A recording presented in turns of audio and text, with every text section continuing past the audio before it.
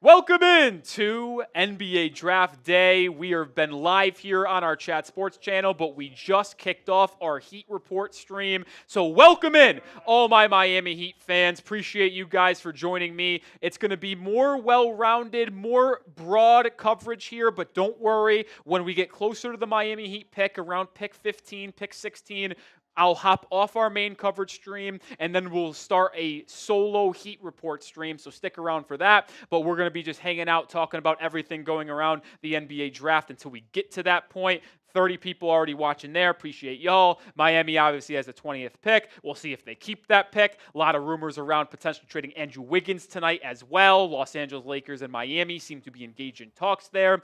We'll talk a lot about Miami throughout the night, but just want to let people know as they continue to pile in here. We're live on our main Chat Sports channel. We're simulcasting, and when we get closer to Miami's pick, we'll start a Heat solo stream with just me. I'll be joined by producer Cullen Brown as well, so stay tuned for that. And if you are a Heat fan in our main Chat Sports channel, I'm not going to say it, but hop over to our Heat stream to hang out with more solo Heat fans. Heck yeah, Rolly. We're less than a half hour away from the draft officially beginning, the Mavericks being on the clock, and hopefully seeing who Cooper Flag walk across that stage. Yeah, we'll see what happens here. It's going to be a lot of fun. We got Marty Smith in Newport, Maine, hanging out with a Cooper Flag watch party. It's going to be quite the interesting night, man. It's going to be quite the interesting night. It's going to be a lot of fun here. But make sure you do hit that sub button if you are watching on our main Chat Sports channel. 2,200 people watching. The goal is 412,000 plus subscribers today. That should be easily hit. Subscribe for daily coverage around the NBA, around the NFL, college football, college basketball. And we're live for the big events like the draft. We'll be live again tomorrow, free agency next week, everything in the NFL world as well. So hit that sub button. Come on, join the channel today, man. Rolly, we talked a little bit earlier, for the people who are just joining the Miami Heat stream, we talked a little bit about the trades that have gone down and the most recent trade that has gone down involving second-round pick swaps between the, not swaps for this year, but future second-round pick from San Antonio headed to the Indiana Pacers, number 38 overall this year. I'm only bringing this up because it's not really a huge trade on paper, but what it does, it triggers Indiana into the second apron. It triggers them into the second apron? Because they took cash, they sent cash away in the deal. Interesting. That triggers the second apron. So Indiana, I'm wondering if they're going to now kind of go all in for these next 2 years, and that could potentially see a Miles Turner extension coming for them as well. I'm looking up here. Hold on. So, yeah, sending cash out, according to Bobby Marks, triggers second apron for next season. Interesting. So that is a place where you really don't want to be unless you are full-fledged and full steam ahead contending for an NBA championship, which the Boston Celtics were for the past couple of seasons. Now you saw their most recent deals. Hey, had to get out of that second apron. Now Indiana is the most recent team to jump into that category. Yeah. First, shout out your favorite team in the Chat Sports channel. We know the Heat Report's obviously going to be the Heat. If you're watching on our Heat Report channel, we got 150 people watching. Hell yeah. Hit that thumbs up icon. Let's continue to get that number up and up here. Let's get closer to 100 likes if possible. Let's go Heat. We'll talk about that more as we go. But shout out your favorite team down in the comment section of our Chat Sports stream. Do we want to do the thing where we'll do a talk about them? I think we can do that. Shout out your favorite team, and I'll say in 30 seconds, we'll find whatever team is in their live chat, and we'll talk about them. So if you really want your team to get talked about, spam it down in the comments right now. We are going to pick in about 20 seconds. Yeah, we'll do that. So continue to spam it. I see a lot of people on both channels. There's someone typing Wizards on the Heat channel. Didn't expect to see that one, but appreciate you tuning in.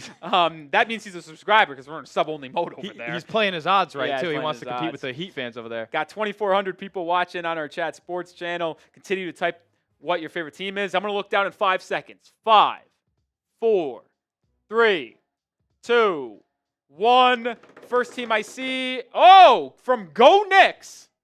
It's the Warriors. Whoa! The Golden State Warriors. Smitty, I'll let you take it away here because you do host our Warriors channel by Chat Sports. I do. I am the host of Warriors Today here by Chat Sports. Golden State in the NBA draft does not have a first-round selection. That obviously is going to Rolly's Miami Heat, courtesy of the Jimmy Butler trade that went down at the deadline. Golden State, they're in a weird position, man. They have the big looming gray cloud above them right now that is Jonathan Kuminga's impending restricted free agency. The reports have come out that they will be exploring sign-and-trade options, but other reports have come out saying that the most likely option is Jonathan Kuminga actually re-signing with Golden State on a long-term deal. However, that long-term deal might not actually be all the way in Golden State. They could look to move him and get the full contract value back in a trade, as right now, as a restricted free agent, if they were to complete a sign-and-trade, Golden State would only be able to accept half of what Kuminga's new salary will be in year one. So, for example, if they were to send away Kuminga and he signs a $22 million a year contract, Golden State would only be able to accept $11 million back in a trade unless they added more pieces. So, not a ton of flexibility for the Warriors as they continue to try to, pursue this championship window of Steph Curry, Draymond Green, and Jimmy Butler at this point. They do have a pick in the second round at 41. They kind of hit on their second round pick last year in Quentin Post, who played a big role down the stretch as a floor spacing big. So interesting to see what Golden State will do, but likely not much action on day one of the draft. Yeah. All right. Are we going to play this game again? We can do it. All right, let's do it one more time. Shout out your favorite team in the live chat. This time I'm picking. And then we will talk about said team. Okay. Spam those favorite teams down in the comment section now. Let's go. We're going to give it 30 seconds. And then, Smitty, you're deciding on this one. I got you. Here we go. NBA draft day, round 1, 23 and change minutes away. I'm fired up. Going to pick this new team in about 10, 9, 8, 7, 6, 5, 4. Got the eyes closed now. 3, 2, 1. There's Dibble with the Hornets. Dibble gets it all done. The Hornets. Okay.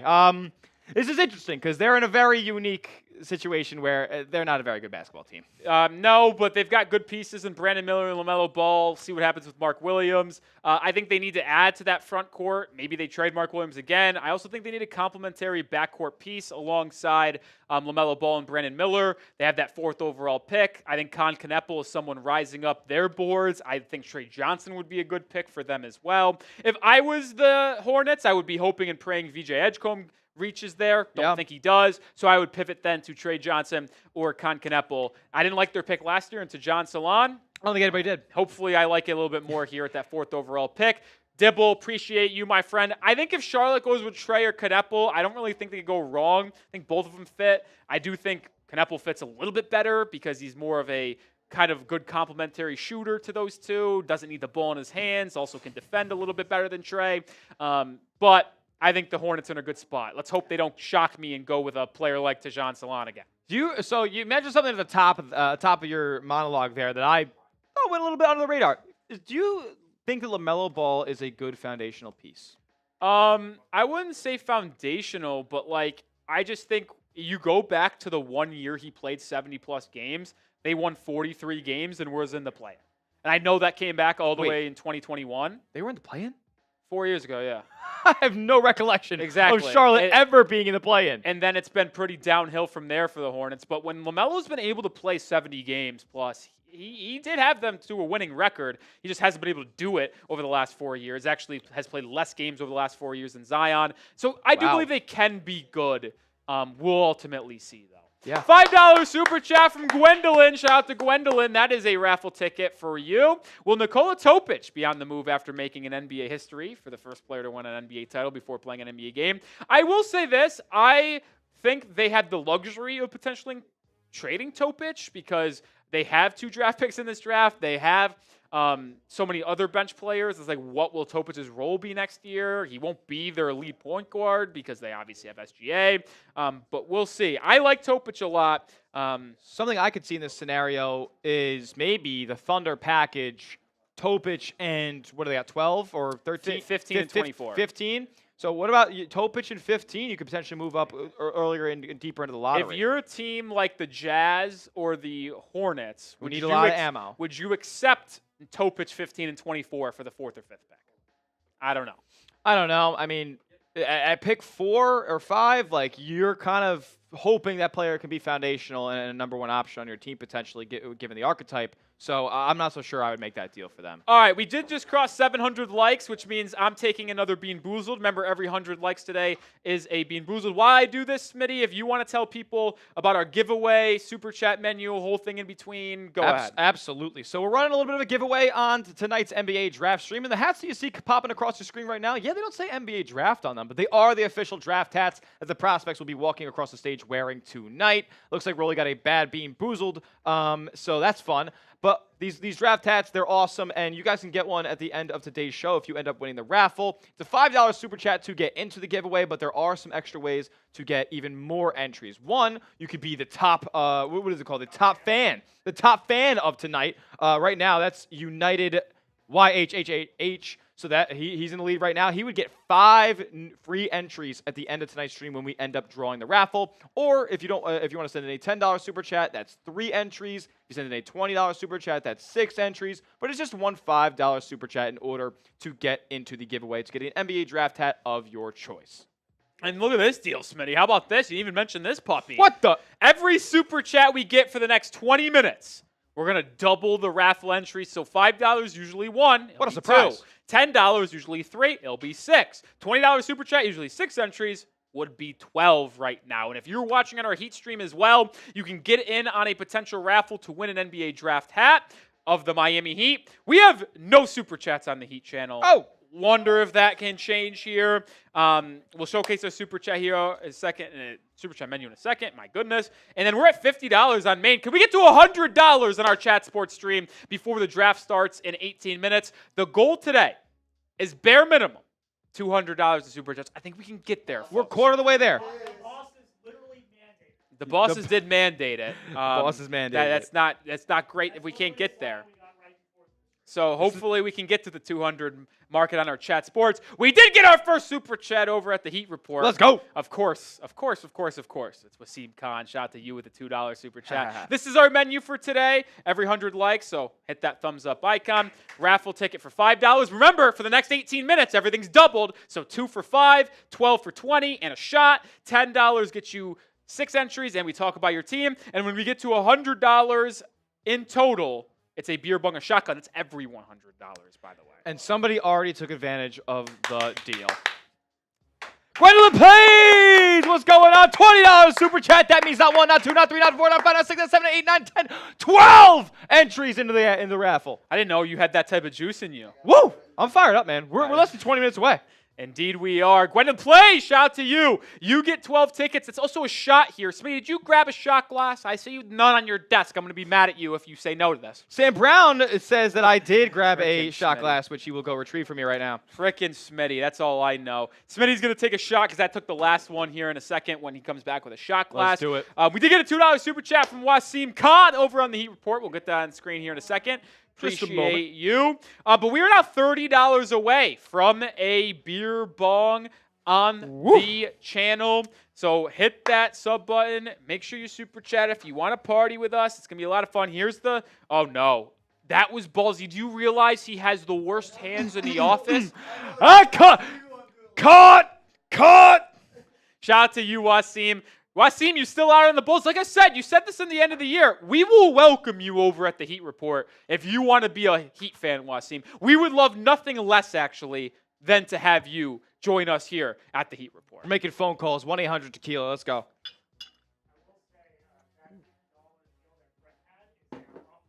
Yeah, $50 deal off the board for our boss. I would have liked to have the boss come on stream and drink. I would have liked that. The goal, let's get this $100 of super chats before we start the first round. Yep. We need to get 30 away. We're 30 away. Come on. Let's get to 100. I'll take down the first beer bong, and then we'll move over and then have Smitty take the second one down. Let's get there, though. Come on. I got a shot for Gwendolyn Plays, who said, if I win, I only accept if I get a Knicks cap. You will get a Knicks cap if you end up winning the raffle at the end of tonight's program. Shout out to you, Gwendolyn Plays, and cheers to you as we're 15 minutes away from the NBA draft. I'll say this. Ready? If you send in any super chat with a team you want to talk about, we will do it. If you send in a super chat with a prospect name, we will talk about that prospect. So if you want to control the narrative of our show here 15 minutes before we get to the first round, you can do that by super chatting. Yes. So hit that or super chat button if you want to. What we are doing right now is that we're live on the Celtics channel, or we're live on the Heat channel, live on our Chat Sports channel. We're going to welcome in our Celtics channel here in just 1 second. Absolutely. So, Smitty, I'll let you take it away as the Boss's Celtics Today channel gets underway. Alrighty. So, yeah, we're going to be bringing in my Celtics stream here in just a moment. Jack, when you got the time, 5, 4, let's do it. What is going on, Green Teamers? You're watching Celtics Today by Chat Sports. I'm your host, Tyler Smith, joined alongside Nic Rohloff here as we bring you 2025 NBA Draft Round 1 coverage. We are also live on the main Chat Sports channel at this time, so this stream is going to be a little bit of a simulcast. We'll be bringing you guys all of the broad draft information. We'll be going pick by pick, selection by selection as the first round gets underway in about 15 minutes here. And then once we get closer to the Celtics pick at about pick 24, 25 range, I will hop off this stream and go to a Celtics solo focus stream where I could give you guys all my undivided attention and we could talk straight Celtics ball the whole time. But don't worry, as we get to the draft, we'll talk about the Celtics. If any trades go down or anything like that, Brad Stevens moves up in the first round, we will break it all down right here on the channel. So cannot wait to get started with all you guys. We already got 55 people in the building. Shout out to Pats fan, Alicia Wade, Ryan Ray, already rocking and rolling with us. So very excited to bring you guys NBA draft coverage here at Celtics Today. Oh! Gwendolyn plays with a $50 super chat to get us across our $100 threshold. Gwendolyn also gets 30 more raffle entries. Gwendolyn, I cracked open my pineapple Happy Dad, and we're getting things started, baby. Are you serious? I'm in America. I get paid for I this? get paid?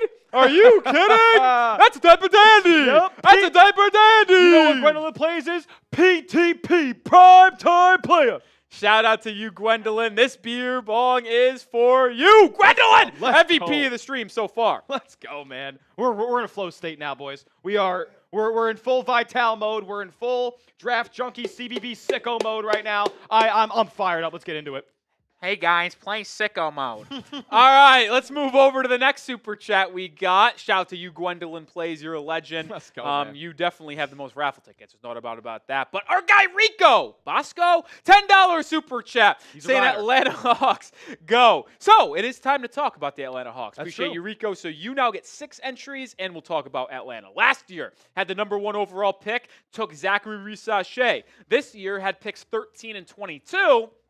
But traded it just yesterday in that deal that landed the Atlanta Hawks Kristaps Porzingis. So we'll start here. Yeah. After missing the playoffs, losing to the Heat at home in the play-in, they are looking to build. And I like what they've done, Rico, and I think Smitty feels the same way. They now have a projected starting lineup of Trae Young, Dyson Daniels, Rasheer, Jalen Johnson coming back healthy, and then Kristaps Porzingis with a bench that still has Onyeka Okongwu, and you will add more to it with that 13th overall pick. Absolutely. Smitty, before tossing it off to you, I think they should prioritize center depth. This was before the trade, so maybe you could argue they don't need that as much, but they certainly could look at an off-ball guard or bench scoring. So players that I am now looking for with that 13th pick, if I am the Hawks, I'm looking at Jace Richardson from Michigan State. Yeah. I'm looking at one of Yaka Chonis or Agor Demen if they are there, which is very likely one of them. And then I'm also going to be looking at Nique Clifford from Colorado State. Those would be my top 3 probably for Atlanta at this point. I don't hate going after a big point guard type like an Agor Demen because you have Trae Young who can be hunted on defense in certain situations and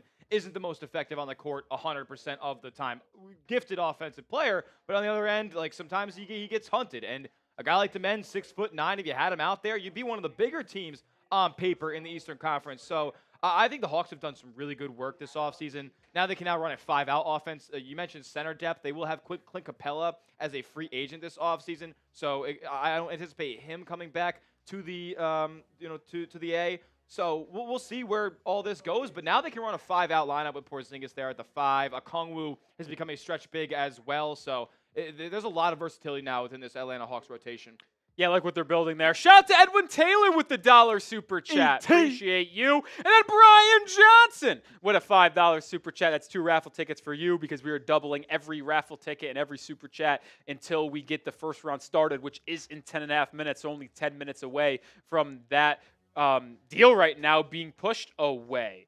If you are just joining us here, reminder of who holds the first 4 picks in this draft: Dallas, San Antonio, Philly, and Charlotte. And then we'll just see chaos from that point on, I think, in all likelihood. I'll tell you that. It's going to be a very fun night here today. So make sure you are with us for not just the start, but the entire thing, because we'll be live for the entire first round.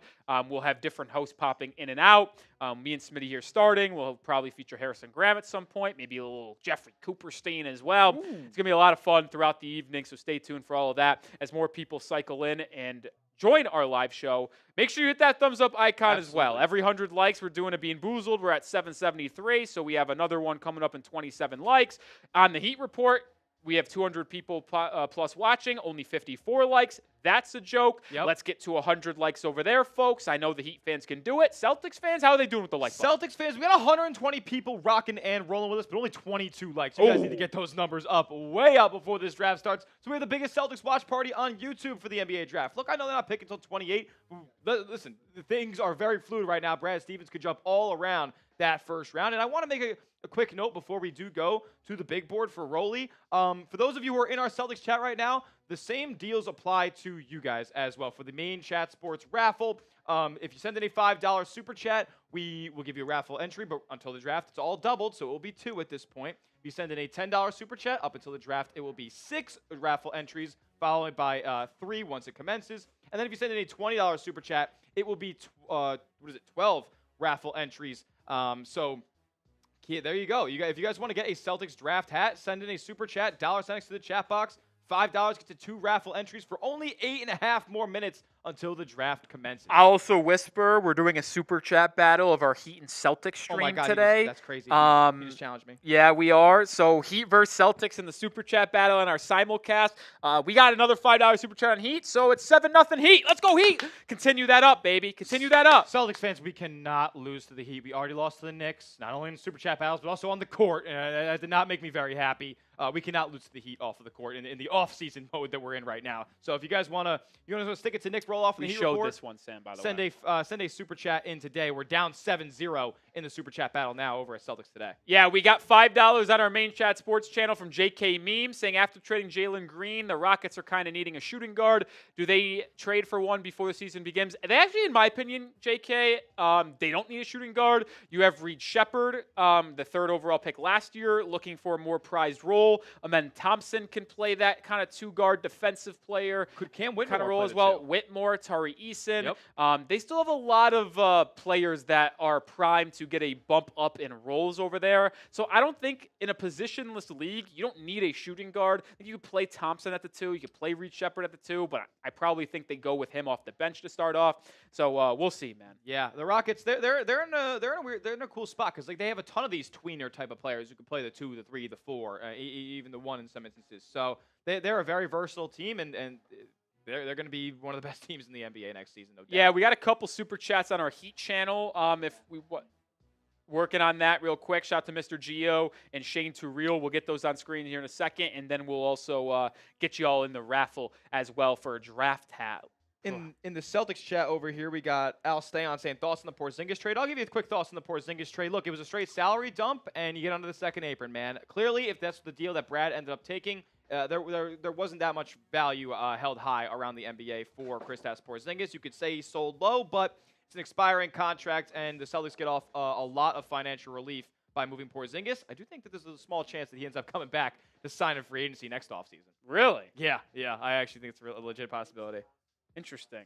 All right, we'll figure that out, see if anything craziness ends up going down tonight. We are getting really, really close to the NBA draft actually getting underway. Hypothetically, 6 minutes and 19 seconds. What's going on here? We're having walkouts for some of the top guys in the green room. I don't know if I've seen this one before. Cooper Flagg walking out right now, high-fiving fans. What a concept. What a night. What a day. That's why you join us here at Chat Sports, is we're trying to get to 412,000 subscribers tonight. We're 572 away. That number is going to continue to climb. When we get to 412K today, I'm taking a shot on the house. We have daily coverage in the sports world, live for the big events here. Let's get to 412K today, folks. Let's do it.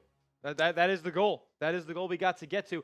Silver he's always got to do something new. Always got to reinvent the wheel. I don't know. Oh, I've never seen this before. I'll tell you what. I didn't pay attention to. Yeah, but I thought they usually do that like an hour before the draft. Yeah, I feel like there's usually nobody in the arena while they do that picture. Yeah, I thought that's what I thought they did. I know they take the picture, but I think it's going to be. I thought it was usually like that. Well, they're all getting up on stage right now to do it. It looks they're all taking on stage. There's Trey Johnson. Trey Johnson, yeah. I'm not gonna lie to you. If they did this last year, I would have no idea. That draft was buns. Last year? Yeah. I mean, I obviously watched the draft, but I wasn't really much attention to the theatrics going on beforehand. Cock and apples on the screen. Oh my God! Can't wait to see him get drafted. Yeah, reel it in a little bit over there, Smitty. You know, Duke bias. Take it easy. Duke bias is okay. We're in the NBA now. It's all right to glaze the Blue Devils. Oh, that's what we're doing nowadays? Maybe. Okay. Oh, man. It's going to be a lot of fun tonight, man. We're getting closer and closer. Unfortunately, there's no Bonnies in the draft, so I can't can't talk about them. Uh-oh. If you love the NBA, spam me. Let's get the comment driving up here, folks. Let's get that chat rate up. I mean, we're less than 5 minutes away from the draft. Let's go. Light up the comment section. It's Celtics Day chat, Heat Report chat. You guys all do it too. If you love this league, type me. I'll also say this. We're in sub-only mode on our chat sports stream. We're in sub-only mode in our Heat stream. I don't know about Celtics, but if you want to get in the comments and get shouted out, you got to be subscribed. Spam those me's. I see Tommy, Dane, Braxton, Donald, Shane Terrell, Michael Thompson, Yuri.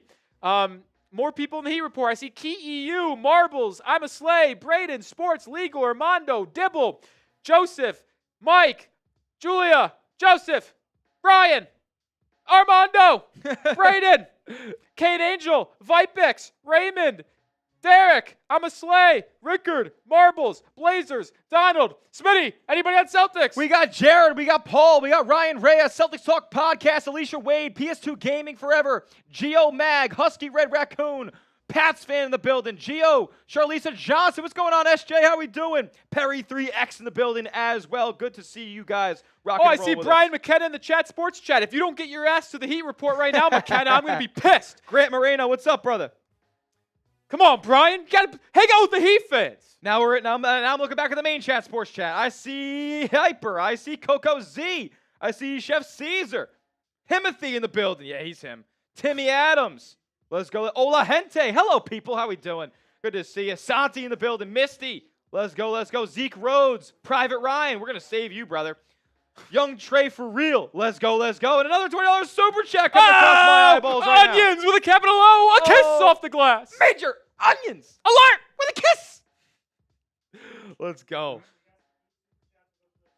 All right, we'll get to the Heat super chats. Mr. Geo, let's go Heat. Be better. One of the people Celtics on the Mount fans, Rushmore of the Heat Report. Appreciate you, Mr. Geo. You get 2 raffle tickets for a NBA draft hat. I assume you would pick a Miami Heat one if that. We are at $14 in super chats over at the Heat Report because we got a couple more coming in from Shane Terrell. Says, yo, Rolly, what's up? This is my new account. Shane Terrell. Let me know what was your other account. No offense, Shane Terrell, but I don't remember what your other account was if I ever knew it. So just let me know in the comment section. And then 2 days info. You get 2 raffle tickets for a Heat draft hat. F Boston. Couldn't agree more. 2 days info. I cannot believe that comes across my stream right now. It's unreal. Boston.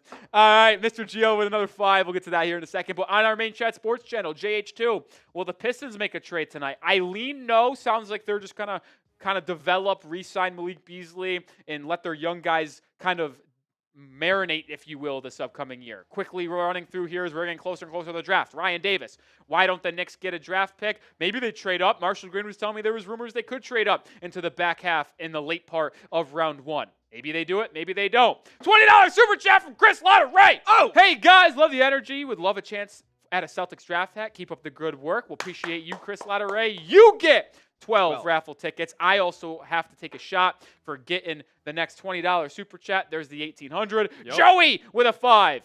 Just saying his name. Respect it. 2 raffle tickets for you, Joey. Okay. Shout out to you. Let's go.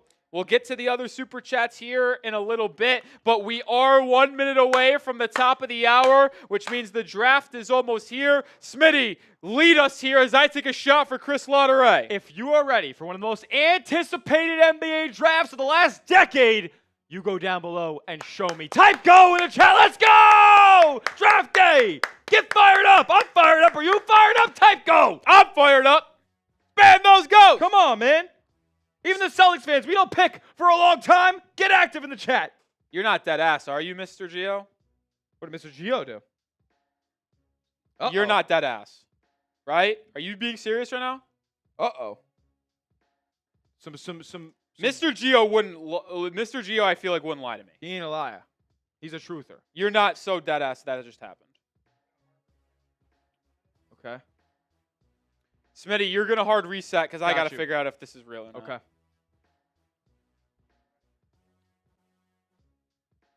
Here we go. Let's do it. We are going to do a little bit of a hard reset here as the NBA draft is about to get officially underway. So, that being said, the Mavericks are about to be on the clock in just a few minutes here. Let's get right into it.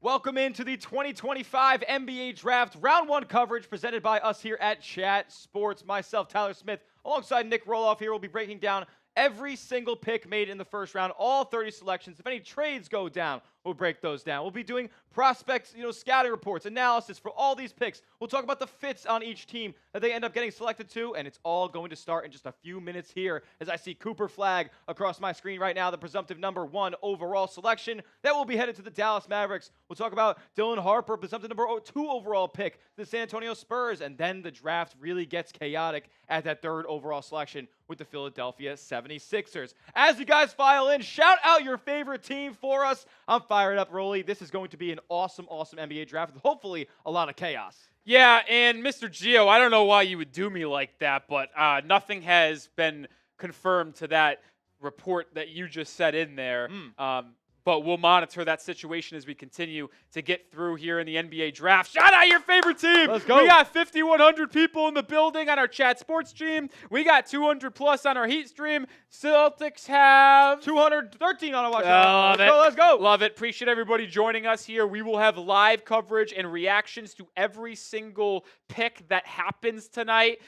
Whether it's the Mavericks taking Cooper Flagg, whether it's the 76ers taking VJ Edgecombe, we will break it all down. And if your favorite team is a first-round pick, we will talk about it in 100%. depth. We will cover it all. So appreciate everybody coming along and joining us here because we do provide the best coverage for the entire first round. We'll be live for round 2 tomorrow as well. It's going to be a ton of fun. We're approaching almost 6,000 people in the building. Continue to shout out your favorite team.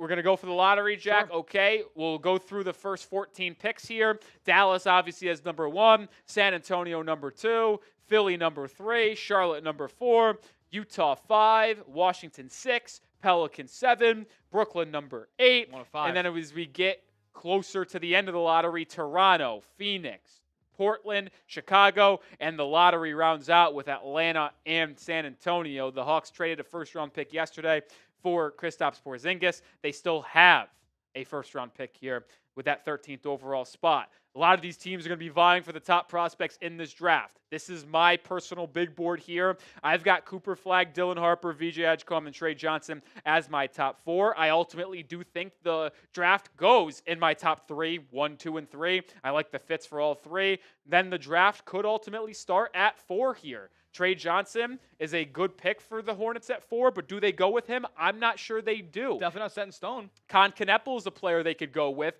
He's number 7 at my big board. I'm really high on Jeremiah Fears, Yakachonis as well. 2 point guards that can really handle the rock.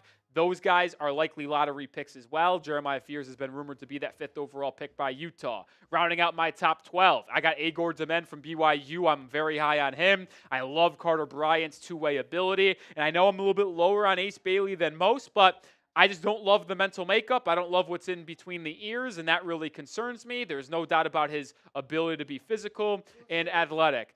All right, Adam Silver is at the podium. Boo! Boo! Boo! Worst commissioner in sports. I didn't say that. Boo!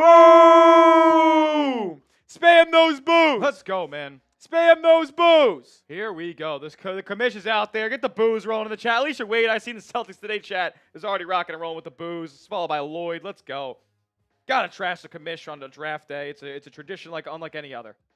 I mean, I can't stand Adam Silver. He's ruined I the mean, NBA. I really it's funny. do. We've gotten to a point in the NFL where like it's just kind of fun to boo Roger, but we all know he's a good commissioner. This is real booing at Adam Silver. Yeah, I mean, Adam Silver is lucky that Rob Manfred exists. Yep. He would be the worst commissioner in all of sports. Yep. Continue to boo that man. Boo him. Boo him. Boo. Boo his sorry behind.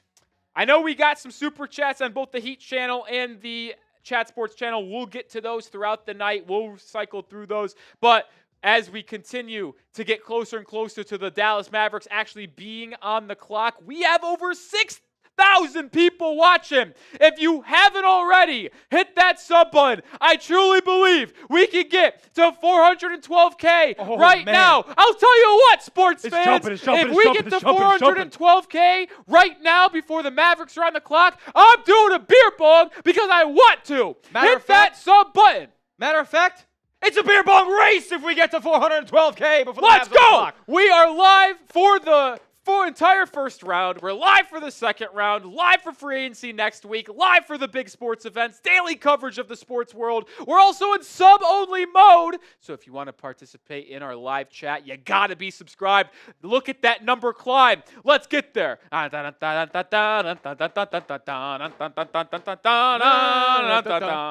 sub button. Let's go. Come on, look at those numbers fly, baby. If you love this draft coverage, then subscribe to the channel, man, because then you can be in the chat all night, rocking and rolling with all these hoop heads.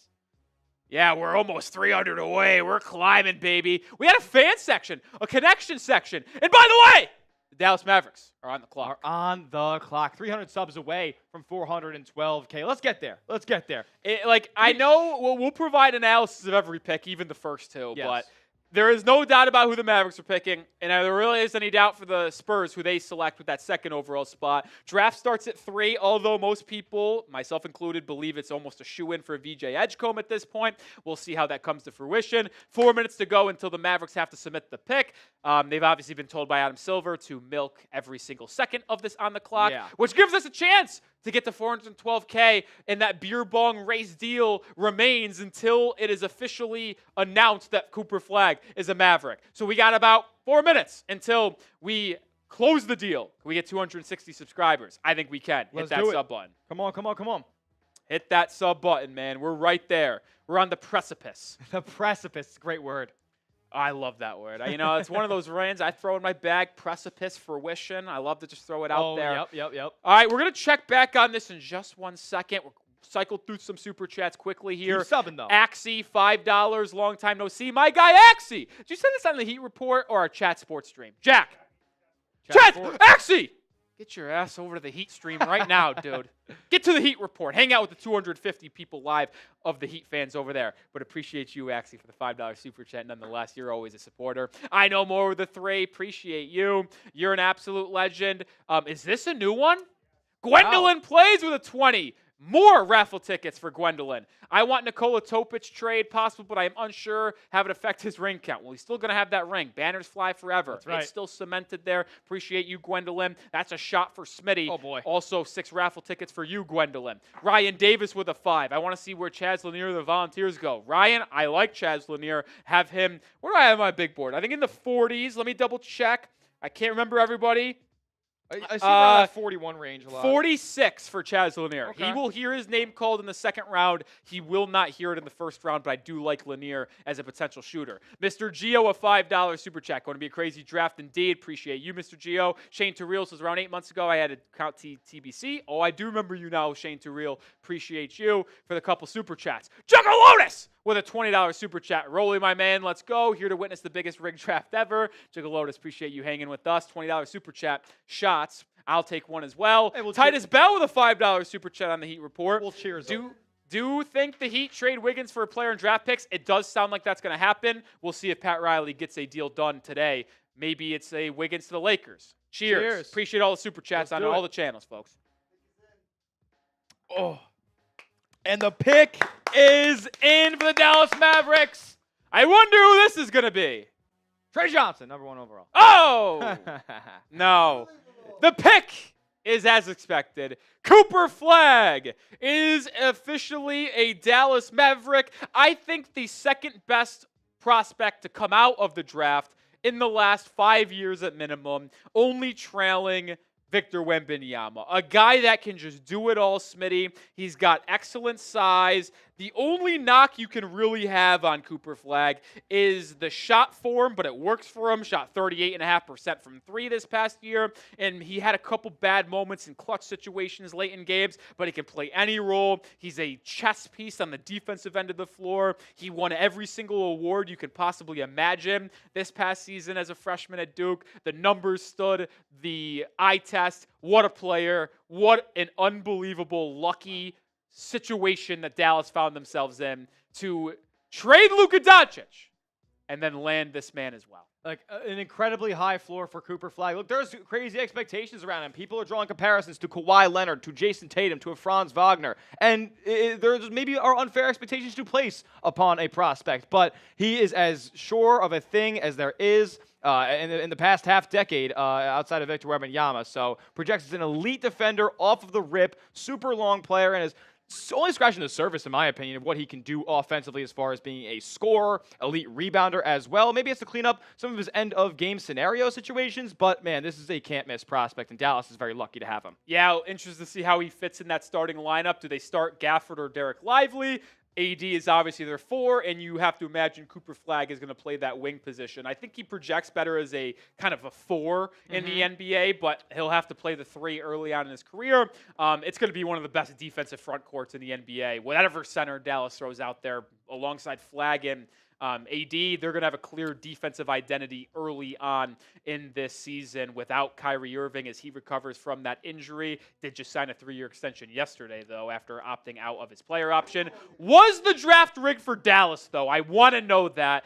Did they get a wink-wink from Adam Silver? Hey, trade Luka Doncic to the biggest market we have in the NBA. You know what we'll do for you? We'll give you Cooper Flagg. Was it an under-the-table deal? Look, I don't want to speculate. I don't want to be that tinfoil hat guy, but it looks a little fishy. I mean, especially when you look at the entire top 3 of the entire draft. This is actually our poll question now, so you can go to the chat and decide for yourself whether or not this draft was rigged for Dallas. Look, as Adam Silver just announced the pick, Cooper Flagg. This is why you subscribe to the channel, because we brought you the news before Cooper Flagg. 3 minutes before Cooper Flagg even walked across the stage. It could have been just a while ago. And you talk about Kyrie Irving being out for such a long time in Dallas. I would not be surprised to see Cooper Flagg be an initiator for them, handling the ball a good bit. Yes, he can project as a really, really good 4 and is going to be a wing for most of his career, but a lot of the time during his days in Duke, he was handling the rock. He was the one kind of controlling the offense over there, so we will see if that's a role that he plays in his rookie year in Dallas. Yeah, so after the official announcement, this puts the San Antonio Spurs on the clock with that number 2 overall pick. It is very likely that they go Dylan Harper from the Rutgers. I really like Dylan Harper. I kind of have him in the same tier almost as a prospect as Cooper Flagg, and I know I'll catch some heat from that, but I think he would be very much in the conversation prospect-wise as a Paolo Banchero, as an Anthony Edwards, who went number 1 in their respective drafts over the last 5 years.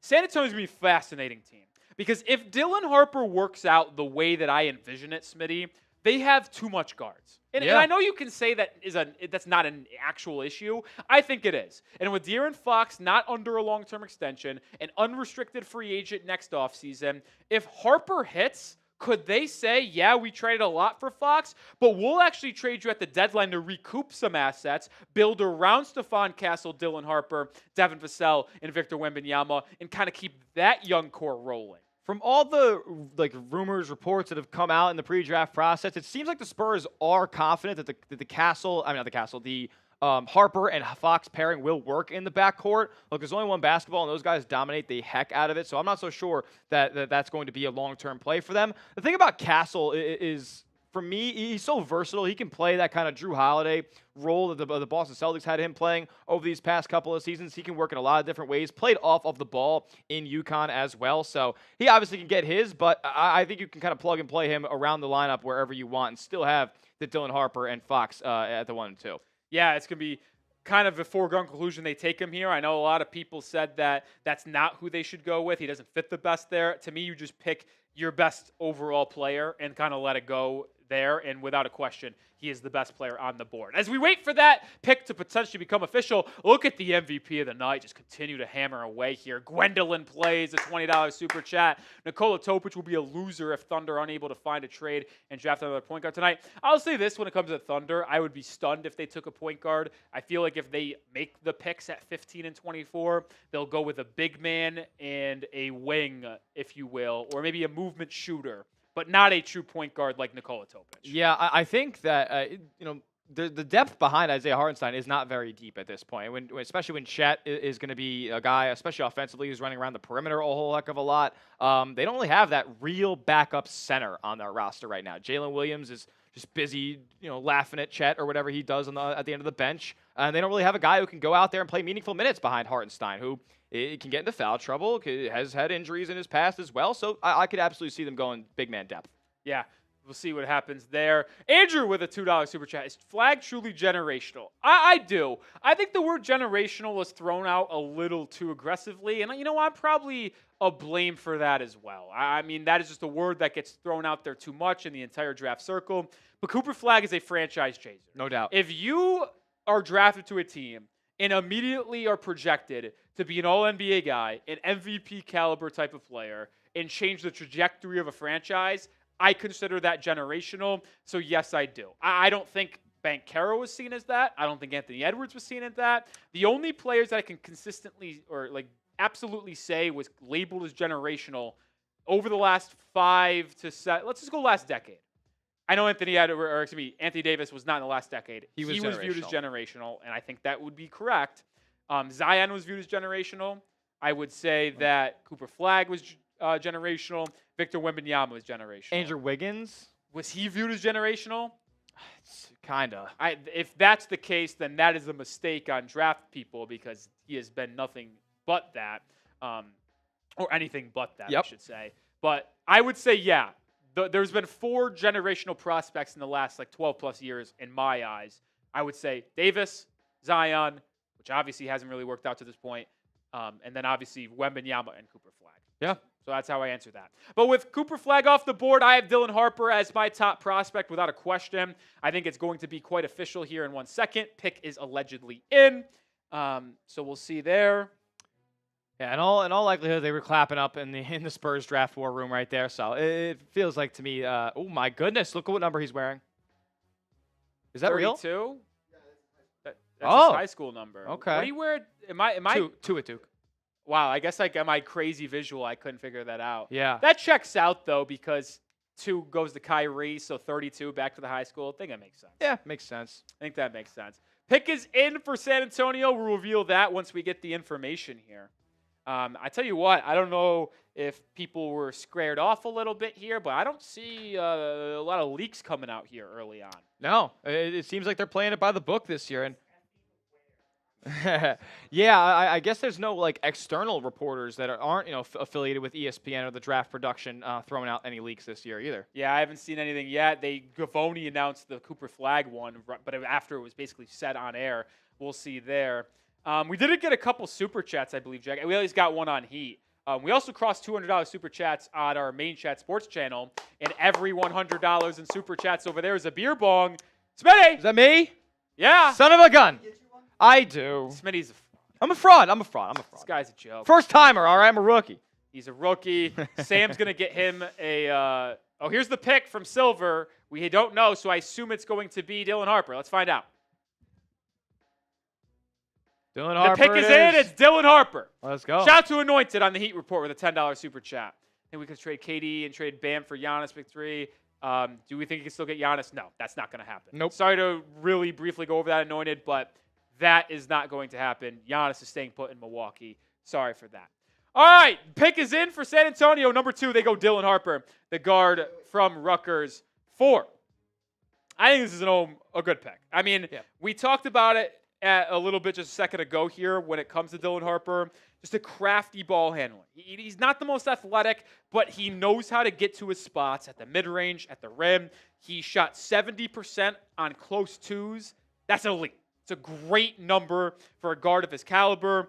He has a 41.9% free throw rate as well, so he's able to draw a lot of fouls. The one knock that I have on him is that athleticism, question mark, and he's also not the best shooter off the dribble, under 30% on dribble jumpers and 2 range and from beyond the arc. But this is a guy that can play and dominate the ball. A pick and roll between him and Victor Wembanyama could feed families in San Antonio. And it questions what the future of De'Aaron Fox is, of Stephon Castle is, but I believe this is the right move by San Antonio. You take the best player available. Dylan Harper, I have him as a tier, as a first round or first overall pick. Would have been very worthy of it a year ago, 2 years ago, or 3 years ago. Harper, great pick for San Antonio. One of the best downhill attackers in the entire draft class.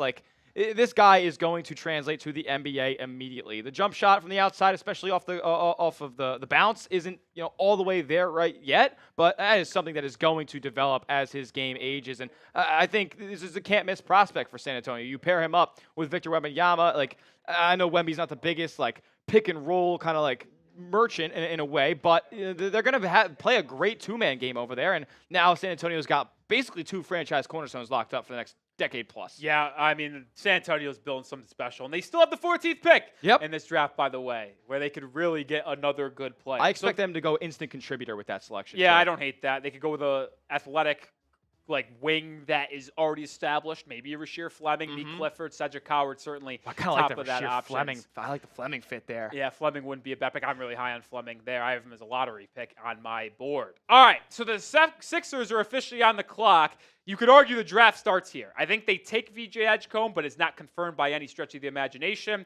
This is where the fun begins. $2 super chat as well, though, from Zachary. Where do you think Janai Broome will be drafted? He will be a second-round pick. See if it's early second round, maybe mid-second round, but he'll likely be taken tomorrow night. We'll see where that ultimately is, though. Super chat menu. We've cycled through some of them today. We're hitting them good. Remember, every 100 likes, we do a Bean Boozled. $5 gets you a raffle ticket. Raffle for tonight is an NBA draft hat of your choice. $10 super chat will give you 3 entries for that draft hat.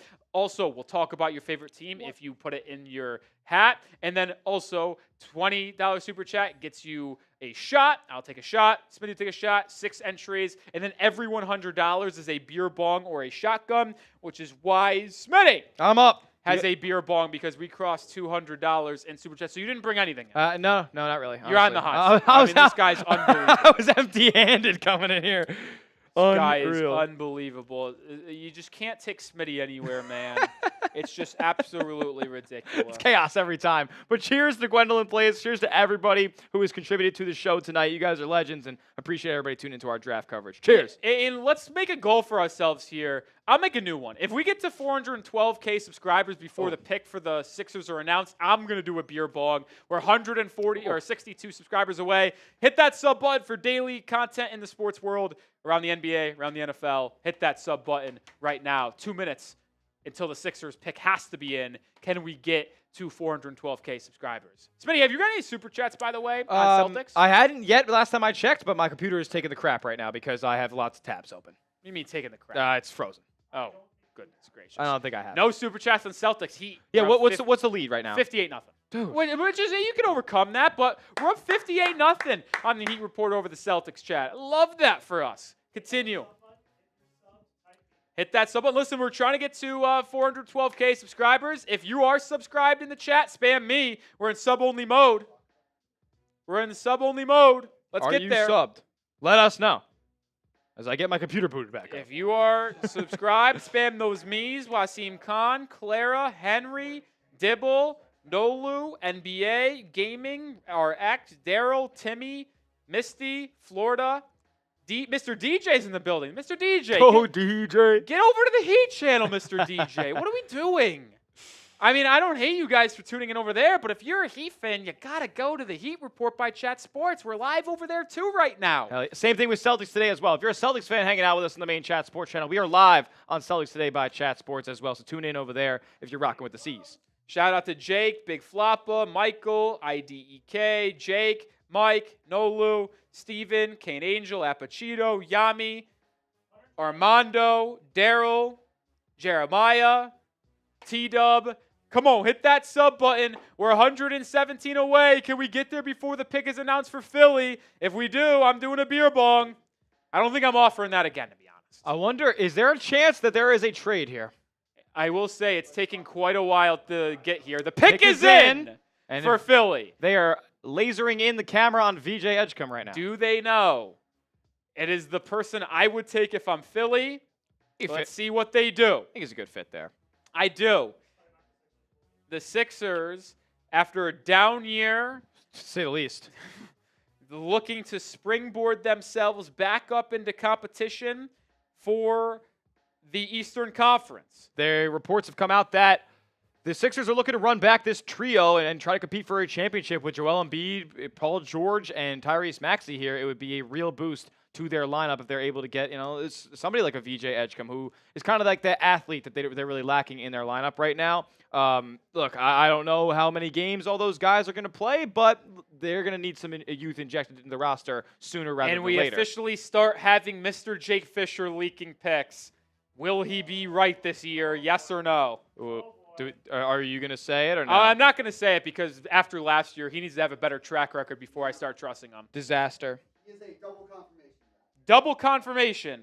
And it is in from Shams. The pick for the 76ers is the one that was anticipated, the one that I would have done if I was the GM of the Philadelphia 76ers. It is VJ Edgecombe, the guard from Baylor. I love this pick for Philly. I've been screaming it since they got the third pick in the NBA lottery reveal that Edgecombe should have been the selection. 6'4" without shoes, 6'7.5" wingspan, averaged 16.5 points per game, and shot 39.1% from three in Big 12 play. Big 12 Rookie of the Year, 38.5 max vertical. Great in transition, shot 64.4% at the rim, 1.14 points per possession. Good defensive point of attack guy as well, 3.8 steal percentage. Just slots in really well. I know there's going to be a lot of jokes about Paul George, but if you're keeping those guys there once again, you have PG at the 3, you have Maxey at the 1, you put Edgecombe at the 2, bring Jared McCain off the bench, and now you have a pretty solid guard rotation there. I think Edgecombe just made a lot of sense. A lot of question marks about his finishing at the rim, but he said he views himself as a secondary creator, as someone who could handle the rock. We'll see if he has that role in Philly, but I think this is a really good pick for Daryl Morey and company. Yeah, this is an above-the-rim player, man. He can absolutely jump out of the gym, and there's concerns about the outside shot, even though he did shoot it pretty efficiently, not on crazy volume, but this is a guy who is going to plug right into that, I think, 2 spot in Philly. Now you're looking at a lineup now of Tyrese Maxey, VJ Edgecombe, Paul George. Do they bring back a guy like Gershon Yabusele and then run Embiid at the 5? Like, there's a lot of question marks around the 76ers, but it feels like that they got a guy that they can kind of rely on for years to come here in Edgecombe. I'm excited for this fit. It's going to be a lot of fun in Philly. Yeah, so this now brings us to the 4th overall pick with the Charlotte Hornets on the clock, and this is where the draft really starts. Like, I know we said it was the Sixers at 3, but I pretty much knew it was going to be VJ Edgecombe. Most people did. Charlotte, a lot of people have been mocking Con Kneppel recently, but that is no guarantee. Absolutely not. Grade the pick of VJ Edgecombe, though, A, B, C, D, or F. But with the Hornets on the clock now, the top players on my board, and it went 1, 2, 3 on my board for the first 3 picks. My top player is Trey Johnson.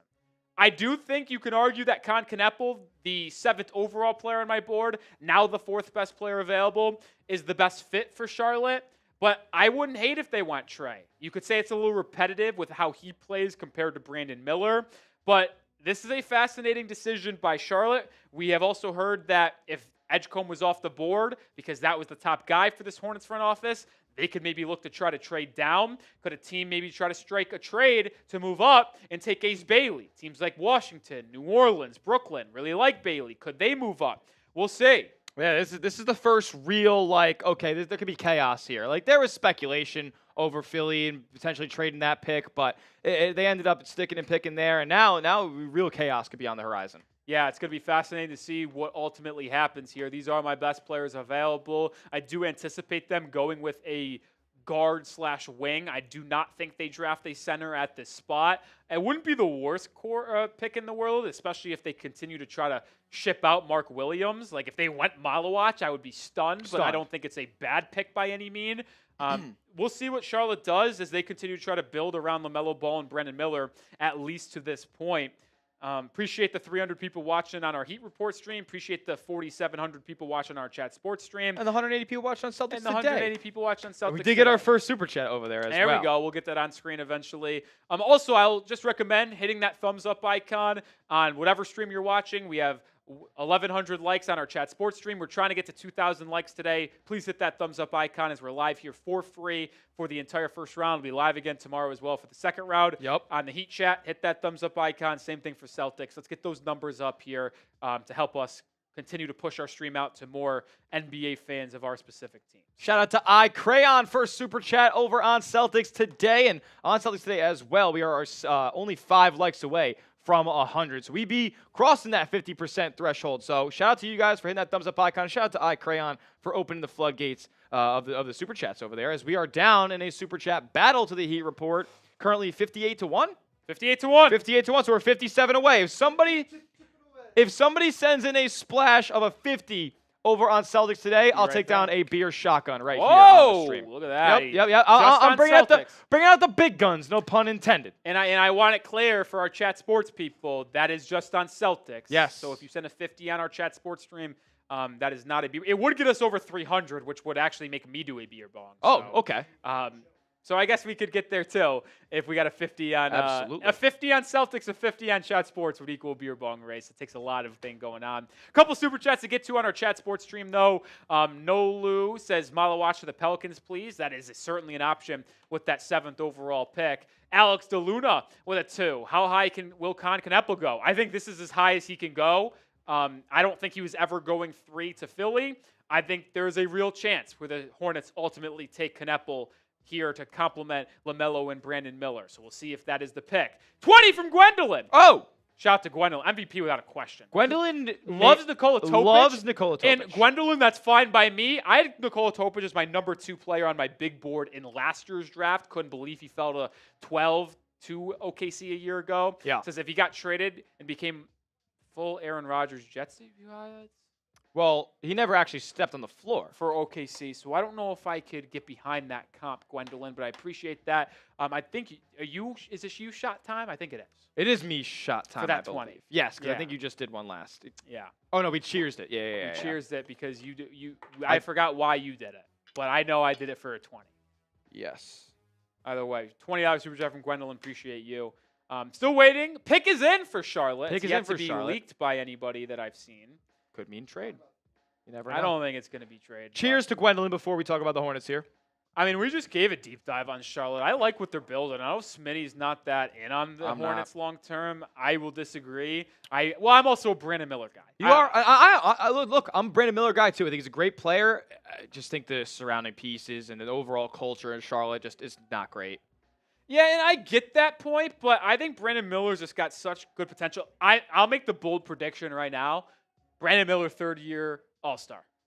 Okay. I mean, look, in a depleted Eastern Conference, I think it's certainly in the cards. I mean, I think he's got to take that leap to a 20, 22, 23 point per game scorer this year. I think it's certainly possible. And if this pick that Charlotte ultimately makes ends up hitting and being a good complementary piece, like you're not talking about if LaMelo can finally stay healthy. I know it's a big if based off the last 4 seasons, but like if he does stay healthy, Brandon Miller stays healthy, and this 4th pick is a good one, they could really start to make noise in a weak Eastern Conference. I wouldn't pencil them out of a chance to be a play-in team next season. Sure. So it'll be interesting. Absolutely. I want to see a full, complete season. I want to see LaMelo Ball play basketball, man.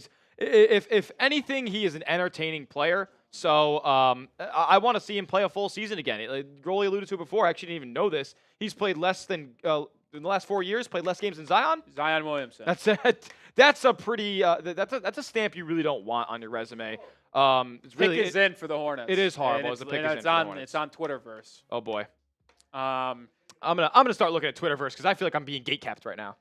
Quick $5 super chat. I think this is on Celtics, right, Smitty? Yes, this is on Celtics. Shout out to No Santana. What's going on, my man? I like the video, even though I miss Salami. Allie Barefoot, that is the homie. Shout out to her for all the good work that she did here. And it says, Smitty, you're dope for sure. Appreciate y'all. Question for my Lakers: what center will we end up with? Okay, so the Lakers are obviously going to be in the market for a center. There's some names out there in the free agent market, like a Brook Lopez, like a Clint Capella.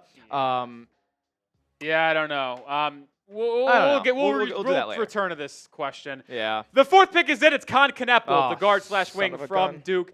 Smitty's not upset because he didn't want Kneppel to go to Charlotte. I think it's the best fit for him. And I really think it's the best fit for the Hornets, too. You could have argued Trey Johnson, who I have higher on my board, but Con Kneppel just simply knows how to get the job done. You can argue him, Trey Johnson, and Kobe Bryant as the best shooters in the draft. Ready for this stat, folks?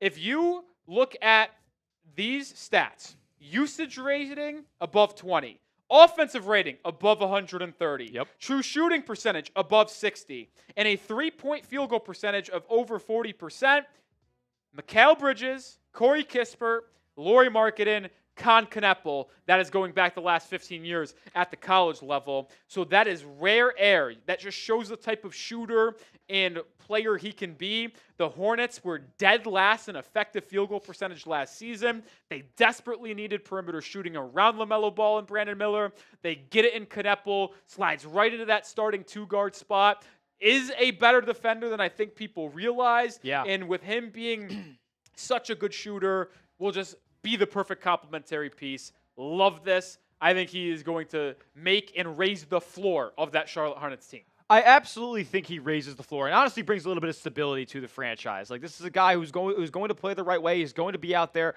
day in and day out, and he's always going to make the right decision with the basketball. You talk about him being a complementary piece. You know, when Cooper Flag went down right before the ACC tournament, Con was thrusted into that number one option role for Duke, and we all know what happened. Duke ended up winning the ACC tournament. In a very bad conference, I just want to very bad conference. I get it, but Con took over. He was averaging like 20 points a game over that 4-game stretch or whatever it was, and he looked like he could be a go-to option. Not saying he's going to be a number one option in the NBA, but I think this is a guy who can go get his on any given night. Great movement shooter. They can get finished around the rim as well off of 2 feet. He's just got great fundamentals to his game, and I think he's going to slot right in as a plug-and-play player, basically anywhere, but now it's Charlotte. And we talk about his shooting, Smitty. Ready for this? 86th percentile of three-pointers made, 93rd percentile of true shooting percentage, 63 effective field goal percentage on catch and shoot, 93rd percentile, 1.38 points per possession on spot-ups, 96th percentile. How about those facts? He's legitimately filthy. It's such a repeatable shot stroke for him too. Like so quick. It's awesome. It's a really quick release. He can get it up over anybody. And this is a player who many people I think are not familiar with how big he is actually. Like, he's a true 6'7". Like, he's a little bit filled out at this point too. Like, he's gonna be able to play right away in this league and bang with the best of them. Yeah, I like that pick for Charlotte. This is the first 4 picks. We thought the draft started with the Hornets at 4. I will be honest, there's a lot of buzz about them taking Kneppel heading into the draft. That happened. So no shocks here. I did my final mock draft that went out on our Chat Sports channel today, this morning. That's why you subscribe to the channel, by the way. And I don't want to brag because it was pretty predictable. You're perfect. 4 for 4. Okay. Then one silver lining about Kneppel to the Hornets: kid staying local. Yeah, Kids that is staying cool for local. him. And if you didn't know this, Con Kneppel has a slew. There they are. they're the Kneppel brothers. They all look the same. They are all going to Duke as well. Yeah, I had my mock draft. I had the Jazz who are on the clock taking Jeremiah Fears. We'll see if that ultimately comes to fruition. Super chat again. Are we putting this up? Are you sure? Yeah, I didn't think we were. All right.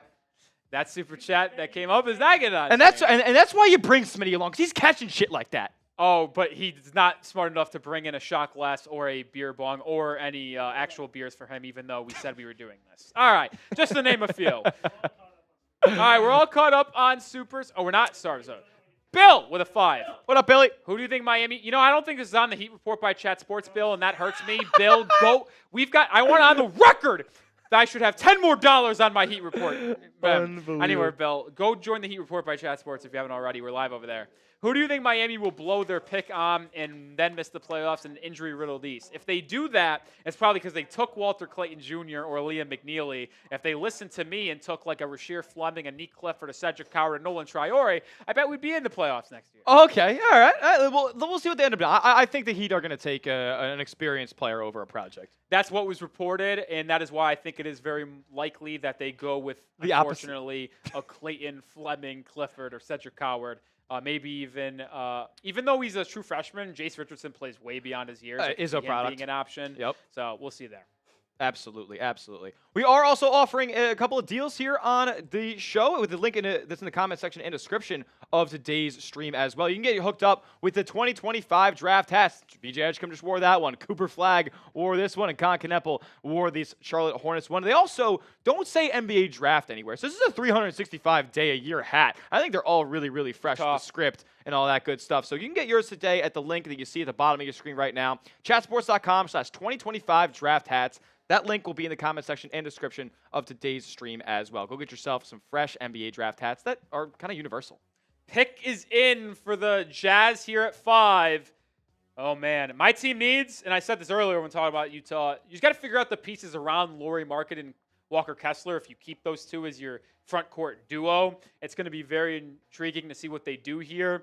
I would go with Fears. I think Trey Johnson is a good option. We know there is maybe some interest in Ace Bailey. It's going to be such an interesting pick here. Why does my dad just want to rage bait me? Bro just texted me saying, I hope I'm wrong, but I don't think Kneppel has a big career.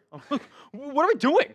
My big board here, I would go Fears or Trey Johnson. This is the first one where I really don't know what's going to happen. And I love it. Now the draft has started. Yeah. When we officially get to the point where, like, I really don't know what they're going to do, that's when we start. Yeah. Okay. Yeah. Yeah, you know, I no longer will say that. I guarantee the draft starts now will not be set anymore. Yes. This is the last time the draft starts. Yeah. Well, like, I did say it starts at 4, but the tea leaves were being read as Kneppel, and that's to happen. The pick is in for the Utah Jazz. At number 5, they go Ace Bailey. I knew it! I said it in the pre-draft portion. This would be a pick. If they made it, I would be stunned. Bailey off the board, my 12th overall guy. I mean, this is look. I said it previously as well. Danny Ainge not afraid to take a player who isn't exactly keen on landing in his destination. So Ace Bailey now lands in Utah, and honestly, I was very confused as to why he decided to decline a workout with the Jazz, because I think he could play his CTE brand of basketball all day in Utah. He's going to have a lot of opportunity to get up a lot of shots, and then who knows? I mean, they do run a pretty tight run ship over there. You know, they got Danny Ainge and Austin Ainge in the front office, Will Hardy, the head coach. So maybe they can make Ace Bailey into a little bit more of a professional at this next level. The traits are there. Like, this guy could be the most talented player in this draft when it's all said and done. Put up crazy offensive numbers at Rutgers last year.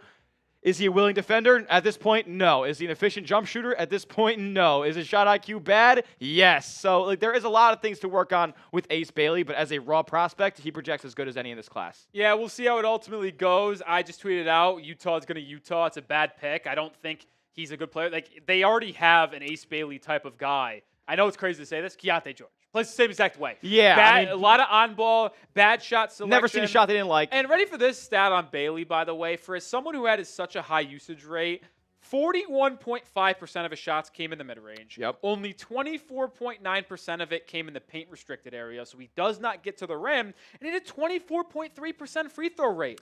He just takes too many step-back, contested mid-range shots for my liking, and maybe Utah can convince themselves that they can develop him in the right way and change that. We'll ultimately see. Jonathan Gavoni of Draft Express, by the way, saying Utah is going to keep the 5th overall pick in Ace Bailey. It will not be part of a trade. So Ace Bailey is a Utah Jazz. I don't like the pick. He is like an anomaly when it comes to his statistical profile. Like, elite length, like, can get to his spot literally anywhere on the floor except for the paint. So, like, it really is a very intriguing prospect. The biggest boomer bust in this draft. There's no doubt about it. So, Ace Bailey, like, welcome to Utah. I think he's going to get a lot of looks out there, and he'll warm up to the idea of playing for the Jazz. Yeah, we'll see. This now brings Washington on the clock, a very fascinating team. I tweeted this out yesterday when they traded C.J. McCollum, or for C.J. McCollum, they traded Jordan Poole. You know what I tweeted out?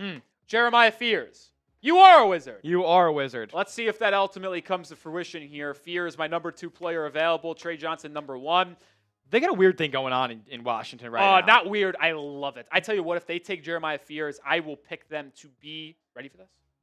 Play-in next year. Play in for the Wizards. So when I say weird, I'm like they're bringing in all these veterans, and they trade Love it, for need vets. I know they need vets, especially when it's just been total disarray in Washington over the past decade. So like they need the guys. Like I didn't realize they still had Malcolm Brogdon on the team last night, and they have Cedric McCollum, they have Marcus Smart, who I'm assuming that they might try to Chris move Middleton. off of. Chris Middleton, who's I don't know if his knees work still, but he's on there. Kelly Olynyk's on the Wizards now. Like there are a lot of veteran talents out there, and that could be huge for a very young prospect that is about to be selected here by Washington. Yeah, I mean, you got Bub Carrington, Alex Sarr, Bilal Koulibaly. You're a you just got a Carrington guy. lot of young guys. I love Bub Yeah, Carrington. Keyshawn George. Keyshawn George. George, very good, very good. All right, who's the best player available? Technically, on my big board, I think it's Trey Johnson, but I think the best fit for the Wizards is actually Jeremiah Fears, because I think Carrington actually might be a little bit better as an off-ball guard, honestly, at that 2 spot. Yeah. So I think Trey Johnson is the best player available, but I do think the best fit for Washington is Jeremiah Fears. So let me know who your best player available is. I see Bill saying Jeremiah Fears. I could be talked into either one. Oh, either one works for me. And I will be honest, if you take Trey Johnson, having him learn under McCollum and Chris Middleton, That's a good spot would for him, be yeah. really good for his long-term development. Yeah. So I could see them going either way here. I think they should go with one of those two. If they went Malawatch, I wouldn't be that stunned because Sarr is more of a 4 than a 5. Yes. But I do think at this point, and them having pick 18, they could take a center like Asa Newell there. Or maybe Sorber falls. Or maybe Sorber falls, where I think they should go with one of the top 2 guards here. The guards that they have out there and playing that vet role, like they're not going to last very long. They need a lead guard in Washington, so I think they can kind of do no wrong here, whether they pick Fears or Trey Johnson. Yeah, I don't even think if they took Malawatch, it would be a bad pick, like I just mentioned. So one of those 3, I think, is where they have to go. I see Trey Johnson. I see Carter Bryant, best player available. I was thinking about that a little bit. I like if Carter you're a Carter Bryant guy, it'd be a solid landing spot for him. There's no doubt about that. I agree. Jeremiah Fears from Buck 20. It's going to be fun. It's going to be fun to see what Washington does here, man. Like they're an intriguing team. Like they kind of get rid of the Jordan Poole business, and like that's the business that really nobody should want to be in right got now. off Poole's contract. That's a big win for them. Yep. Under a minute until their pick has to be in. It has not been announced on the broadcast as in. So fascinating there. There are some there's some intriguing pieces like off the bench that you don't really think about for the Wizards either, like Corey Kispert. Like that's just a player. Like he can play ball in this league, so they absolutely have the complementary pieces. They just need those get over the hump pieces. Yeah, and I'll be fascinated to see where they ultimately go. 47 subs away from 412. Let's get there right now. Oh boy, hit that sub button for daily content, live for the big events. Listen, gotta get to 412K. I said I would do a beer bong earlier. I'm not going to do that because we're 47 away. I will take a shot if we get there. All right, picks in for the Wiz. Let's get to 412K. I'll take a shot as soon as we cross that number. All right, pick is in for the Wizards. Where do they go? Smitty, prediction. I'm saying Trey Johnson. And I'm predicting Fears. So okay, we'll see who's love right. that. Love that. I think in my mock draft, I actually predicted in the mock draft, I think I had it being Trey Johnson. And by the way, my prediction's a total just like crapshoot. I haven't seen any. I haven't read into any pre-draft process Wizards reports. Yeah, I had Fears going to Oklahoma in my mock. No. Yeah, in my final mock, I had Fears going to Utah at 5, Trey here at 6, and then I had Ace Bailey at 7 to the Pelicans. Yeah. So obviously Bailey's off the board. Redoing it all. I'll go Jeremiah Fears for the Wizards at 6. But, hey, if they take Trey, I just get another check in the column of my mock draft, so I can't complain. 37 subs away from 412K. Can we get there right here, right now? Let's get there, folks. Hit that sub button, man. Hit that sub button. Let's go. We're going down. I don't like this, man. I know. I don't like this. The people don't want it. The people don't want it. How bad do you want 412K? I want him bad. So we hit a standstill in our commercial break here. The pick is in, but we're commercial. Ridiculous. That's why you subscribe, by the way. Commercial free. We don't go to commercial. Nope. So hit that sub button for the best live coverage of the NBA draft. Let's see. What's Fisher saying right now? I don't see anything in the live shows tab, so we're going to continue to wait. I see different names in the building of our live chat. Let's see what happens here. Listen, people in the live chat may try to spew nonsense. We do not have the pick in yet, and they don't know the pick either. So we will announce the pick when it ultimately comes in Here is Adam Silver. We're going to find out live. Let's do it. Trey Johnson, the guard from Texas. Let's start doing this. Let's keep it tally. What? Whenever we have differing predictions for who these teams select. Okay, now Smitty up 1-0. Now to pull a move from you yesterday when the Celtics talk, I'm technically right though because I had this in my mock draft. Okay, but So how about that? But when push came to shove on arrival, you picked Fears. Yeah. Anyway, Trey Johnson off the board here. He goes to the Wizards at 6. I can't complain with this pick if I'm really going to be honest. They're committing to Bub Carrington as their point guard of the future. This was my 4th overall player on my board. I really like Trey Johnson a lot. Ready for this stat? We said it earlier. I'll say it again. One of 4 freshmen to have 19 points per game, make 83s, shoot 38% or better from 3, have a offensive rating of 112 or better. The 4 freshmen to do that. Jamal Murray, pretty good. Malik Monk, pretty good. Yep. D'Angelo Russell, pretty solid in the start of his career. Then Trey Johnson. He's in the argument for best shooter in this draft, whether it is him, Kobe Bryant, Con Kneppel. He's up there. I compared him, ready for my comp for Trey Johnson, Smitty? Go for it. Bigger CJ McCollum. And where does he Who land? did the Wizards just trade for yesterday? CJ McCollum. I like this fit now for Washington. After that deal, Trey Johnson can come off the bench. They start CJ and learn. He's going to be a good shooter right off the bat. Doesn't drive the ball very well. Only a 26.5% free throw rate. Better playmaker than I think he gets credit for. 16.5% assist rate. Does have to improve his frame and defense a little bit, but he is a sniper and will be an offensive playmaker for them right away. Absolutely. And look, I'll say this about Trey Johnson. Like, he's never seen a shot that he doesn't like, but he also hits them at a very efficient rate. This is a difficult shot taker, difficult shot maker at Texas, and he projects to be an elite scorer in this league because he can kind of do it from a lot of different areas, mainly around the perimeter. We'll see how he progresses his attacking the rim game, but overall, Washington needed more scoring outbursts. They kind of have the defensive foundation there with Koulibaly, Alex Sarr. So they need another guy who could go out there and fill up the stat sheet in the scoring category, and Trey Johnson does just that. Trey Johnson, this is a cool stat, is the 5th highest player drafted from Texas. LaMarcus Aldridge, KD both went 2. Tristan Thompson went 4. LaSalle Thompson went 5 in 1982. And then he now ties Mo Bamba for 5th highest Texas player to be drafted at that 6th overall spot. By the way, did you see the Seth Greenberg clip about Mo Bamba that came out when they were talking draft? No. Think combination between Joel Embiid and Anthony Davis. I swear to God, that was on a draft broadcast back in 2016. Coming out of Texas, I was a big Mo Bamba guy. Oh, he was everybody's favorite. He was a shot blocker. He was going to project as a solid stretch big as well. Like, he was an elite a prospect, but has not been an elite NBA player. This now puts the New Orleans Pelicans at the clock on number 7 here. And Tom Sports. I'm fascinated by what they do. We'll talk about them more here in a second. Cycle through Super Chats. Shout out to you, Tom Sports. Listen, I was lower on Ace Bailey. We'll see if I'm proven right or wrong. Alex DeLuna with a 2. Let's go. Let's go. Con Knappel got drafted at 4. I love that fit for both sides, despite what Smitty has to say. Paul with a 2. Who's best team in the East and why is the Magic? Well, you have to give it to the Knicks. Probably just based off what they did the past couple of years, and they're the most healthy going into next season. Yep. But I do think the Magic are definitely top 3 or 4 in the Eastern Conference. No doubt. Gwendolyn again GP. with a 20. Cook I mean, it. look at this Cook it. Nikola Topic hype. I love it. We've talked more about Nikola Topic than any player in this draft today, which, by the way, I don't have a problem with. Topic has the path of comps from, what was this? Jets? Jets, Christian Hackenberg. Oh, jeez. Or the best, but Jordan Travis at the worst. Gwendolyn, we appreciate you, but Interesting. you're all over the place with these Jets Nikola Topic comparisons. I think Gwendolyn Place might be the first person to ever make these comparisons. And Without a question, by the way. There's no testament to you. wondering about that. Testament to you. Zachary Farmer with the 5. If Tahad Pettiford entered the draft, where do you think he would have ended up? Mid-20s.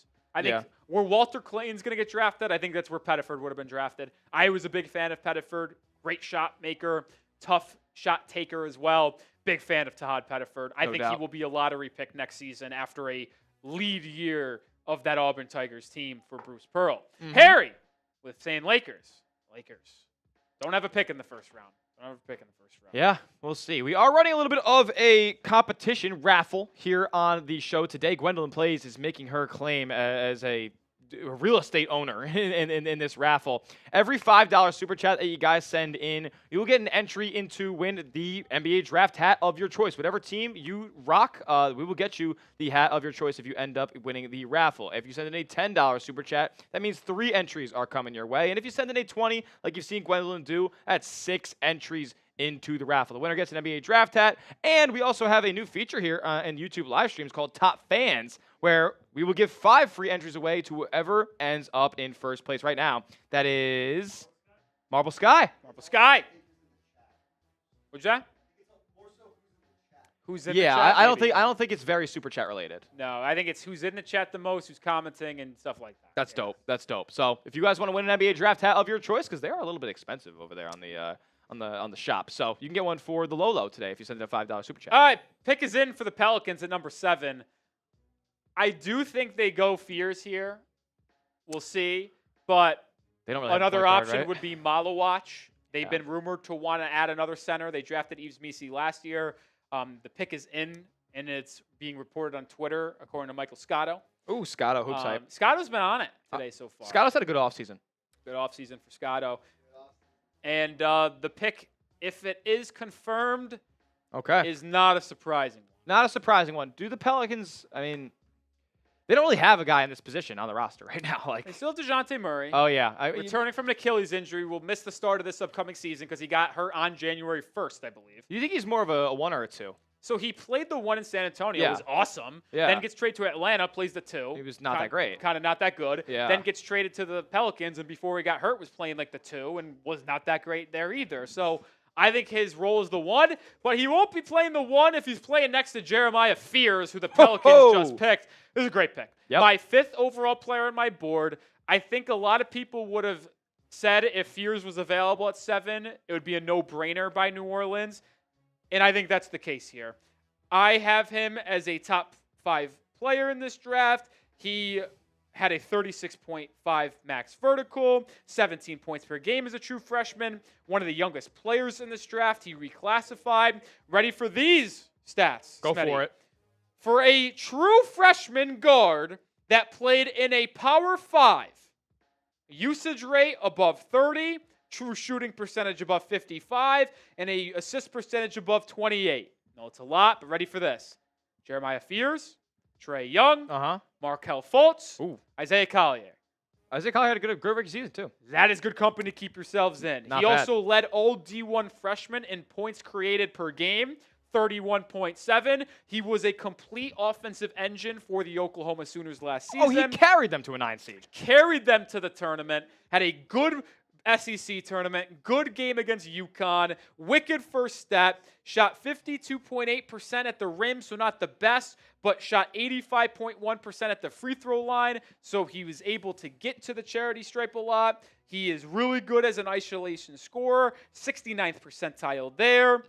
I am a massive fan of Jeremiah Fears. I am as well. I could see him kind of molding into like a Jamal Murray style of player personally. Ooh, don't hate that. Yeah. Early Jamal Murray when he still had that wicked first snap. Yeah. And he's like, Jamal Murray. Don't sleep. He's got the bounce on him too. Like and Fears is a solid athlete. Oh my goodness. But this is a guy who's going to take kind of that lead engine kind of role with New Orleans here. They don't have a ton of initiators on the roster. DeJounte Murray coming off of an injury, so this is kind of going to be Jeremiah Fears' show, I think, off of the rip, and he projects to be very, very solid off the catch. Yeah, I like Fears, man. I can't speak highly enough of him. He really came around in the feast week when he was playing in the Players era back in November. Yeah, that's what put him on the map because coming into this year, he was not projected to be a first-round pick. Yeah. Had a great out-of-conference tournament schedule That game there. against Michigan was crazy. And then just continued to play well despite a drop in efficiency during SEC play. Yep. Then picked it up late in the year during playoff time, and it just confirmed his stock as a top 10 pick. Like I said, my 5th overall player on the board, pick number 7. Love this fit for both sides. He's a 3-level player to me. I think he can. I think the outside shot is something that maybe just wasn't his best shooting nights last year. I think he's actually a good outside shooter. Yeah, the form is there. And like I said, you shoot 85% from the line. To me, you're a good shooter. Yep. Yeah, I mean, defense is sold out for Jeremiah Fears. And I hate that this phrase is used a lot, Still made but him with pay. NBA spacing, if they keep Herb Jones and Trey Murphy, that's a really good pairing, man. And if Zion's able to stay healthy, I know big if, and they keep their core a Fears, Zion, Trey Murphy, Yves Missi, core 4 with Herb Jones coming off the bench. It's a lot of fun, man. It is a lot of fun. It's a lot of fun. You know what's fun? Gwendolyn plays. Whoa! With a $50 super chat. Are you kidding me, Gwendolyn? We need to ban word/phase for this stream. Only bars phase is only ban phase is Nikola Topic. Oh. All right, Gwendolyn. Fine by me. I love the guy to death. No more Nikola Topic talk tonight. No. Ban it. We're done. We're done. Gwendolyn, appreciate the $50 super chat. You're a legend, you get a lot of Gwendolyn. raffle tickets, and that put us over $300 total for tonight, which means I'm doing a beer bong. No more Nikola Topic talk. Shout out Bill while I get Let's this go. beer bong. Shout out to Bill Pollock, who sent in a $10 super chat. Says Spurs will take Cedric Coward or Thomas Sorber at the 14th slot. Could see them taking Malawach if he drops. What seed do you see the Spurs getting in the Western Conference playoffs this upcoming season? Look, Spurs, if they're not even out of the play-in, I think it's a disappointment. I think they should be a top 6 seed in the Western Conference. I know it's very tight over there, but Victor Wembanyama is a top 10 player in this league. I said it. I will say that's a little bit of a bold call there. Top 6. Are they better than the Warriors next year? Oh, yeah. Yeah, you think so? Yeah. Are they not better than the Thunder? No. But the Lakers? No, but No. you never know. What about Timberwolves? You never know. Timberwolves? You never know. I'll actually agree with you. And the Western Conference was crazy this past year. You had seeds 2 through 8 all being separated by 3 games or less. So you never know. Nets on the clock here at 8. In my mock draft, my final one, I had them going with Kaman Malawach. I also believe he is my second best player on the board right now to Kasparas Yakachonis. I'll say this. They need a lot. They need everything over in Brooklyn. Mm-hmm. I wouldn't hate Yakachonis. Yeah. I've seen some Carter Bryant mocked here as well. Shout out to No Santana coming in with a Celtics super chat, $5. Says, this is an entry? Yes, it is, my friend.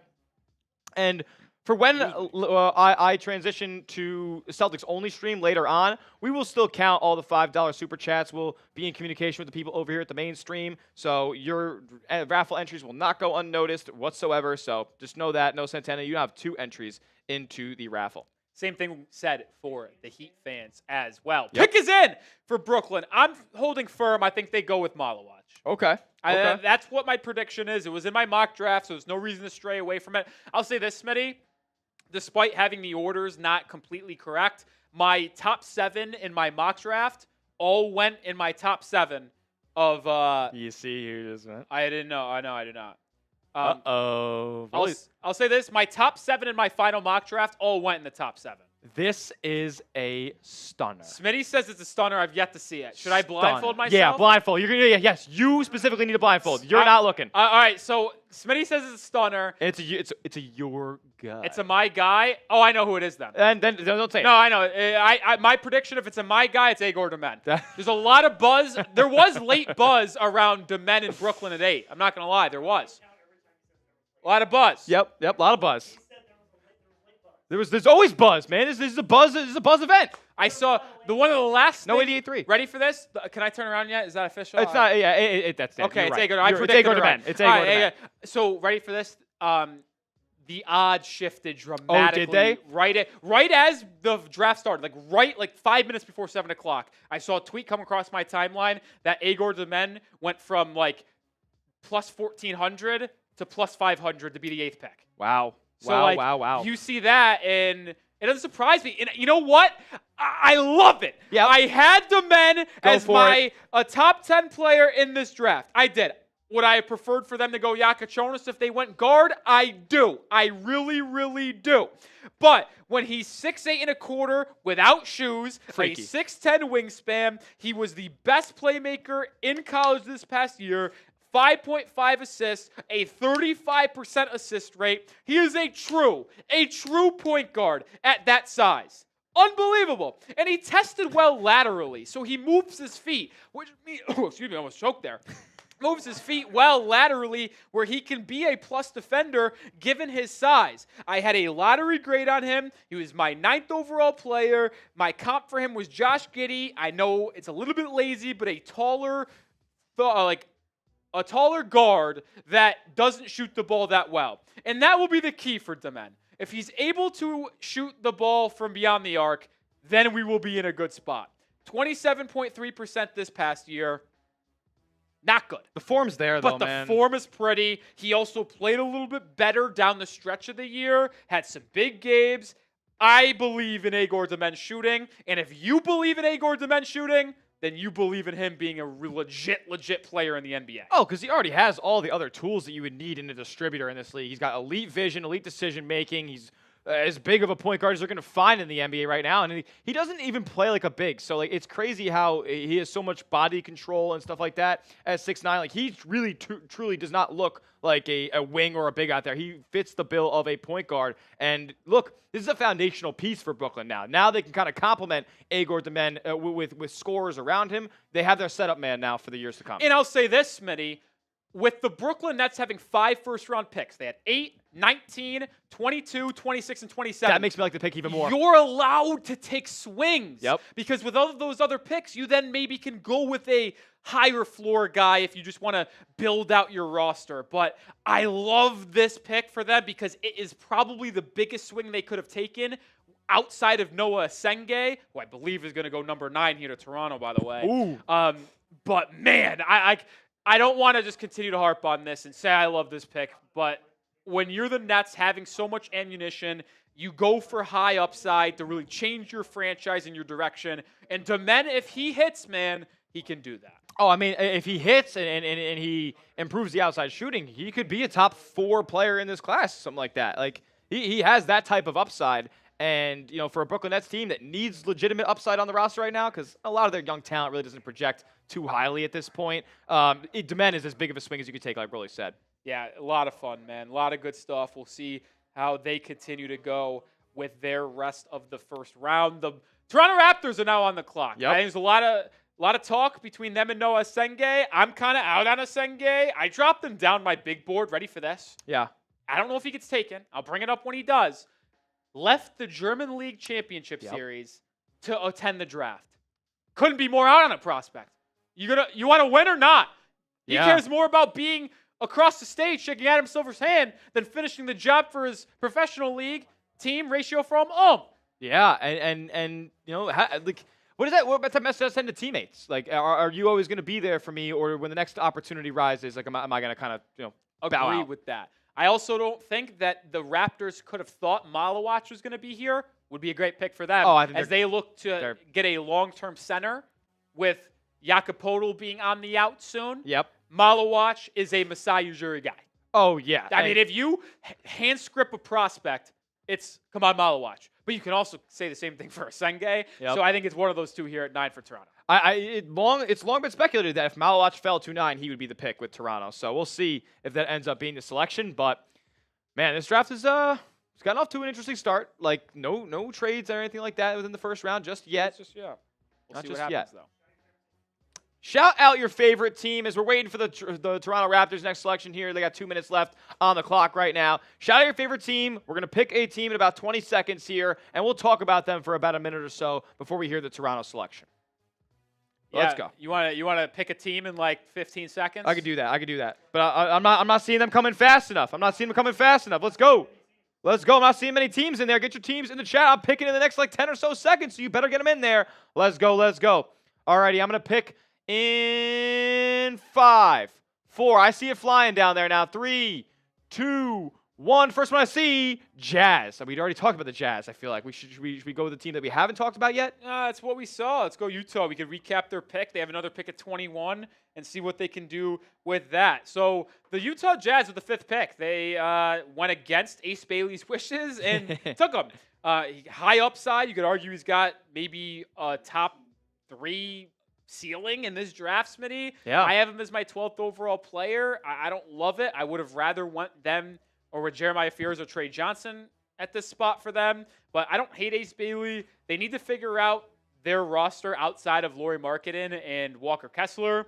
Bailey is probably going to be their starting 3 this year to round out that front court. Yeah. They have picked 21, like I mentioned. They could then go guard there. And that's what I kind of think right now. I feel like the guard depth might be better for them maybe on their board at 21 than it was there, and they can't miss prospect and ace, which, if he booms, he's booming. Yeah, if he booms, he booms. Could they go a Clayton, a Traore, a Serif? Like, there's going to be a lot of guards potentially available in that 21 spot. We'll see what they ultimately do. But the Utah Jazz making some moves here as they look to try to get back into the playoffs for the first time since the Donovan Mitchell, Rudy Gobert. Yeah, they're in a rough spot. It's going to take an uphill climb for sure. All right, let's do one more time. Your turn to pick. All right, spam your favorite team. We'll do it again. I'll give it 15 seconds. Should we do it after the Raptors pick? Pick's in for Toronto. Pick's in for Toronto. Let's do it after the Raptors pick. Spam your favorite team. I'll pick the We'll pick the team. Yeah, go Lopes. And we'll talk about that team after we talk about whatever pick the Raptors actually make. So how about that? Let's do it. How about that, sports fans? I think I've said that 15 times. Shout out my guy, Jake Reed. All right, 15 seconds. And then I'll pick a team. As we wait for the Toronto Raptors to announce their selection, my prediction is either Malawach or Asenge. I don't think they can go with either one in a bad way. 5. It has not come out yet. 4. From Scotto, by the way. 3, 2, 1. I see the. Oh my God, I actually missed it. I'm doing it again. I'm sorry. I saw a team and I lost it, so we're gonna do it back again. 5, 4, 3, 2, 1. Pistons. That's the one I saw. All right, cool. We haven't talked about the Pistons. We'll talk about the Pistons after the Raptors pick is announced here. Nice. No, I'm not kidding. I went to go look down. I saw a team, and then you guys did a great job of spamming the chat, so appreciate y'all for getting active in there, that it went so quick that I lost it. So I saw it, but couldn't read it. I mean, my brain doesn't work that fast, guys. I'm sorry. I will self-admit I'm not smart, man. I don't know how I got to this position. I don't know why they allow me up here. I really don't. All the Celtics fans right now on Twitter are saying that there were never any big offers for Derek White and Jaylen Brown, and that this is all just for clicks. Maybe, man. Maybe. Rich Paul standing next to Kaman Malawach. Sounds like, did he just get a call from Masai Ujiri? He's smiling. They're showcasing Colin Murray Boyles, the versatile defensive guard or forward from South Carolina. Oh, wow. That's right. Noah Senge is a potential player as well here. Pick is in. It's been in. It has not been announced just yet. So. Interesting. Here comes Adam Silver. We'll find out together, sports fans. Yeah, Scotto never tipped it. Nobody ever tipped the pick. Nobody tipped it. The Toronto Raptors select with the 9th pick. Yep. Whoa! Colin Murray Boyles. I heard Con. I was like, oh, easy money. The forward from South Carolina. And how about this slide for Kaman Malawach? Is he going to be a Chicago Bull? Because if we'll be honest here, just quickly talking about this. I feel good. Actually, I lied. I feel vindicated right now. I lied. What? There's never been more of an obvious pick than the Phoenix Suns taking Kaman Malawach. Oh, yeah. Wow, they're lucky to get that slide. Yeah. They're lucky to get that slide. Murray Boyles, the forward from South Carolina off the board here to Toronto. This is a very divisive player. I had him 19th on my board, and I don't want to discredit him because he really is special defensively here. Last season, 4.7% block, 2.9 steal percentage. He can guard 3 through 5. Heck, I'll even make the statement he could even guard guards at the next level. 6'6.5" without shoes, 7 3/4 wingspan. Ready for this statistic, Smitty. 25% usage rate or better. Block percentage better than 4.5%. Steal percentage better than 2.5. In a Power 5 conference, in a defensive box score plus minus of 4.5 positive.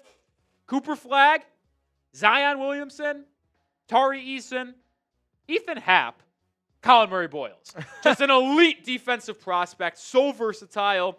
I'll just continue to use that word. I have him as a first-round pick in my grade. I compare him to Draymond Green light. Okay. In his switchability on the defensive end of the floor. He gets to the free throw line at an insanely high rate, 55.6% free throw rate. That's big time. He just can mismatch you and bully you.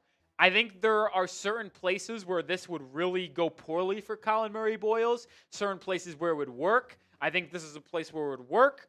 I do get concerned what is his fit next to Scotty Barnes and Yeah. Brandon Ingram and R.J. Barrett? Three players that don't shoot the ball that well because Murray Boyles is a really bad shooter, 26.5% from three. Look, and it's been reported that the Raptors are going to keep Colin Murray Boyles despite there being a lot of interest in this pick being on the move. This is one of the biggest risers of the draft process, I feel like. And because I'm a college basketball fan, I wasn't watching much South Carolina this year. I didn't see, Colin Murray Boyles like being appointment television. And maybe he was. Maybe they weren't on TV enough. But I've been seeing some player comps around for him. And what I've kind of gathered is I'm seeing Brandon Clark. Clark and he's Colin Murray athletic, but he's not Brandon Clark athletic. Brandon Clark also shoots like 40% from three. Well, now he does. I feel like he didn't previously. Yeah, I also don't think that he. What is that? That looks like Colin Murray Boyles' girlfriend. And Colin Murray Boyles, congratulations. We will see how long that lasts. Oh man, I do like the pick though. We'll see how it fits. He needs to improve his shooting, or he's going to be maybe in a tough spot. Yeah, going. I'm seeing some people. I was on Reddit, and people were saying Paul Millsap. Millsap had a jumper though. In the midi though, he wasn't going from three here. Yeah, not too often. So maybe Paul Millsap is a good solid comp for him. What's up? We have news from the producer Jack. News from producer Jack. Oh boy, I know what that news is. Oh, I know what it is too. Wow. Appreciate all the subscribers, man. I said I'd take a shot when we got there. Smitty, well, I'll take a shot. Do you want speaking about the Pistons, do you want to briefly talk about the Pistons? Yeah, let's do it. So the Pistons, I mean, they took their little mini leap this past year into playoff standing, I guess I could say. Cade Cunningham is as good of a young guard as there is in this league right now. And the Pistons, I'm not so sure what they're going to do as far as like free agency and other external moves this offseason, because they're one of the few teams in the league with cap space at this point, but they do have a couple of free agents pending. They have Malik Beasley. They have is it just Beasley that they got to pay this summer? Schroeder's technically a free agent. Schroeder's a free agent. Tim Hardaway, but I've heard they want to bring back Schroeder though. And yeah, I heard a lot of buzz between him and who's the other team that really likes Schroeder right now?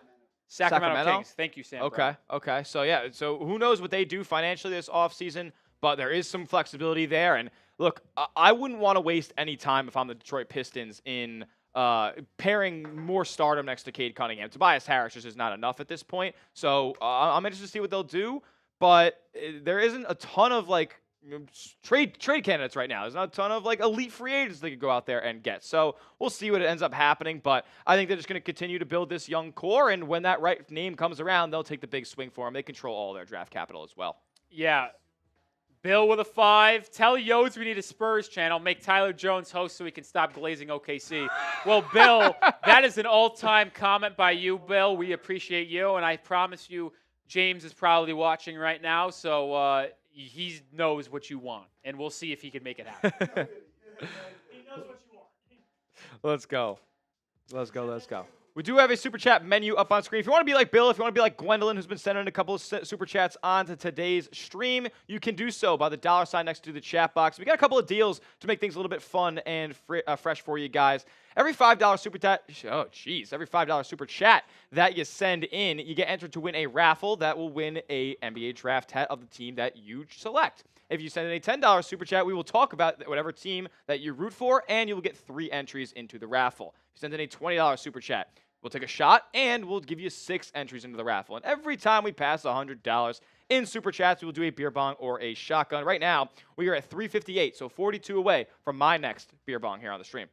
Yeah, and now we have the 10th pick in. Oh my goodness. Stop it. We have a trade. What?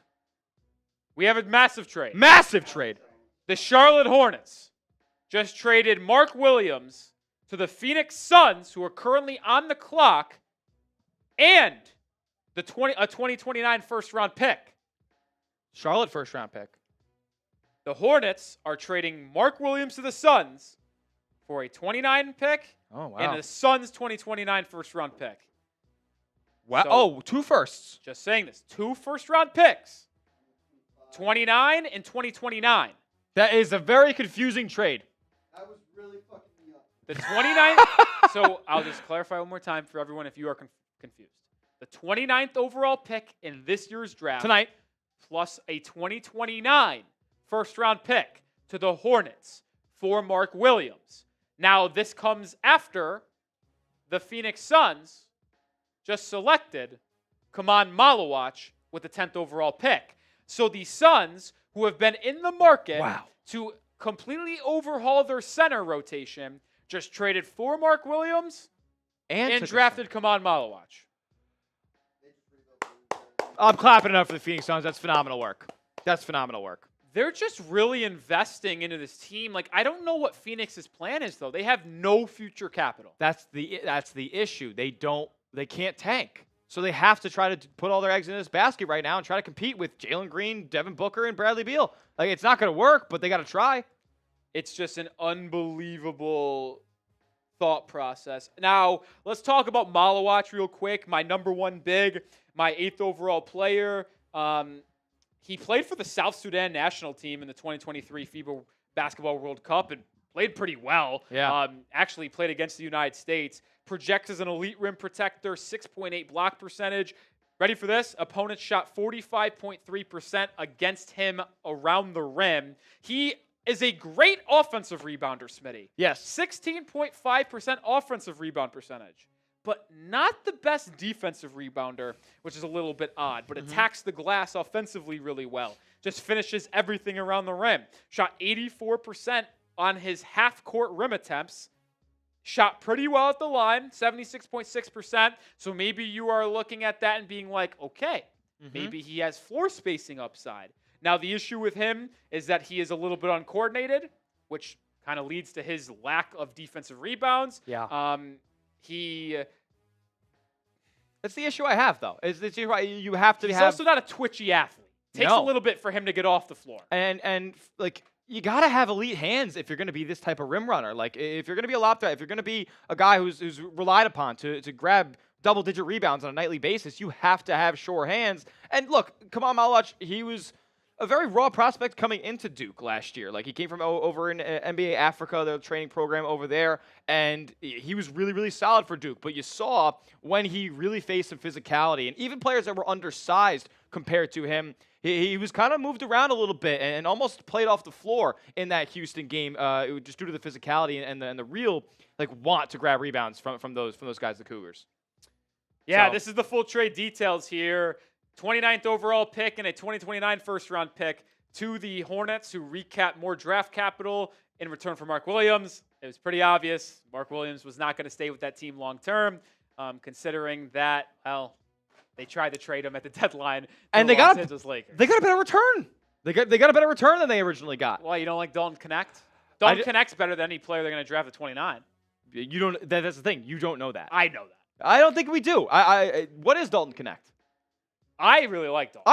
I like him too, but clearly he's not getting enough opportunity. Now, some little bit more insight on this 2029 first-round pick. It is the least favorable of Cleveland, Utah, and Minnesota.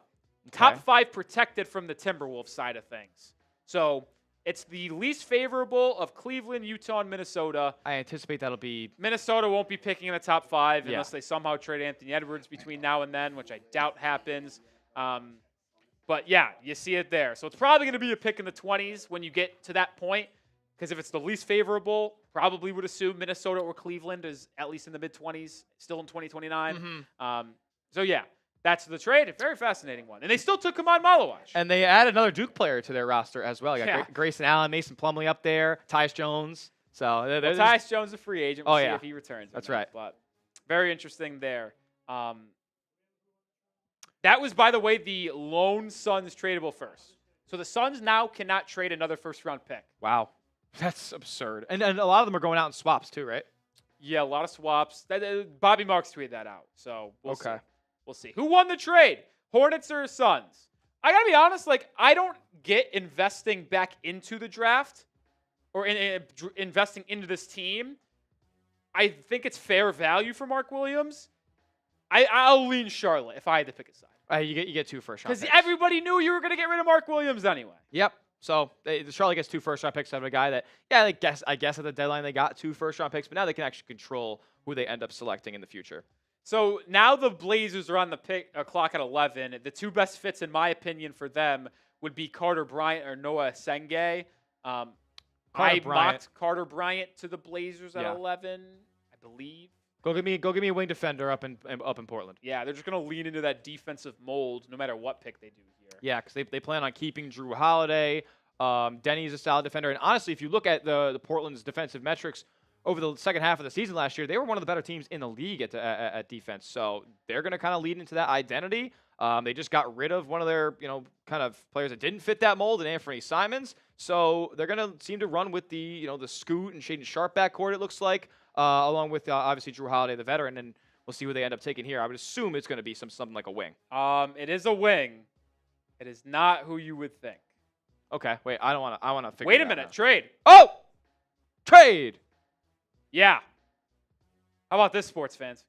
I'm just going to continue to say it all night now. Wow. The Blazers and Grizzlies just traded. Yep. So this pick is being made by the Blazers. It is going to the Memphis Grizzlies. Unclear on what the return is.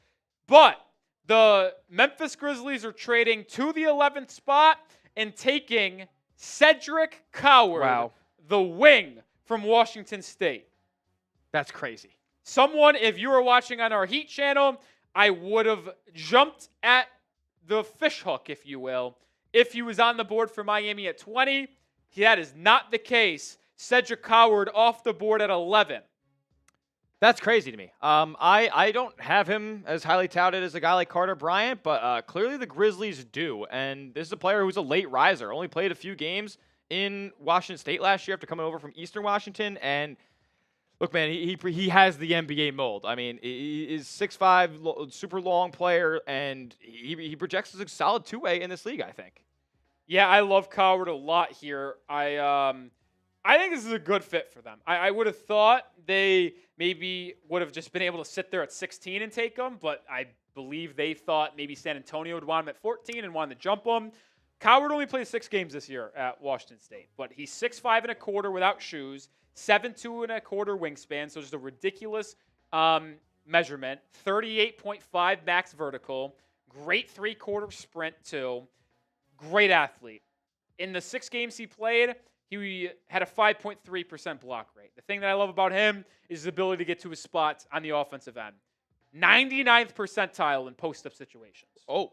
So when he gets a smaller guard on him or a smaller player, Mouse in the house. he will take him to the post Yep. and get to his spot in terms of at the rim or a fadeaway. That's impressive for a 6'5" player. Shot 58.6% on his non-rim 2-pointers. He is elite in the mid-range. He is in the 95th percentile in these 6 games played for Washington State as a ball screen handler. So he even could be a good secondary ball handler. Absolutely can do that. There is nothing that this team or Cedric Coward really can't do if we're going to be honest. Yeah, he's a multi-tool player, and this is somebody that I think that Memphis kind of needs on the wing right now. They don't have a guy who can put the ball on the deck over there. They just traded away Desmond Bane, and look, they don't really. Who is Memphis's 3 right now?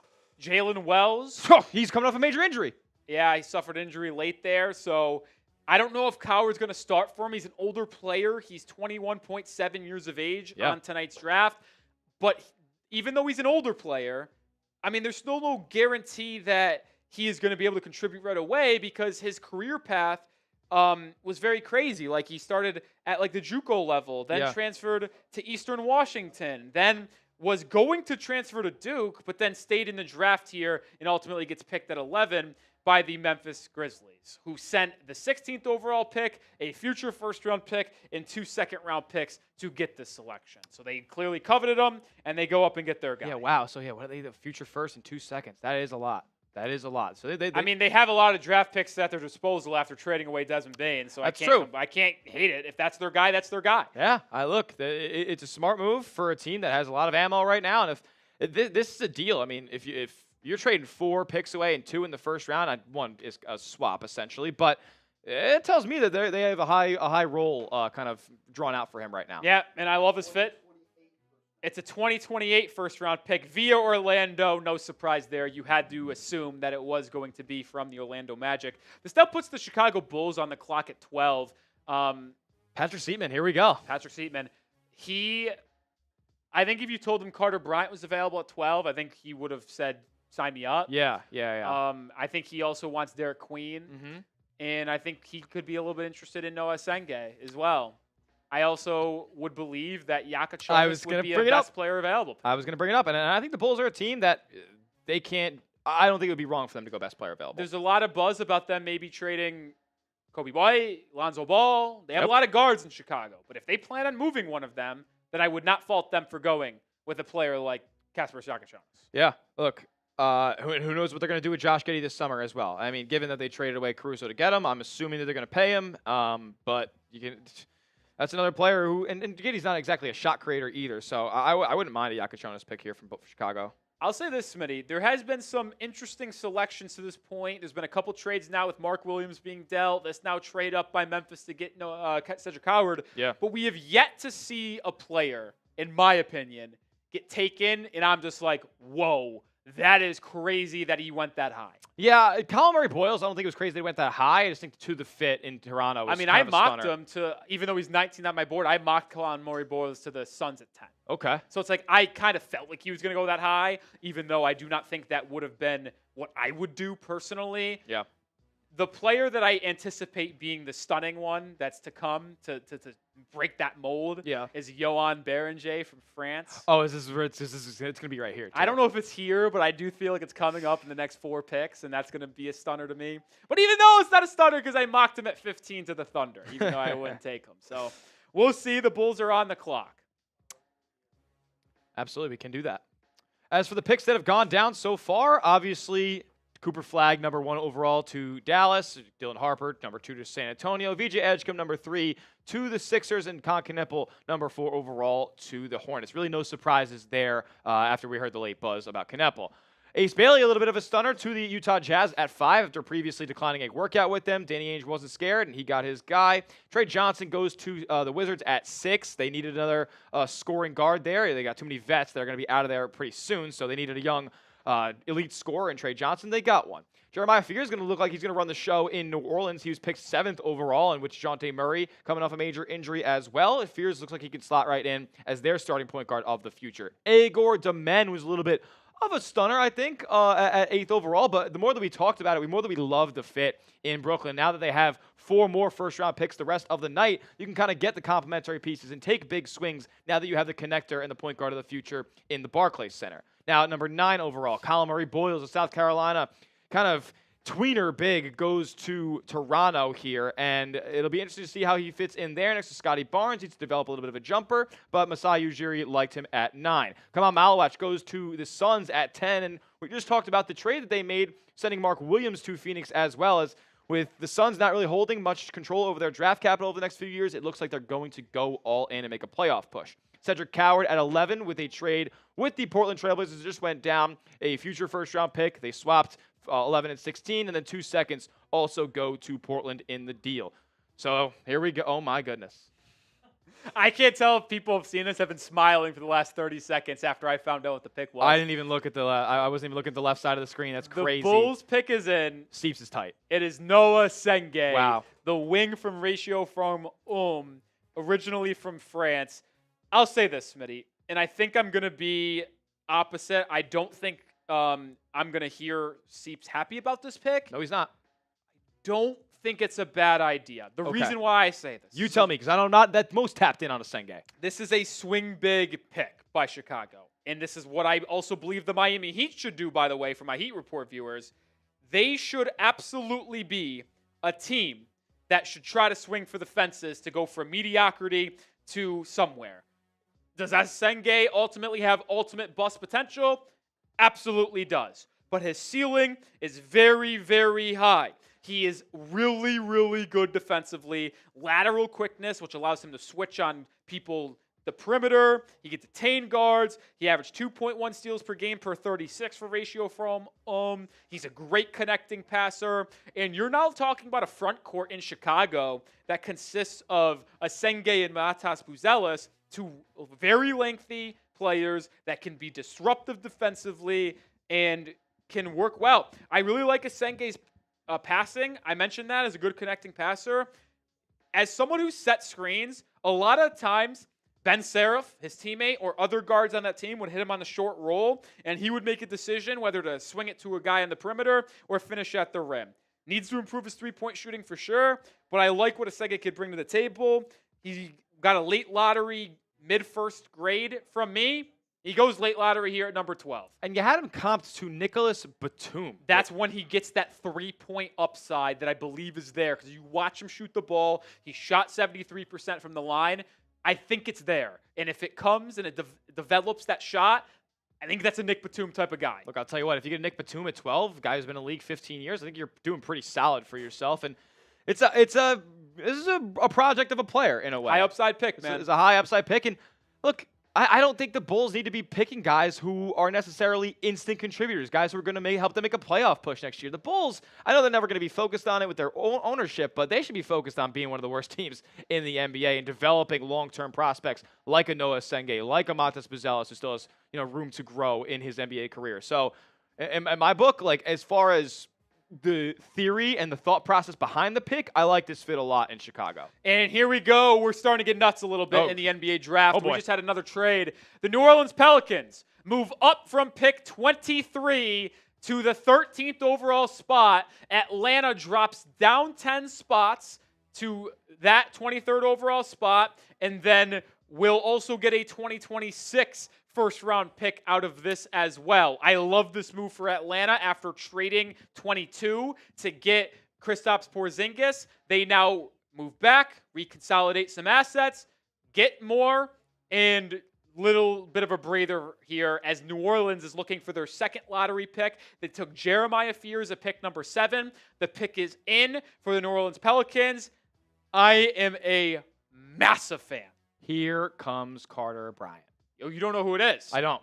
Oh, you know who it is. I do. Oh, it's not Carter Bryant then. The pick for the Pelicans at 13, my number 2 overall big man, Derek Queen. Wow. I labeled Kaman Malawach. Love this fit. I know, I love it too. Kaman Malawach is a fit for them at 7 if they wanted to go with that. They ultimately go with my number 2 center, Derek Queen. I believe I also had him number 12 on my board. Let me double check that. 11, so close enough. I love him, man. He is someone who can handle the ball. He can finish. He has a little bit of a questionable jumper. There's no doubt about that. But he rebounds the ball extremely well. Yep. Can get to the rim. Like, a little bit of a bull in China shop. Face-up game, back-down game. He's a guy that you can play alongside another big as well, I think. And you can now start to experiment in New Orleans with some pretty crazy lineups. Eves Messi, Derek Queen together, I think it works. Absolutely, and I think as Queen's career progresses, he's going to develop more of that jump shot in his game, which is a little bit lacking at this point. The form kind of needs to switch a little bit too. It's not too pretty. But this guy, like, he's got good ball skills. I think some of the best hands overall in this draft. Like, honestly, this is the complete opposite of Kaman Malawach. I agree. It couldn't be more different of a player playing the same position. And look, man, I've kind of drew some comparisons to like a DeMarcus Cousins style of player. Look, he's got a long way to go if he wants to be Boogie, but he fits that mold as somebody who can, do his best work with the ball in his hands and can kind of bully people around the paint a little bit. Still super young as well. I think he needs to become a little bit more of a professional at this point, but this guy's nails, man. You saw that shot against Colorado State in the second round of the NCAA tournament, so absolutely a player who, New Orleans can potentially rely on here as they do need some more. I mean, I'll tell you what, I don't want to spoil my draft grades video for the end of the night. Pelicans. But the Pelicans will absolutely be in the A's. That's big time. And they will absolutely be a winner. This is how you changed your entire organization. A trajectory for years to come. You took 2 young freshmen that can do so many good things for your team. And the fact that you're adding these two Trey Murphy, if you keep him, to Herb Jones, to Zion Williamson. You just have so much potential now in New Orleans. I think this is a team that can really, really just jump forward. I can't wait. The lineup versatility is awesome, man. You can run Queen, you can run Messi, depending on what kind of matchups you see out there. So they have a lot of versatility now, and a team that I didn't really expect to kind of rise from the depths of the bottom of the NBA standings. So they have some legit players now. Are two rookies going to necessarily take them into the playoffs in the Western Conference? No, but I think the foundation is there now, and they're on the right path. And ready for the stat real quick on New Orleans. Lowest defensive rebounding percentage this past season and gave up the second most points in the paint. Not going to label Queen as a rim protector, but he is an excellent defensive rebounder. Yeah. And that bad defensive rebounding percentage will absolutely change. He absolutely needs to work on the defensive end of the floor, and I think a part of that is just overall engagement as a player. What's going on here? Oh, the weigh-in. Well, who had the better trade up? Let us know in the chat. Was it the Grizzlies? Was it the Pelicans?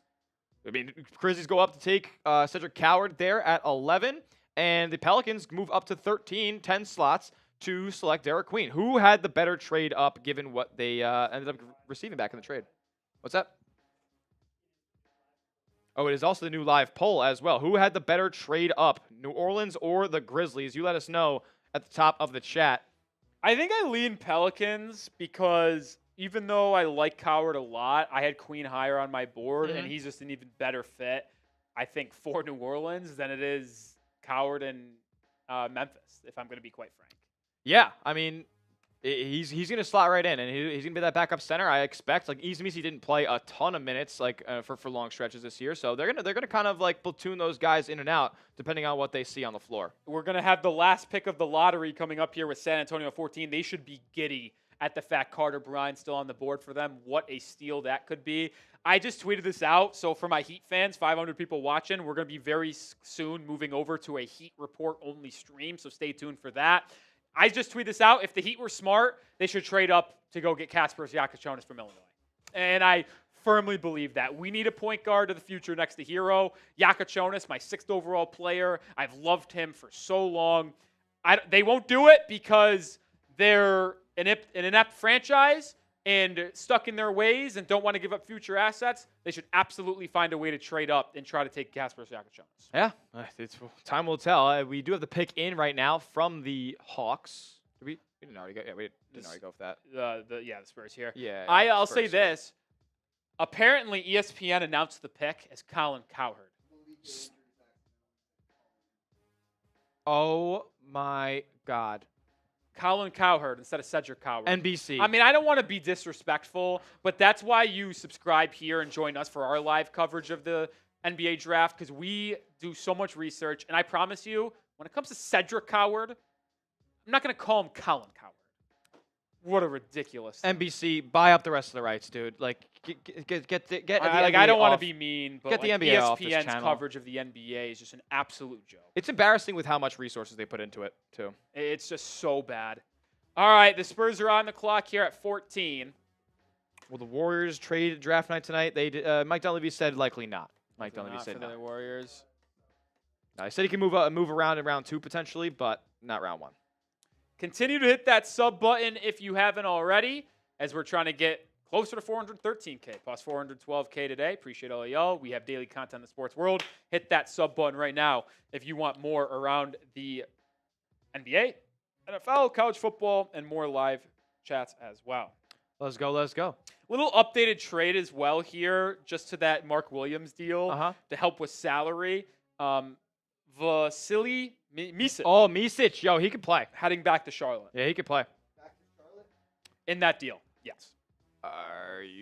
He didn't already play in Charlotte? I think he did. Yeah, he was on Charlotte. I think that might be a misprint. No. He was on Phoenix. What? When did that happen? No, he's also played with Charlotte. But he's played with Charlotte. Okay. I feel like he played with Charlotte like last year, but maybe I'm wrong. Yeah, Micic is going back to the Charlotte Hornets there. So pick here is 14. It's taking a little bit. No leakage here.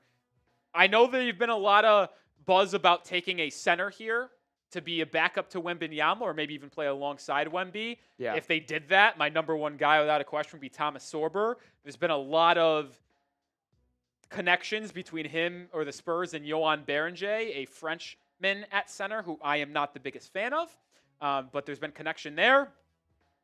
This is also the last pick I'll be here live on Chat Sports for. After this pick by the Spurs, I am hopping to the Heat Report by Chat Sports to be completely live there for the pick at 20. We'll hang out, talk about it, and then stay live there. And then I will be back to close out the first round as well. Yes, sir. I'll miss you for a little bit, man. Yeah, I mean, this is going to be the last time we share the screen together today Yep. because by the time I come back, you'll probably be off doing your own thing for Boston Celtics. That's so. right. Celtics picking at 28. I'll sign off here. Well, not sign off. The stream will continue to go. If anybody's watching right now on Celtics Today, the stream will continue to go, but the background will change to green once pick 24-25 range comes around, and I'll hop over there to rock solo Celtics for the rest of the draft. Yeah, for my 500 people in the chat on the Heat Report saying it's almost Rolly time, yes, we are very close to getting only Miami Heat content. Anointed 860 sent this in a while ago, so glad we could finally get this on screen for you. Said, I thought Shams and others saying there was going to be a lot of movement on draft night. Well, this came in before the movement started with Mark Williams being traded, the 11th pick being traded to the Grizzlies, the 13th pick being traded. A pick that was not traded was the 14th pick by the San Antonio Spurs. The pick is in, and it does not surprise me whatsoever. The Spurs have so far had the draft tonight.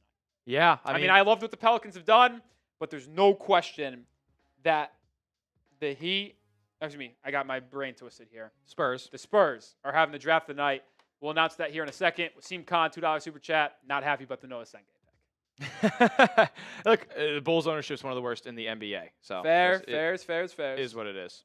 But, Rolly, it was no surprise. Carter Bryant ends up going to the Spurs at 14. They didn't have to move up to go get him. What a pick. This slots right in to their lineup right here. They're going to lose a guy like Harrison Barnes, who's on an expiring, and they really lacked some real talent on the wing. Now they get a legit two-way player in Carter Bryant here. Look, he didn't put up the craziest counting numbers at Arizona, but you felt his impact every single time he stepped out there on the floor, especially in the NCAA tournament. Yeah, Carter Bryant was absolutely fantastic. I just tweeted this out. Spurs are getting Dylan Harper and Carter Bryant. Misspelled that, so I'm going to retweet that out. But cheating is what I call it. That is how good Carter Bryant is going to be for the San Antonio Spurs. Elite on-ball, switchable defender, can guard twos. I mean, you could even stick him on a one, and I think I'd be pretty confident in his ability. Stick him on a two, stick him on a three, stick him on even a four. He plays above his frame as well. He's only 19 years old. Ready Rolly, for this? what do we got? Opposing scorers shot 29.5% on jump shots when Carter Bryant was defending, a +6 wingspan. Hello. Also a really good shooter off the catch, 46% from the left corner, 43% from the right corner.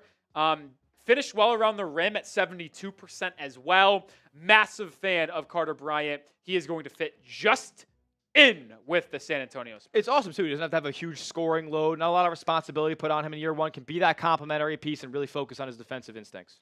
Yeah, okay, so that's going to round out my coverage for the time being here on our Chat Sports stream. What will happen?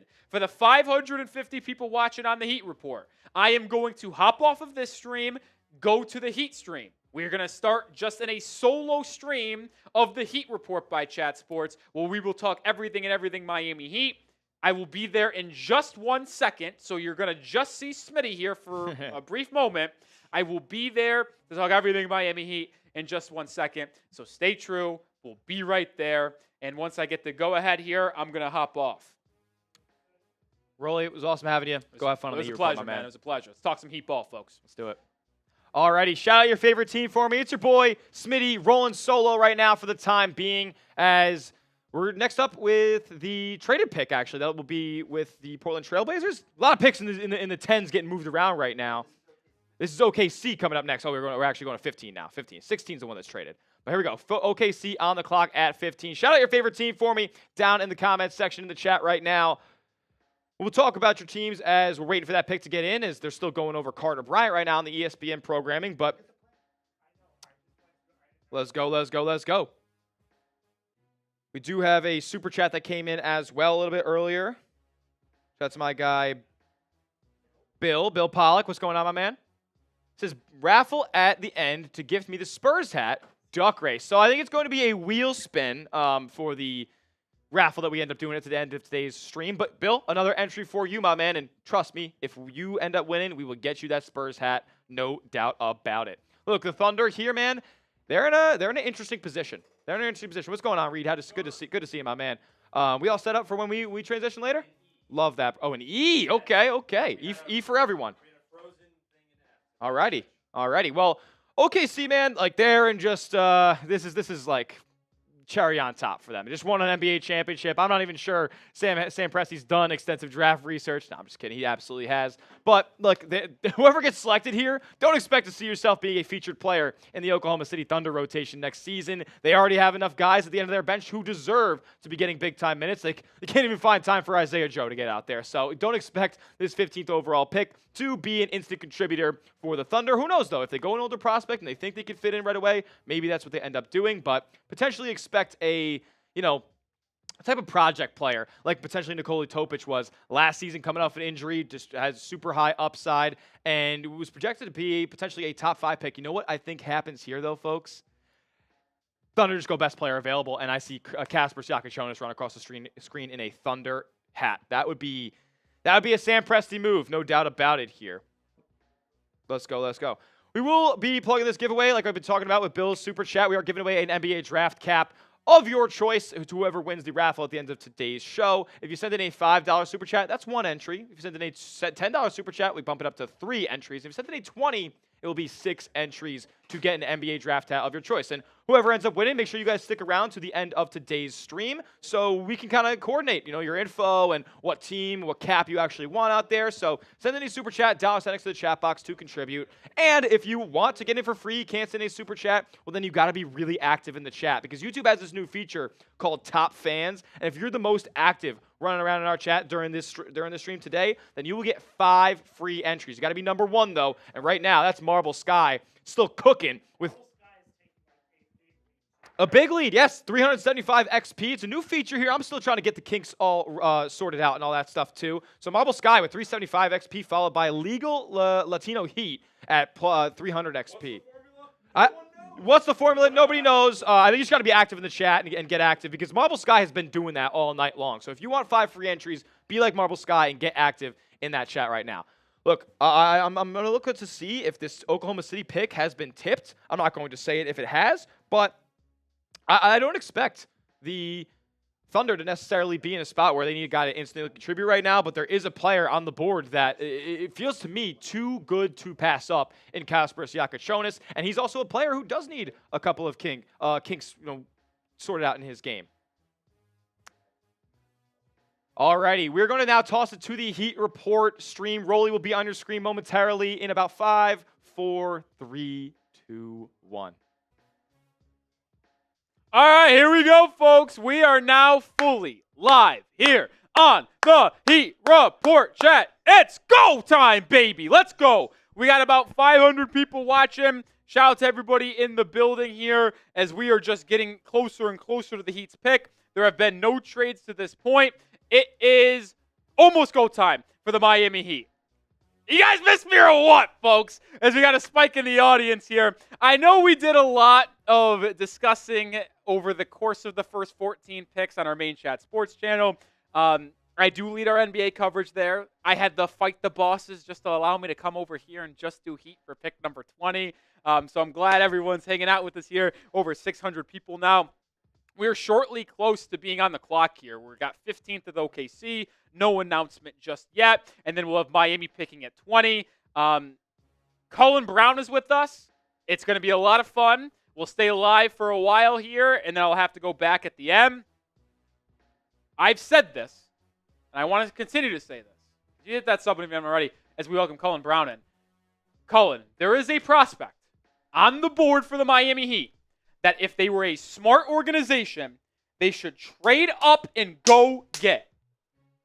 That player would be Kasper Siakachonis. I have him number 6 on my big board. Overall, the Heat need a point guard. He is without a question the best point guard on the board. I know a lot of fans are going to talk about Walter Clayton Jr.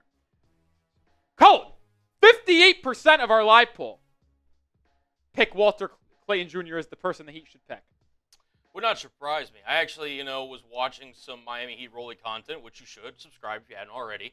And listen, I mean, you flat out said you believe that Walter Clayton should not be the pick for the Miami Heat. You wanted a more upside pick. You want somebody with more athletic upside, more higher floor and everything. Look, Walter Clayton's a fine pick, but he's a borderline round 1, round 2 guy, which you've kind of highlighted. And look, if Kasper Siakachonis is on the board, you are sprinting to the podium if you're the Miami Heat. You have to take it. I want to trade up to go get him. I really do. That's how much I believe in Jonas' game. A lot of people are going to ask me, why do I not want Walter Clayton Jr.? I'll give you a quick rundown here. We're not going to talk about a lot here.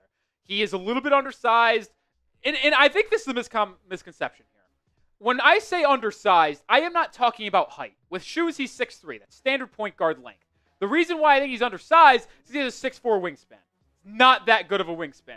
And I don't think he fits next to Herro. He's not a good defender. He is not. So to me, you can't put that next to Tyler Herro. A smaller, bad defensive point guard does not fit next to Tyler. If you are going to do that, you should probably try to trade Tyler Herro. But I'm also not going to choose Walter Clayton Jr. over Tyler Herro. I am not the biggest fan. I tweeted this out. If they draft him, I'll root for him to succeed and be the best player possible. I just think it would be a mistake for the Miami Heat. 15th pick is in for the OKC Thunder. They get one of my guys, Thomas Sorber. This is an awesome pick. Colin's a Thunder fan, in case you didn't know. So he's a champion, and he just got one of my favorite guys in the draft. So I get appreciate that, man. Appreciate the love. No, listen, I kind of said before the draft that if they were going to trade up, there was a rumor out there by, I think, Avoni that said the Thunder were looking to trade up. I was really looking at Malawatch, and once he slipped past 9 in Toronto, I was thinking about it. But no, center is the position that they wanted to go get. Thomas Sorber, big physical guy that can, is underrated in the defensive interior. Has a nice little post game too. He's kind of more of a throwback center. You don't want him necessarily in the pick and roll, but definitely adds size and flexibility. And with Isaiah Hartenstein only 2 years left on his deal after signing the 3-year deal that he signed last offseason, this is a really good move by the Oklahoma City Thunder, in my opinion. Yeah, +9 wingspan. Ready for this? Colin, you'll like this. True freshmen that play in a true high conference, so Big East and better, to have an offensive rebound percentage better than 9, defensive rebound percentage better than 20, a better than 7.5 block percentage, and a better than 2.5 steal percentage. Anthony Davis, Nerlens Noel, Thomas Sorber. Elite prospects.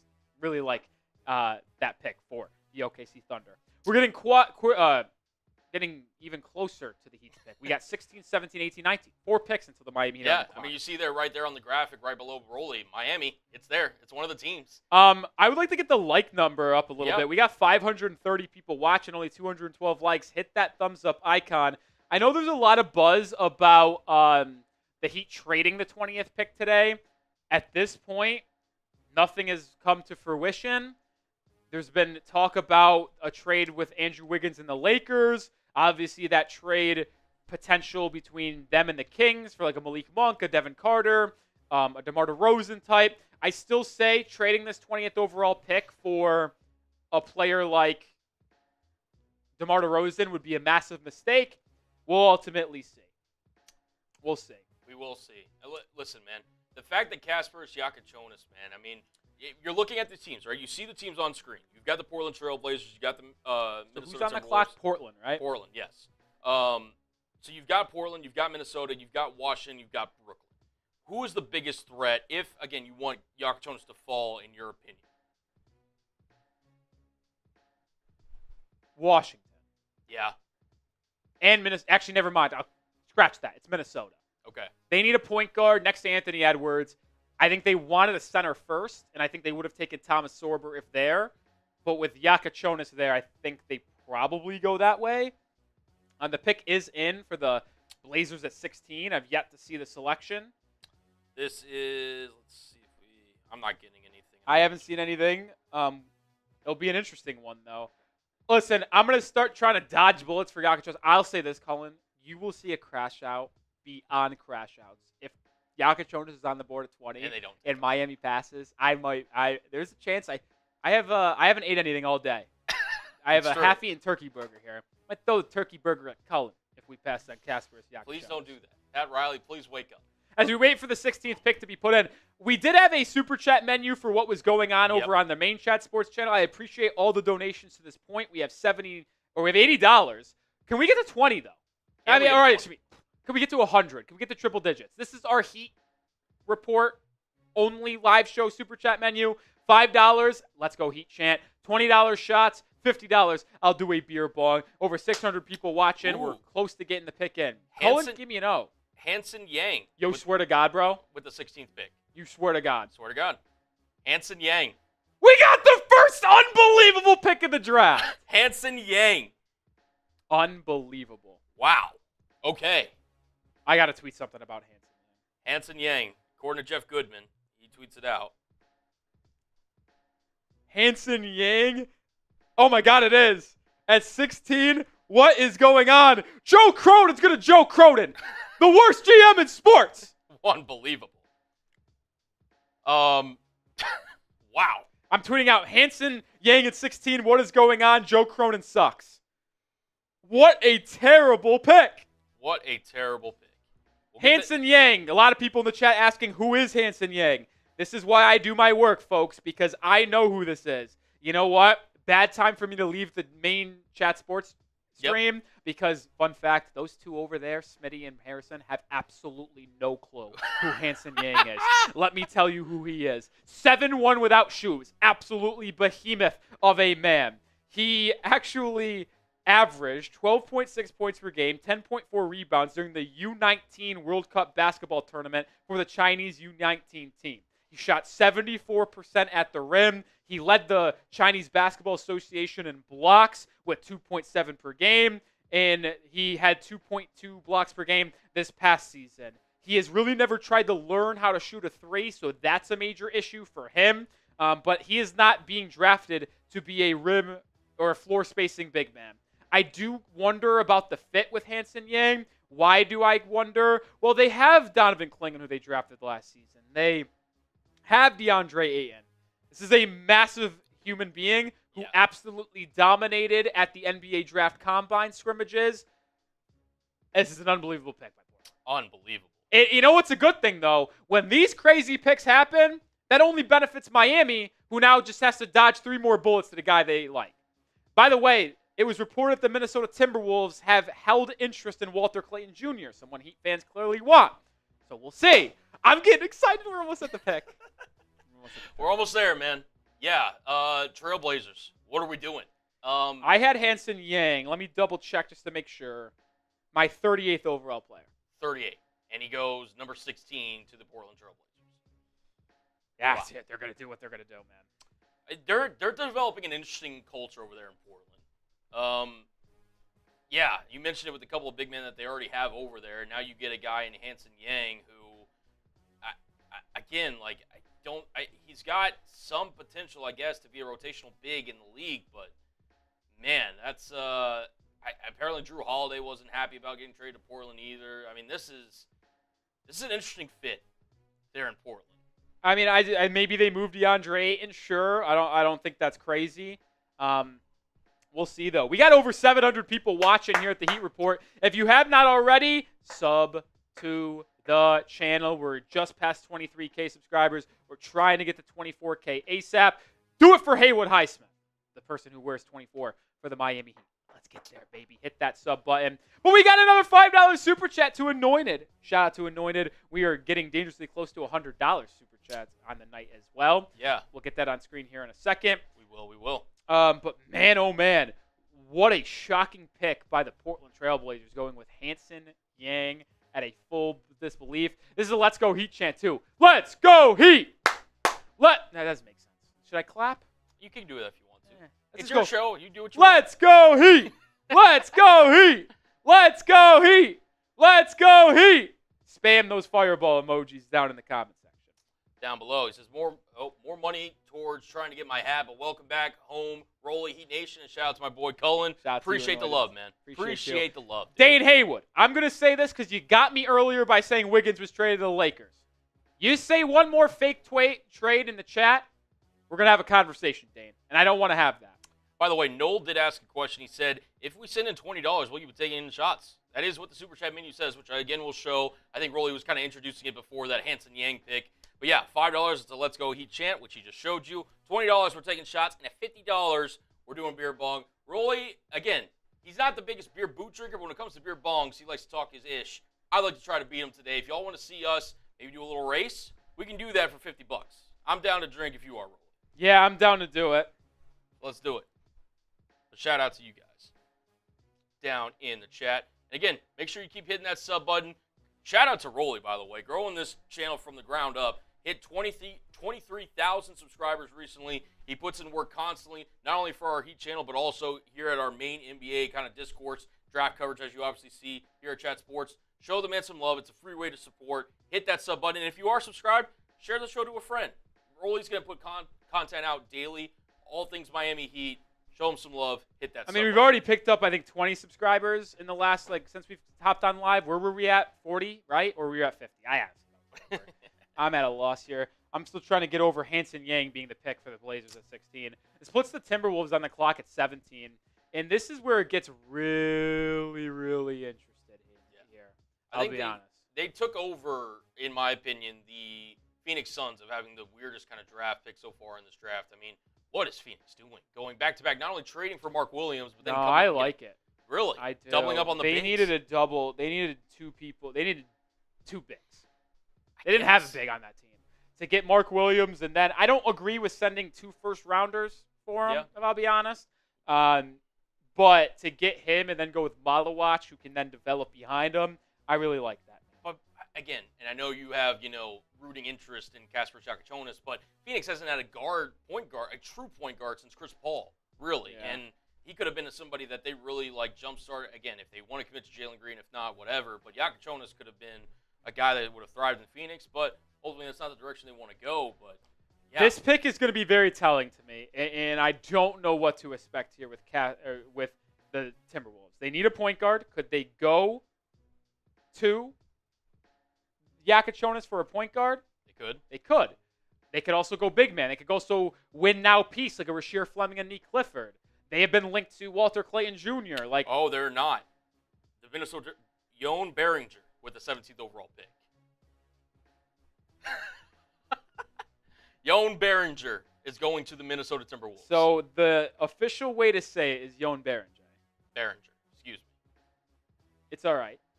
I'm kind of having to collect myself here because you just saw 2 centers that I had, by the way, in my 30s and 40s of my big board. I had Jon Behringer at 35, going 16 and 17, which means there are 2 picks in front of Miami, which means the Heat could be guaranteed to take either Jakachonis, Nolan Traore, Nique Clifford, Rasheer Fleming. They will have a choice of 2 of those 4. If they do not take one of those 4, I am freaking out. Freaking out. Oh, my goodness. Oh, my goodness. Whoa. I mean, I'm at a loss. I'll put Walter Clayton on the live poll, but these are the 4 I'm at a loss. I really don't know what's going on here. There it is. We're officially getting to our graphic system. Jon Behringer off the board. Behringer. Oh, that's wrong. Take that off. That's Nolan Traore. Let's see if it gets updated. Yeah, here in a second. I'll just flip to this. Yeah, that's cool. Whoa. Almost 800 people watching. See if that's updated. I'll message Sam.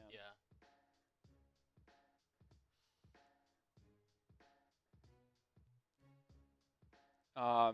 Big Cam wrong on Behringer.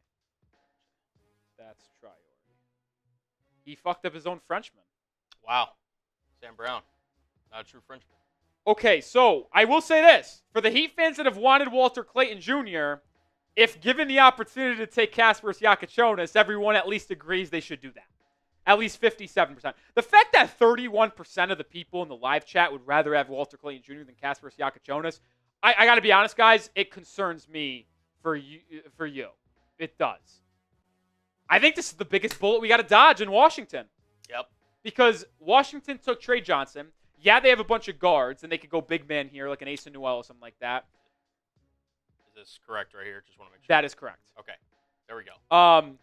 But the Nets already took Igor Demen. Are they really going to take another guard?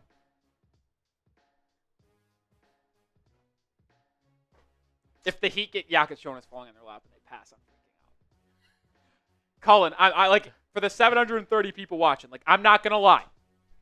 Not going to lie. I did not think Jakachonis was ever going to be in this position. And maybe he gets taken in front of Miami at 18 or 19. If the Heat pass on him, I am crashing out beyond belief. Holy shit. What an unbelievable fall. Heart's starting to pound a little bit, Rolly. My heart's beating.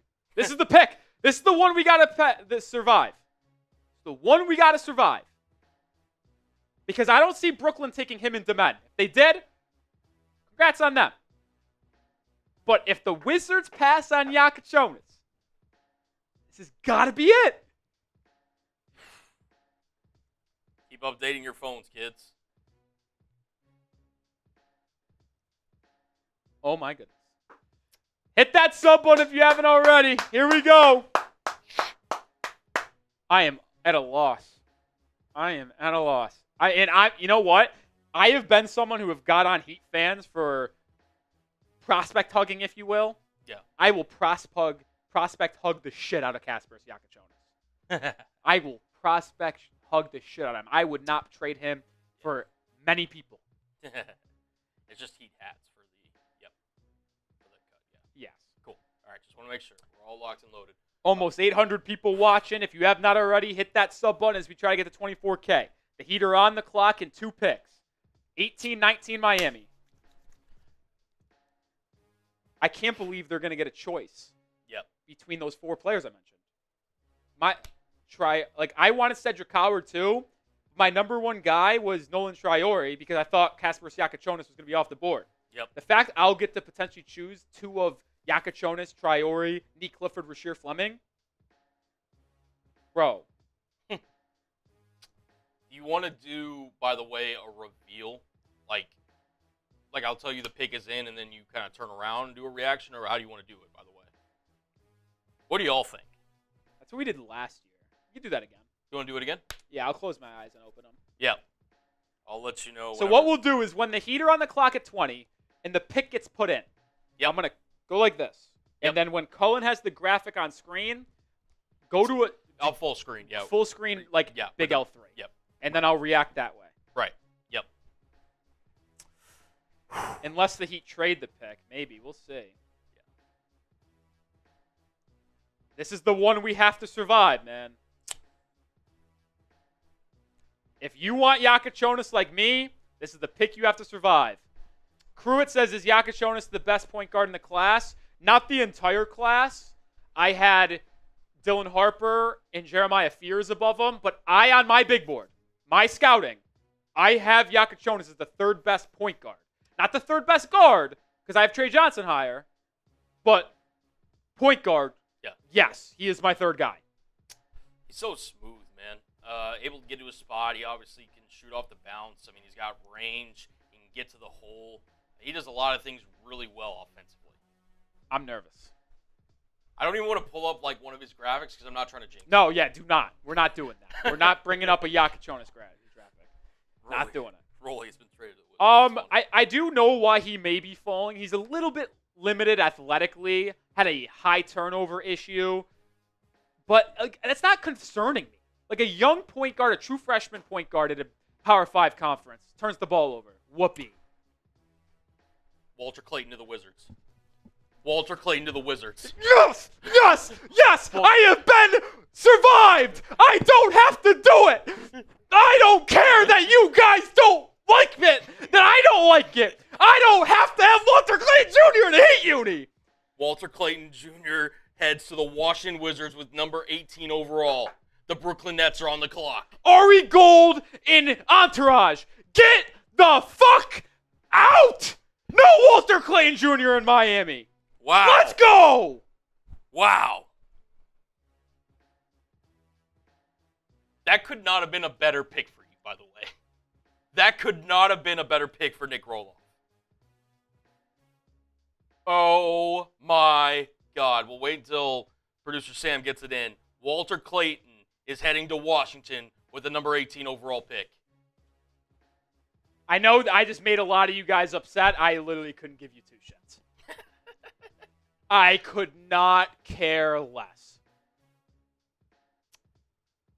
I literally just tweet out, no Walter Clayton Jr. in Miami, let's fucking go in all caps. Who had that, by the way? That was Jeff Goodman. He's been on it all night. Hopefully you're right, because I haven't seen it from a real reporter, and that makes me nervous. He's had every one right. He's been not seen it yet, but Goodman has it. All right. I just got a very large reaction there. All right, let's get the weighing up. Who should the Heat draft? Yep, gotcha. Oh, let's go. The Heat are set up so goodly, man. Come on. New live poll. Who should the Heat draft? The new options will be Nolan Traore, Kasparis Ooh, Yakachonis. and Washington is trading Clayton to Utah at number 18. You said being traded, and I thought it was going to be Miami trading up. I would have probably cried.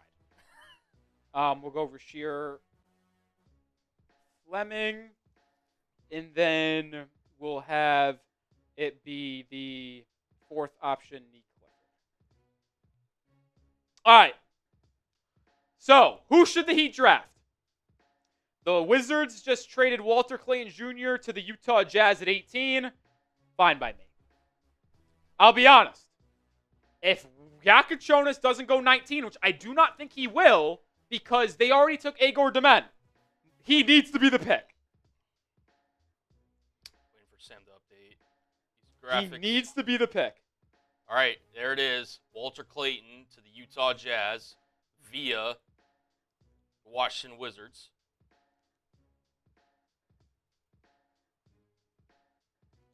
I'm tweeting this out right now, which is why you follow me on Twitter, by the way, at Nic_Rohloff. Don't see Brooklyn going Yakachonis after taking Agor Demen. Miami, do not fuck this up.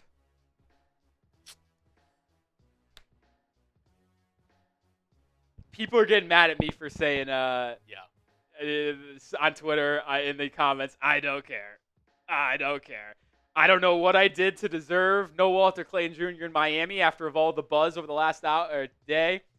I'll say this right now. If Yakachonis is the pick for Miami at 20, it will be probably the only time I will ever give a Miami Heat decision an A+. An A fucking plus if they end up getting Kasparis Yakachonis here. I'm begging. I am begging. I'm begging. I don't know what I did to potentially deserve this, but I need it. I need it. I will buy a jersey tonight. Have to get a Fanatics link. And you think I'm kidding. I'm not. The trade is in 21, 43, and 2 future second-round picks to get Clayton at 18. Okay. We're 1 pick away, folks. Who should the Heat draft? Who should the Heat draft? Shout out the Utah Jazz. I said Utah was going to Utah earlier when they took Ace Bailey. If the Heat were really going to take Clayton Jr. at 20 and they traded up in front of us to get him, salute to you. Salute to you. We did get a super chat in from GoldFox177. How about Jason Richardson? Wouldn't be upset. Would not be upset. I put out a tweet earlier today that was my list of prospects for Miami. I said ecstatic, Nolan Traore, Cedric Howard, Nique, Clifford, Rasheer, Fleming. Cedric Howard's gone. So, of my ecstatic list, it's Traore, it's Fleming, it's Clifford. I'm fine pick. It's Ben Seraph. Other fine pick was Jace Richardson, and who was the other fine pick? Let me look back and look. My other fine pick was Adu Thiero from Arkansas. I like Adu Thiero. My crashing out, Walter Clayton Jr., no longer possible. Will Riley from Illinois. Liam McNeely from UConn. I am not kidding. I actually would be more upset if the Heat took Liam McNeely than if they took Walter Clayton Jr. That's how much I think Liam McNeely would be a fucking stupid pick for Miami. I am just asking for something very, very simple. Just take Kasparis Yakachonis. And by the way, for the people who are Walter Clayton Jr. superfans out there, I don't want to make you more upset, but if you can read the tea leaves here, Cullen, it's very obvious that the Heat were going to take him at 20. Because you, if you're Utah, don't trade up 3 spots unless you truly believe Brooklyn at 19 or Miami at 20 was going to take him. Yep. I don't think Brooklyn was going to. Probably was Miami. Probably. So I do actually think the Heat would have taken Walter Clayton Jr. Yep. if he was there at 20. Yep.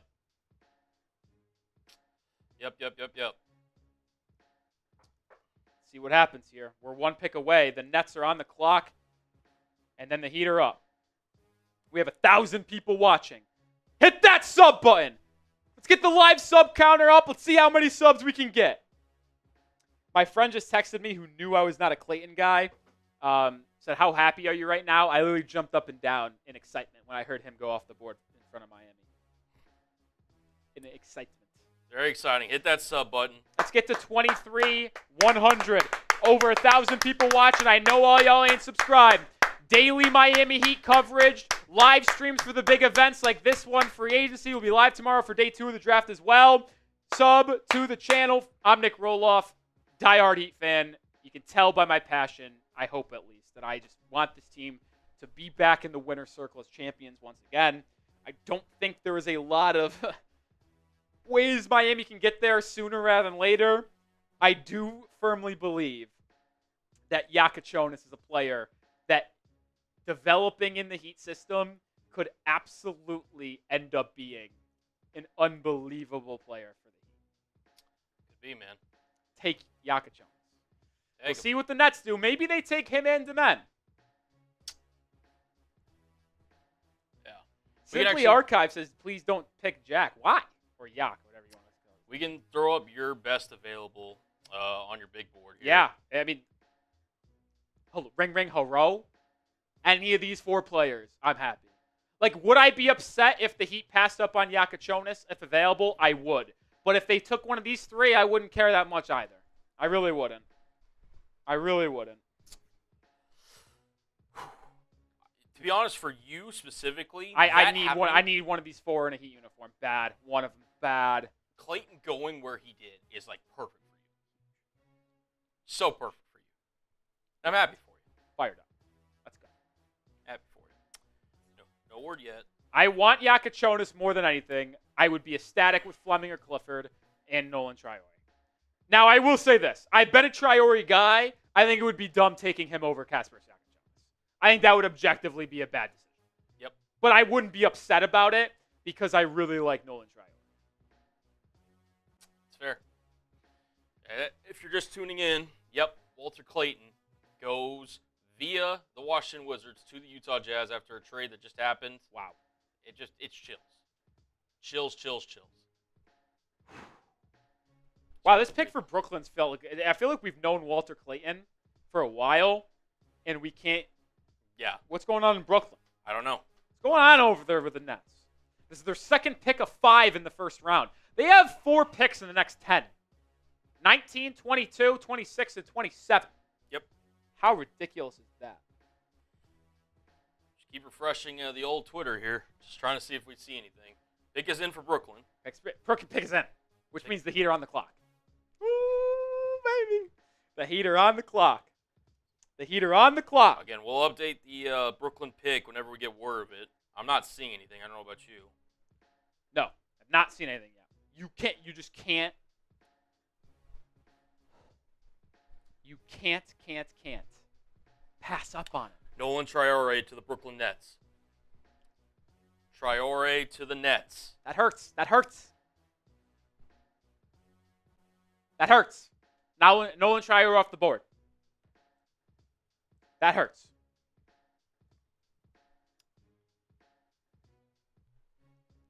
I'm going to tweet that out off the board right in front of Miami. That hurts. Bring me Jonas. All right. I'm not going to give you a reaction. I'm just going to let you know, when I see it. The Heat are on the clock. Subscribe right now. It's got to be Jonas.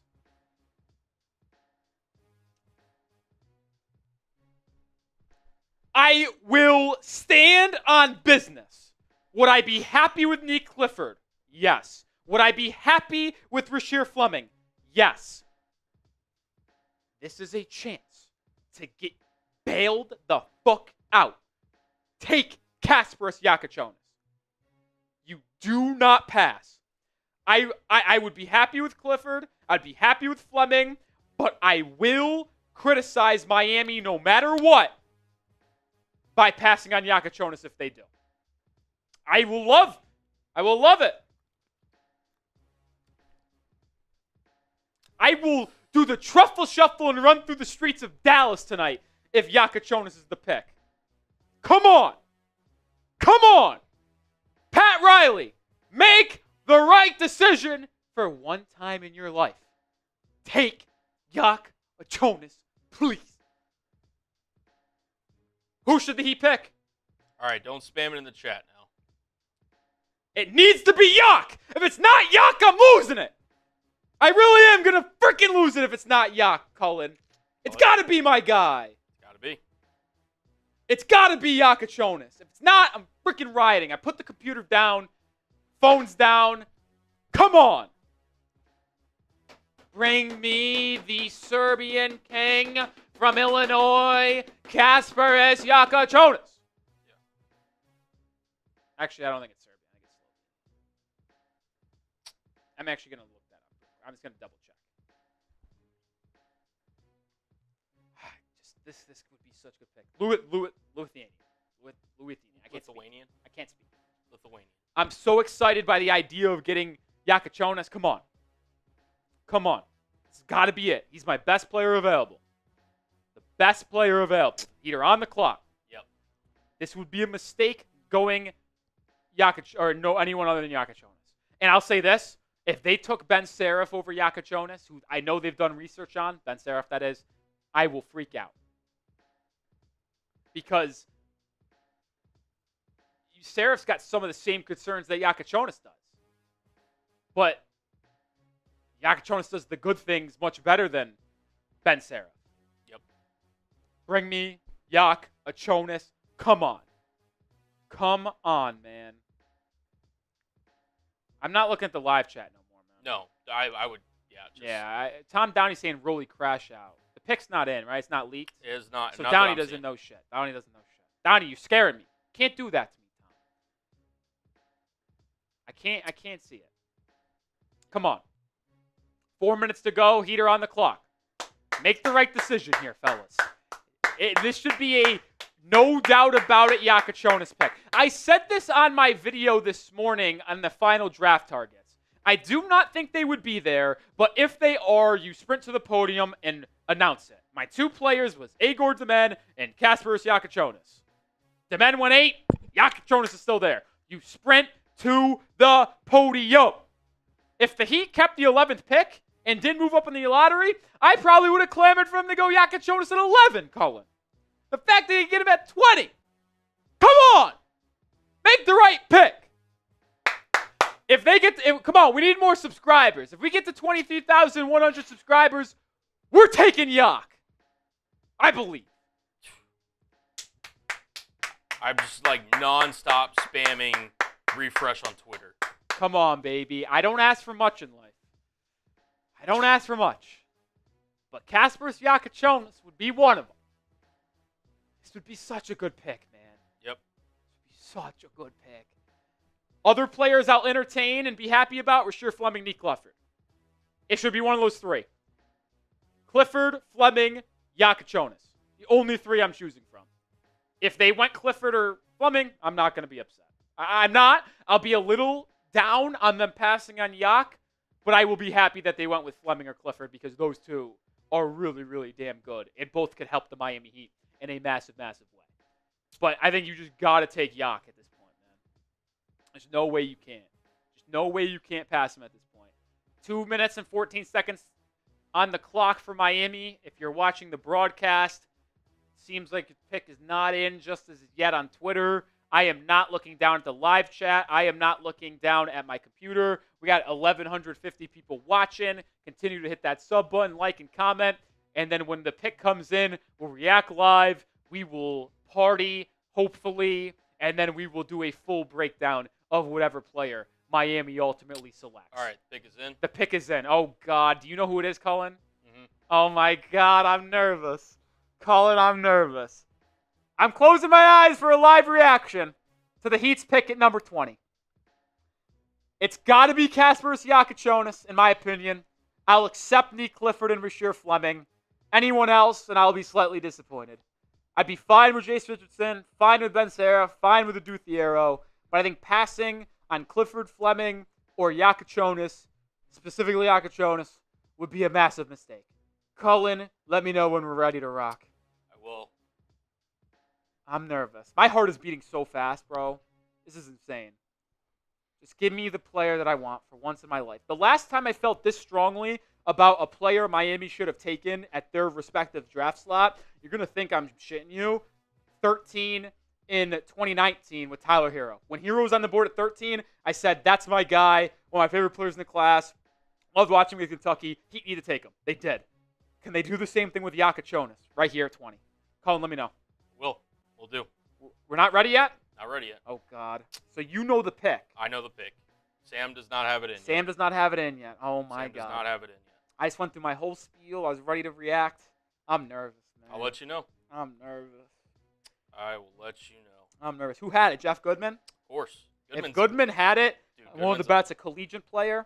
So I don't think it's Ben Serra. All right. Rolly, are you ready? I don't think Ben Seraph is the pick Are you because ready? Jeff Goodman had it. Come on, baby. I'm going to count you down. Come okay? on, baby. Give me a Jakubonis. All right. Revealing the pick in 3. Here, center yourself. Move a little to your left. To your left. Your Left. left. A little more. One left. A little more. All right. 3, 2, 1. Yes! Yes! Let's go! Let's go! The Heat did something right for once in your life! Kasparas Jakubonis is a Heatle! Let's go! The best pick Miami could have made tonight! Let's fucking go! Come on!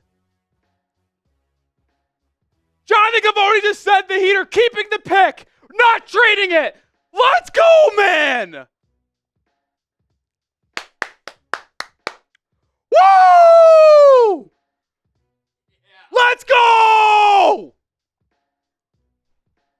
Holy. My heart is beating so fast. Holy shit. Kasparas, I'm wearing a jersey tonight. I don't care. I can't believe he felled us. And Pat Riley did the right thing. He did the right thing. Holy shit. Oh. Oh. Oh my God. I don't think I've ever reacted so excited. Holy shit. What a home run pick for the Miami Heat. Oh, I'm at a disbelief. I am stunned. How was he available? And the Heat actually made the pick? Let's party. I mean, I'm ready to get blacked out tonight, baby. I don't care. Oh, let's go, baby. With the Miami Heat tweeting this out, selected Illinois point guard Kasparas Jakubonis with the 20th overall pick. Fireball emojis. Oh, what a time to be alive.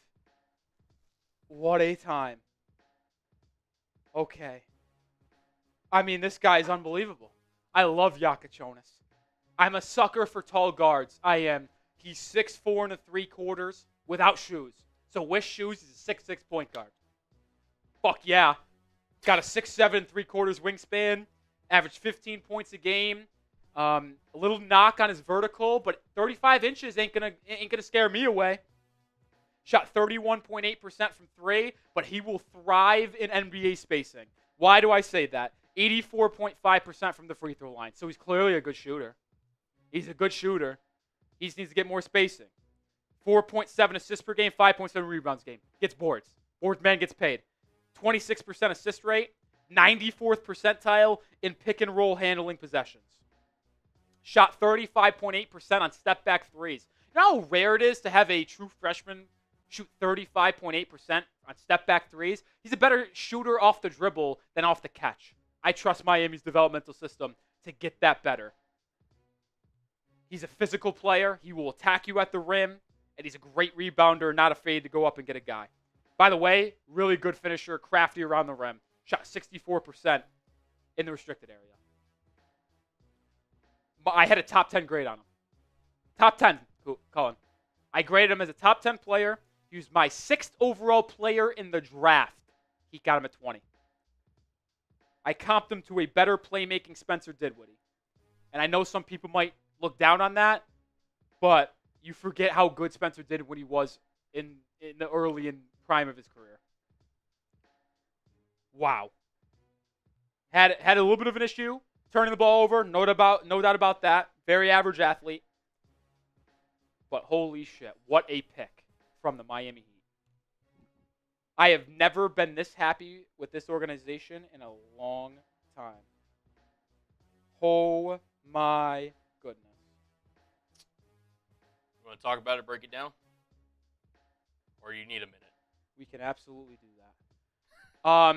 Do you think I should film a short real quick for this, or do you think just the live reaction is good enough? I told somebody in production to clip and Brett said they got it, so. Cool. Then that's all we'll do. Okay. I figured 6-second intro, and let's get into it, man. I legitimately have never been so happy outside of winning a title. Like, take away winning. Take away winning, Cullen. When you're talking specifically of making a roster move in the offseason or in the draft, I have not been this happy in an insanely long time. Pretty sweet, man. My entire outlook on the offseason has completely flipped. I have been someone that has wanted to make moves. I mean, holy crap. You want to talk about how this just set us up for the future. I don't want to overhype them. I will, though. I don't care. This sets you so good. I truly believe this is a point guard of the future. By the way, just for those who are watching, Will Riley to number 21. Will Riley to the 21. He was part of my crash out list if he took him. Teammate. I can't believe this. I really fucking can't. Unbelievable.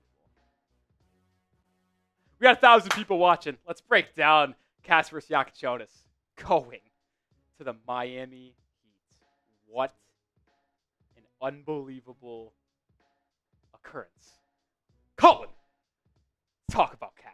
Holy fuck, let's go.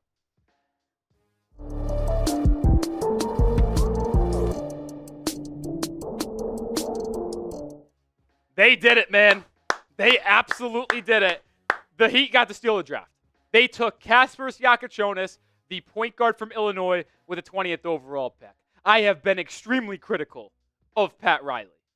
I have. There's no ifs and buts about it. I have criticized him not making a move. And even though you could still make that criticism of him not making a trade, this is as good as a selection as he could have made. I am so ecstatic with Yakachonis coming to Miami. He was my 6th overall player in the draft. My 3rd overall point guard in the draft.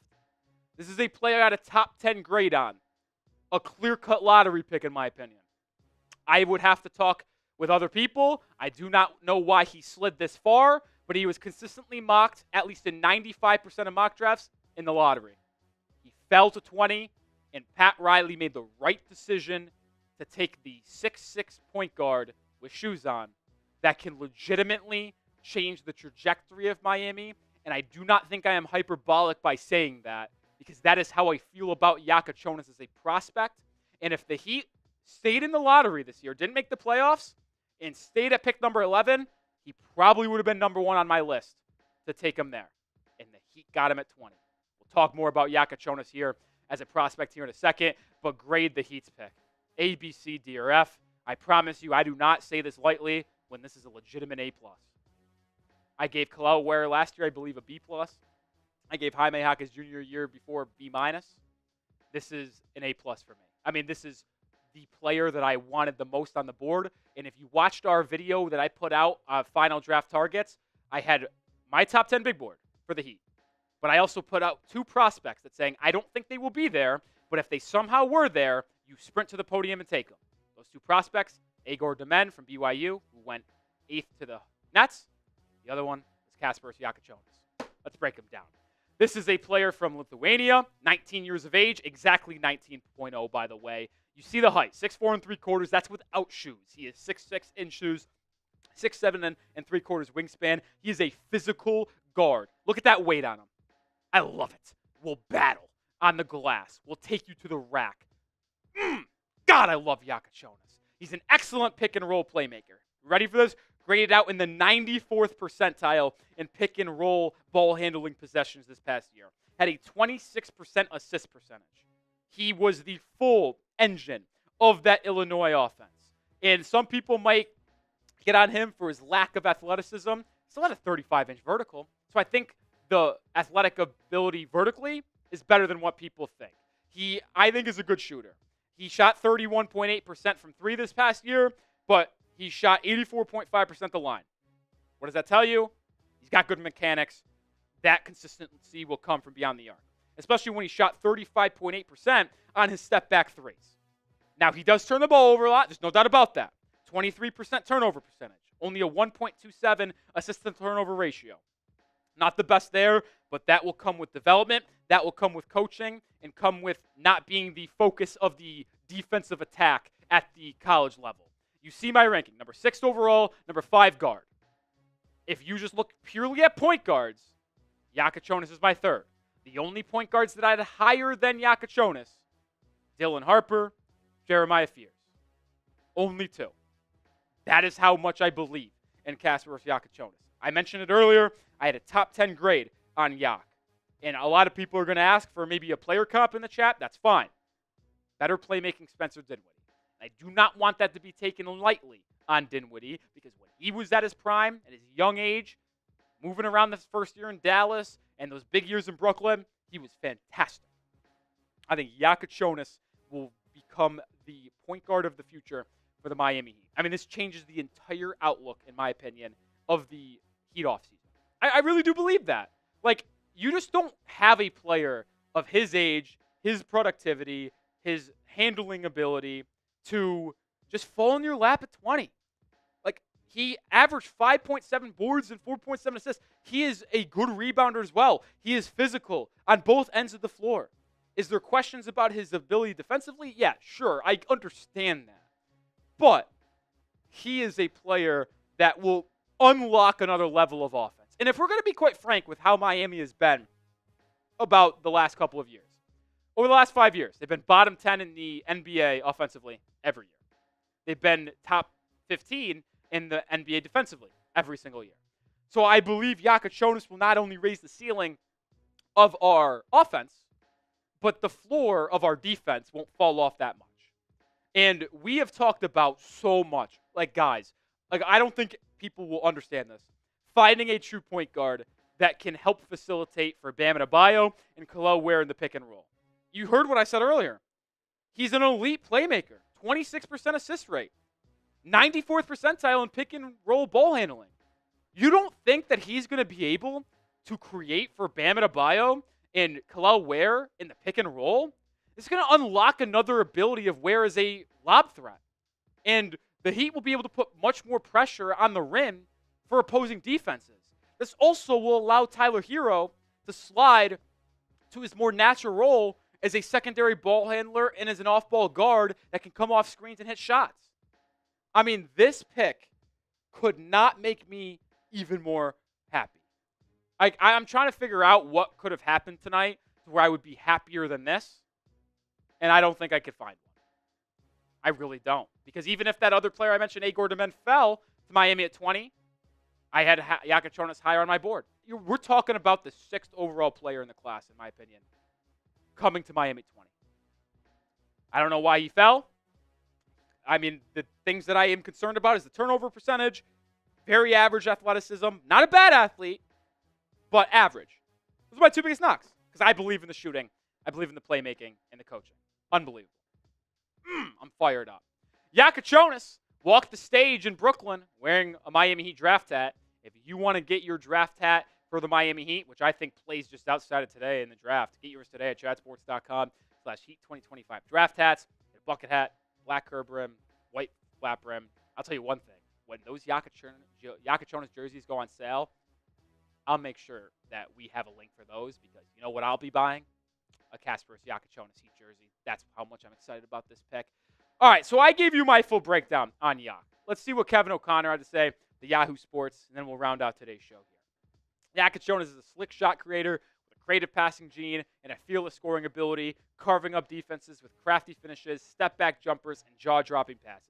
But as a freshman, he'd follow up those highlights with turnover brain farts that derailed the hype train. So once again, the one knock. Look at all the positive things Kevin O'Connor said about Yakachonis. Carving up defense, crafty finishes, step-back jumpers, jaw-dropping passes, scoring ability, fearless. The only knock is that he turns the ball over a little bit. And I'm supposed to be scared of that? Stop it. Stop it. I mean, this offseason could not have gotten off to a better start. I know Heat fans are upset. They didn't get KD. Can I make a statement? I'm going to make a fucking statement. If you told me that the Heat were going to be able to take Kasparis Yakachonis with the 20th pick, I wouldn't have traded for Kevin Durant.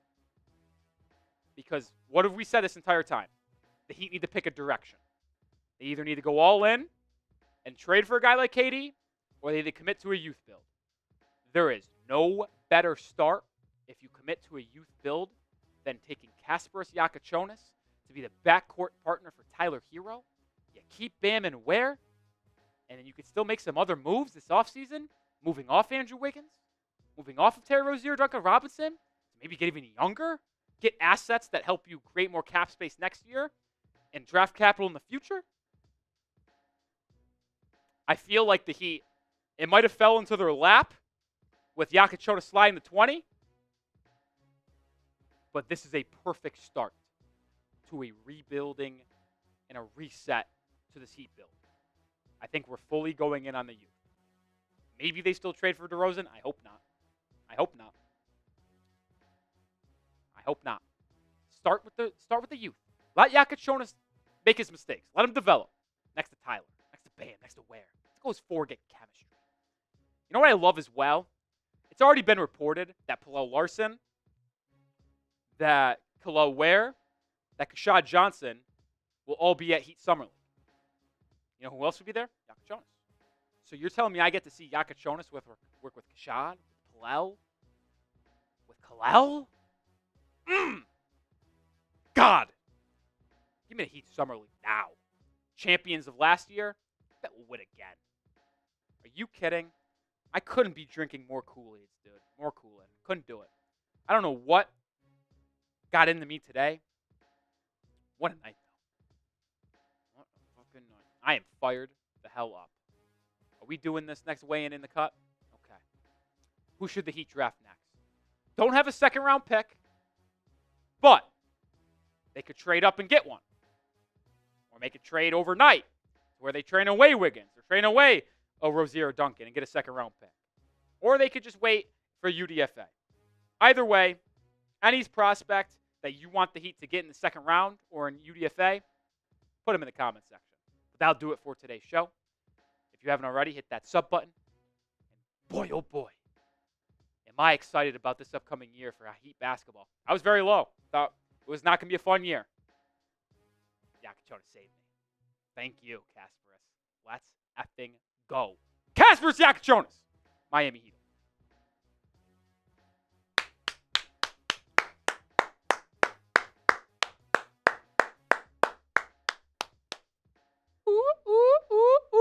Let's freaking go.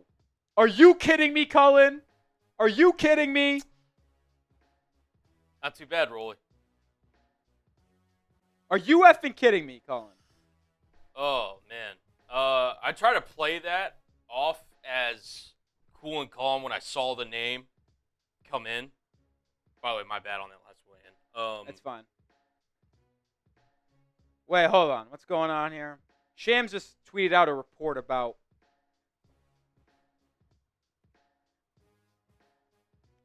Oh, you know what even makes this Yakachonis pick even better, fellas? Report. Currently holding the 28th pick, the Celtics are said to be trying to make a trade-up move in the draft with interest in Yakachonis. So we sniped him from the Celtics. Fuck yeah. All right, Sham said something about the Heat and a free agent target. Hold on. He tweeted it out, too. Solo tweet about the Heat. Here's the audio. I want to bring in our senior insider, Shams Charania. Shams, what more can you tell us about what Miami is looking toward this offseason, and even starting with tonight? After missing out on Kevin Durant, the Miami Heat are remaining active. And when you look into free agency, one name to keep an eye on that I'm told they are expected to be a potential suitor for is Warriors restricted free agent Jonathan Kuminga. And the Warriors are comfortable potentially bringing Kuminga back in free agency, but they also are keeping an open mind as far as working through potential sign and trade possibilities. So Jonathan Kuminga, a couple other targets potentially for the Heat, whether it's in free agency or trade here over the next week or two. Interesting. All right. We'll certainly be keeping. All right, y'all heard it. Y'all heard it. We've heard a lot of buzz between Jonathan Kuminga and Miami. Seems like that's going to be something they really explore in restricted free agency. And I'll be honest, I was out on Kuminga originally. I am all over the fucking. I am back in. Why? Kuminga's 22. Has he made some mistakes? Yeah. But if he's able, because if you go get Kuminga now in restricted free agency, you are committing to the youth build, what I just said. Because your starting lineup, hypothetically, would be Yakachonis 19, Herro 25, Kuminga 22, Bam 27, Ware 21. Forget how old he is. That's youth. That is youth. And you have your 2026 first-round pick. So if it goes poorly this year, you stink. You're in the lottery. You have your pick. It's fine. Like this is where we start to see a legit start to build. And I still really haven't gathered my bearings. Here, you take a second. I'm gonna just kind of recap the NBA draft. Social media is popping off right now, man. Fair enough. I'll let you answer some tweets or whatever you're doing. Here's the NBA draft. You're just tuning in or live under a rock, whatever you. Here is the NBA draft up to this point. Cooper Flagg, the number 1 overall player in this draft, goes where he's expected to, the Dallas Mavericks. Also, Dylan Harper, San Antonio Spurs, joins De'Aaron Fox and Stephon Castle in that backcourt. BJ Edgecombe, the very athletic guard out of Baylor, heads to Philadelphia, join the 76ers. Colin Kneppel, the wing out of Duke, heads to Charlotte with Brandon Miller and LaMelo Ball. Ace Bailey, who reportedly did not want to go to Utah. Utah says you're coming here anyway. They take the wing out of Rutgers. Trey Johnson, the scoring guard out of Texas, heads to Washington. Jeremiah Fears, the guard out of Oklahoma, heads to New Orleans. Igor Demin, one of Rolly's guys, he, the pass distributing guard, heads to Brooklyn. Colin Murray Boyles, another one of Rolly's guys, heads to Toronto at pick number 9. Kaman Malawach to Phoenix. Cedric Coward, not Colin Coward, heads to Memphis out of Washington State. Noah Nsinge, the Frenchman, heads to the Chicago Bulls at pick number 12. Derek Queen, the big out of Maryland, to New Orleans. Carter Bryant, the wing out of Arizona, heads to the Spurs. Thomas Sorber, the big out of Georgetown, heads to the Thunder. Hanson Yang, really the first major surprise, I would say, heads to the Portland Trail Blazers at pick 16. Yon Beranger, out of France, heads to the Minnesota Timberwolves. Walter Clayton Jr. to the Utah Jazz. Nolan Traore to the Nets. Look how fucking pretty that looks. And at number 20, to the Miami Heat, the guard out of Illinois, Kasparis Yakachonis. Oh, my God. What an excitement. We missed 3 picks here. Let's get to them. Will Riley at 21. Drake Powell at 22. Ooh, I like that pick for Brooklyn, actually. And then Asa Newell at 23. I will say, they can't really hear you when you're doing that. So. Yeah, it's fine. It is what it is. You got Kasparis Yakachonis on your basketball team. I think you're okay. People, you can't tell me shit, bro. Nope. Yo, I don't know if my girlfriend's watching. She was watching earlier. I'm not even kidding. She could break up with me right now, and I wouldn't care. I got Kasparis Yakachonis in my life. I hope she's watching. It'd be hilarious. Yo. I'm fired up, bro. It's pretty nuts, man. And if the Jazz trading up to get Walter Clayton stole him from Miami, thank God. I owe Danny Ainge drinks for life. Let's get a pulse check in the chat. Great the Heat's pick of Kasparas Yakachonis. Yeah, I'm going to change this to the live poll as well. I mean, I have never been more happy in my entire life. That's very hyperbolic. But grade the pick of Kasparas Yakachonis. Got an A+ from Christian, A+ from Tino, A+ from Tristan, C from Ty, Robert saying A+ from Brian, Justin saying A, Samuel saying A, 2 days info A, Sulon Zeus says F. We got B from KU, Sulon says A, Club Utopia A+, Diesel A+, Clark A, Dan A, A-. Ty says he seems like another hero. Balter X says B. Ty Man says A plus from Javier. Axum says A++. Focus says A++. I thought Rolly was about to pass out. I'm not going to lie to him in that reaction. You look like you got lightheaded for maybe like a split second. Cannot confirm nor deny. But, Wow, man. it's real. My face was so red, bro. Yes, it was. Like, take a look at that top left of your screen. I've never seen something more sexy in a day of my life. Nothing! Who's handling highlight cut for me? Or for us? That was Mr. Joseph Peterson. Oh, perfect. Yo. Fucking go, bro. Let's go, man. You get to watch Kasparas Yakachonis play basketball for the Miami Heat. One of my favorite players in the draft. Like, not like in. Like, I really do mean this. Like, I loved him. Like, I labeled him. I think I tweeted out a long time ago as a my guy. I remember when we were watching the NFL, I think it was divisional round, Commanders, Lions, and we looked up college basketball draft prospects after the game.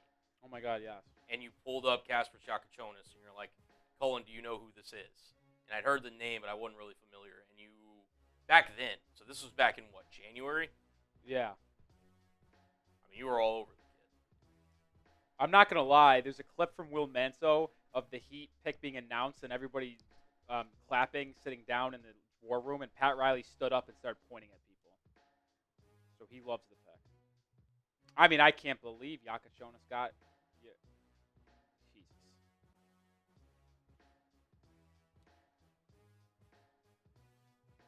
Oh, I can't get over it. I really can't. That's real.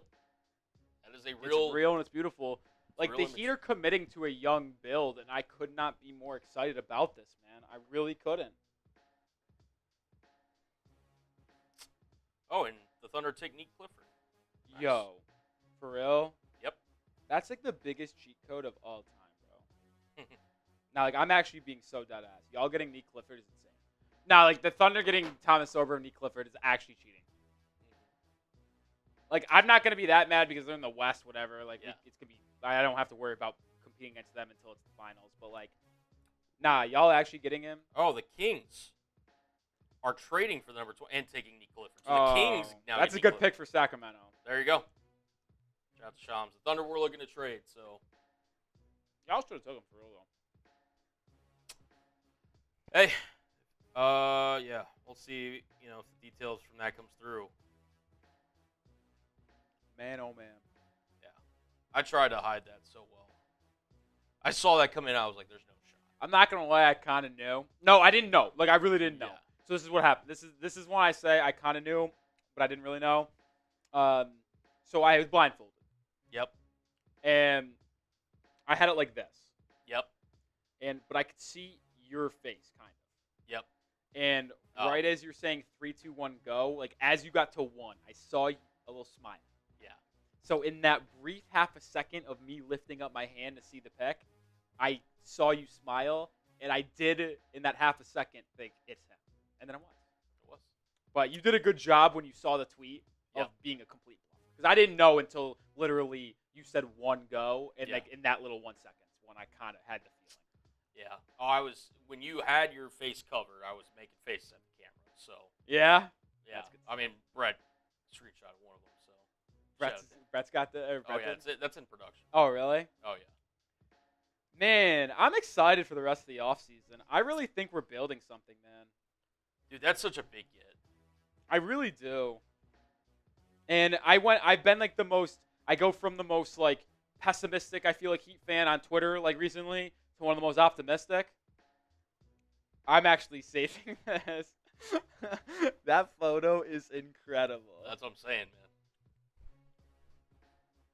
I was just like, because I obviously in this moment you're going through your head like saying whatever, and I'm just like, I know. Yo, So it was that is fucking hilarious. yeah. I might make that my Twitter bio. Twitter, oh, like the background or whatever. Yeah, Twitter header is what it's Yeah. Should. Ron Baker, I did get a fresh cut. I had to get a fresh cut to welcome my guy Kasper Siakachonis to the building. She knew the entire time it was coming. I did. Wow, let's freaking go, man. What a night. What a night. All right. What a night. We did get a super chat in from Jamal. Yeah, like I want to party. Like, you know what? I'm so through the roof right now. I'll cut the super chat menu in half. I don't care. $20 usually shots. I'll do them for 10. $50 super chats, usually a beer bong. $20 super chats, I'll chug beer. I literally couldn't give two shits. This is awesome. I'm ready to fucking party. And if y'all want to party, let's freaking party. Let's have a blast. Jamal with a 5. How do we feel about Kuminga with the squad? I just said it. I'm in. I'm kind of in now.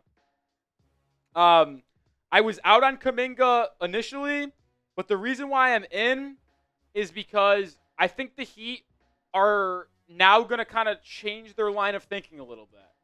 I don't know what their plan for this offseason was, but I think they were stuck in the middle of like, hey, we don't want to give everything for Kevin Durant. We're going to let it play out. If that doesn't happen, cool. And we'll commit to maybe a little bit of a younger thing. But then you hear the DeRozan rumors, and you're like, well, why would the Heat do that?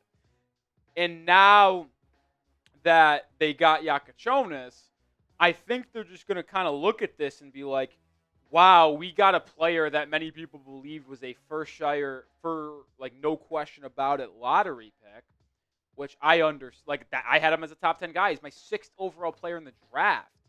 And you're able to get this at age 19 to a core of Ware at 21, Bam at 27, Herro at 25.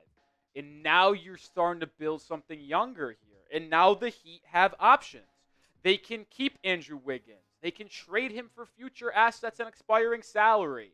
They can trade him and start Nikola Jovic. You can trade Andrew Wiggins, sign and trade for Kuminga, and you now have a 22-year-old Jonathan Kuminga into that starting lineup as the 3. Is the spacing a little bit questionable? Yeah, because Kuminga can't really hit a 3, but if you feel like you could develop him into a shooter, because he's still only 22 years old, then go right ahead, because the athleticism, the physical traits, and his ability to lock in defensively is really, really good. So I am actually a little bit more inclined to go with Jonathan Kuminga on a sign and trade now that we made this pick, because this to me changes everything from a Heat roster construction standpoint, and that is what made me so excited. That makes me so excited. It really does. Cullen, can you grab me some drinking apparatuses? I can. Because I left all of mine in the other studio when I left. I'll message you what flavor to get me. Yeah, I can do that. Yeah, I'll do those here in a second. I just want to make sure this, because it's $10 super chat loaded. Also, we got a 5, so I'll leave you with this 5. We'll throw up the 10 here in a second. I'll be right back. Yeah, I'm messaging you right now. Appreciate it. Appreciate Stickman Sam. You think we should trade for Malik Monk and Devin Carter? Good to see you finally happy for once. Well, I appreciate that, because this is the first time in a while I've been a little bit happy. I can't lie about it. I am very happy right now. This is as equally as happy, thank you for this, Cullen, that I would have been, I think, if we traded for KD, if we're going to be completely honest. That's how fired up I am. I'm fired up, man. Wow. But I think we would have to attach a first-round pick, and I don't know what pick we're trading at that point. I don't know if I'm doing it anymore. No. Be serious. I don't think it's really smart for that anymore. I'm cool if our only moves the rest of the offseason was trading away Andrew Wiggins to the Lakers. So we trade Wiggins to the Lakers for like Rui Hachimura, Gabe Vincent to expiring contracts and like a draft pick. Do it in a heartbeat. We do that move, sign and trade for Kuminga, and then re-sign Davion Mitchell. Sick. I'm good. It's literally that's my offseason. I'm fine. Because then I go into a season where you get Yakachonis the 1, Hero at the 2, Kuminga at the 3, Bam at the 4, Ware at the 5, Davion Mitchell lead guard off the bench, Hillel Larson, Jovic, Jaquez still there off the bench too. Sign me up. I'm in. Like, I couldn't be more. Also, technically, we have Rui and Gabe Vincent at that point. So in, bro. Thank you.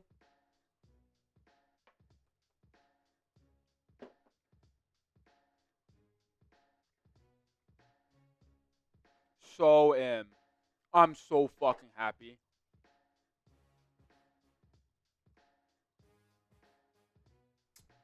I like Richardson to Orlando. I think it's a good pick. Yeah, that pick just came in. Jace Richardson, the Michigan State guard, just went to the Orlando Magic at 25. That's an excellent pick for them. Yeah. I mocked Walter Clayton there a lot, but this is a really high-field player who can shoot the shit out of the ball and is going to come off the bench and be an immediate impact player for Orlando. Orlando gets really good, man.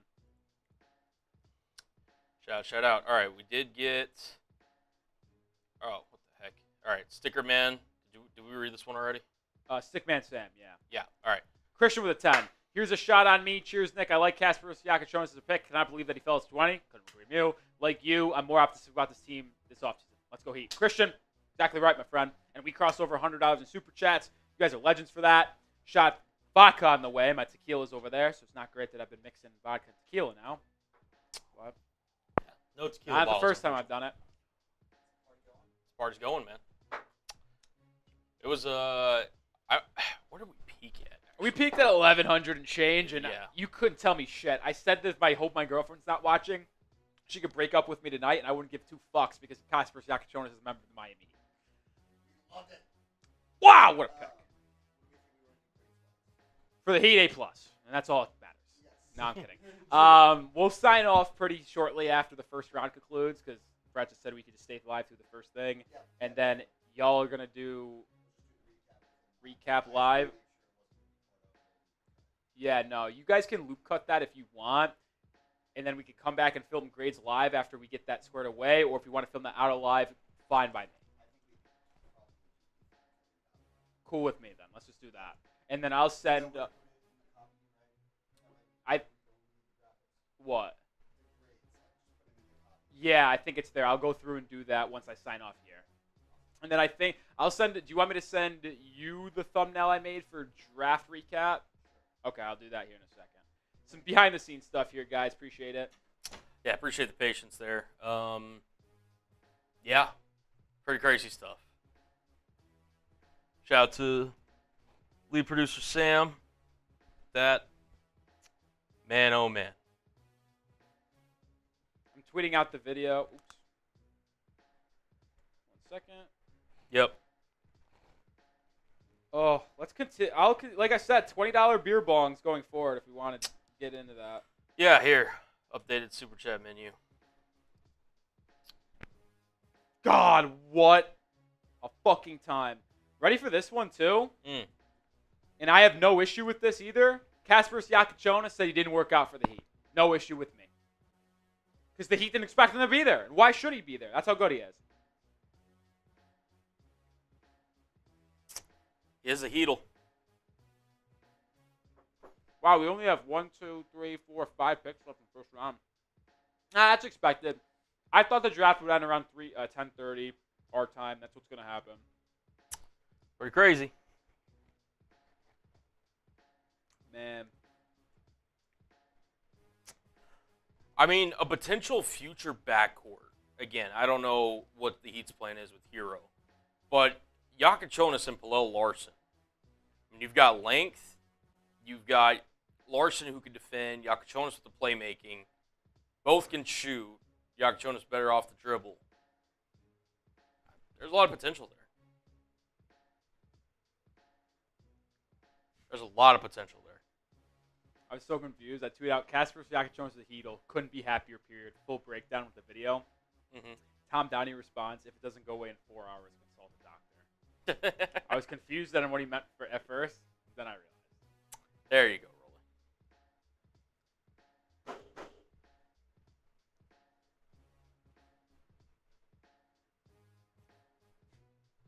Bill Simmons. I love seeing Celtics fans' tears. Bill Simmons tweeted out, as usual, somebody good in the draft falls to Miami. Jonas is good. Sean Marks should be arrested. He took Traore over Yak. And in more surprising fashion, I said this, right? I said that I do not think the Nets would have went Jonas at 19 because they already took Igor Demen. I will say I'm a little bit surprised they still went point guard. Because now they just drafted 2. But I also have been saying this entire draft process, they should just take best player available. Right. And if they believe it was Traore, they believe it was Traore. I do think Demen and Jonas have some of the same concerns and good things too. So I understand them staying away, but thank you, Brooklyn, for letting him slide. What good did I do in life, Cullen, to deserve the Heat getting passed up, traded up for Walter Payton Jr. so he doesn't go to Miami, and the Heat getting Jonas? What did I deserve, folks? I don't know, but I'm through the roof about it. Oh,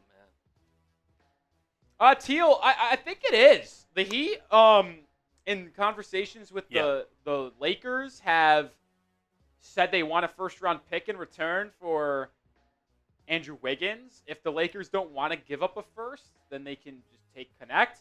And now, if I'm Miami in this hypothetical, I tweeted about this. If you are able to get Connect, Hachimura, Vincent from LA, you should then just go to send Connect to Charlotte. Remember the team that traded for him in the Mark Williams deal. And remember the Hornets hold the Heat's 2027 first-round pick. So if you're like, all right, we'll trade you Connect in this 3-team deal for the 2027 first-round pick. That then gives Miami full control of all of its draft capital, gives you 4+ tradable first-round picks and every pick in your chest asset going forward, and now you have expiring salary plus every pick that you could possibly imagine going into the season. Like, if I'm Miami and I could swing Wiggins for basically a first-round pick from Charlotte, it's our own pick, and then Vincent and Hachimura, that's something they should do right away. The Nets. Do you think they would take a first for Connect or trade a first for Connect? Yeah, they were willing to basically do it at the deadline. I don't think anything's changed. Yeah.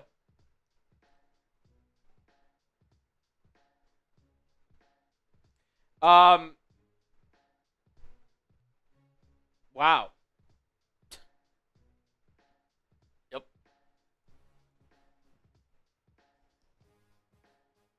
I say wow because I don't know what the Nets are doing. I like their first 3 picks. The men and Traore is fine together. They take Drake Powell, who's a really good defensive wing from North Carolina at 22. At 26, they just took Ben Seraph. So they now have taken 3 point guards in Demen, Traore, and Seraph. They're just going to take the best 3 point guards as a trial by fire. Whoever wins the starting job wins the starting job. One of you has to win the job. One of you has to. And if they feel that good about taking all that point guard, why did they pass on Yak?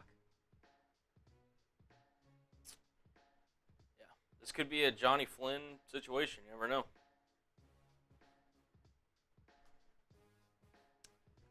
It's mind-boggling. Yo, that's a good point. That's for real what's about to happen. What are you saying? This is the Johnny Flynn. Yeah, it could be. Nets took Traore. That's Johnny Flynn. We took Steph Curry at 8. Chills. That's the narrative.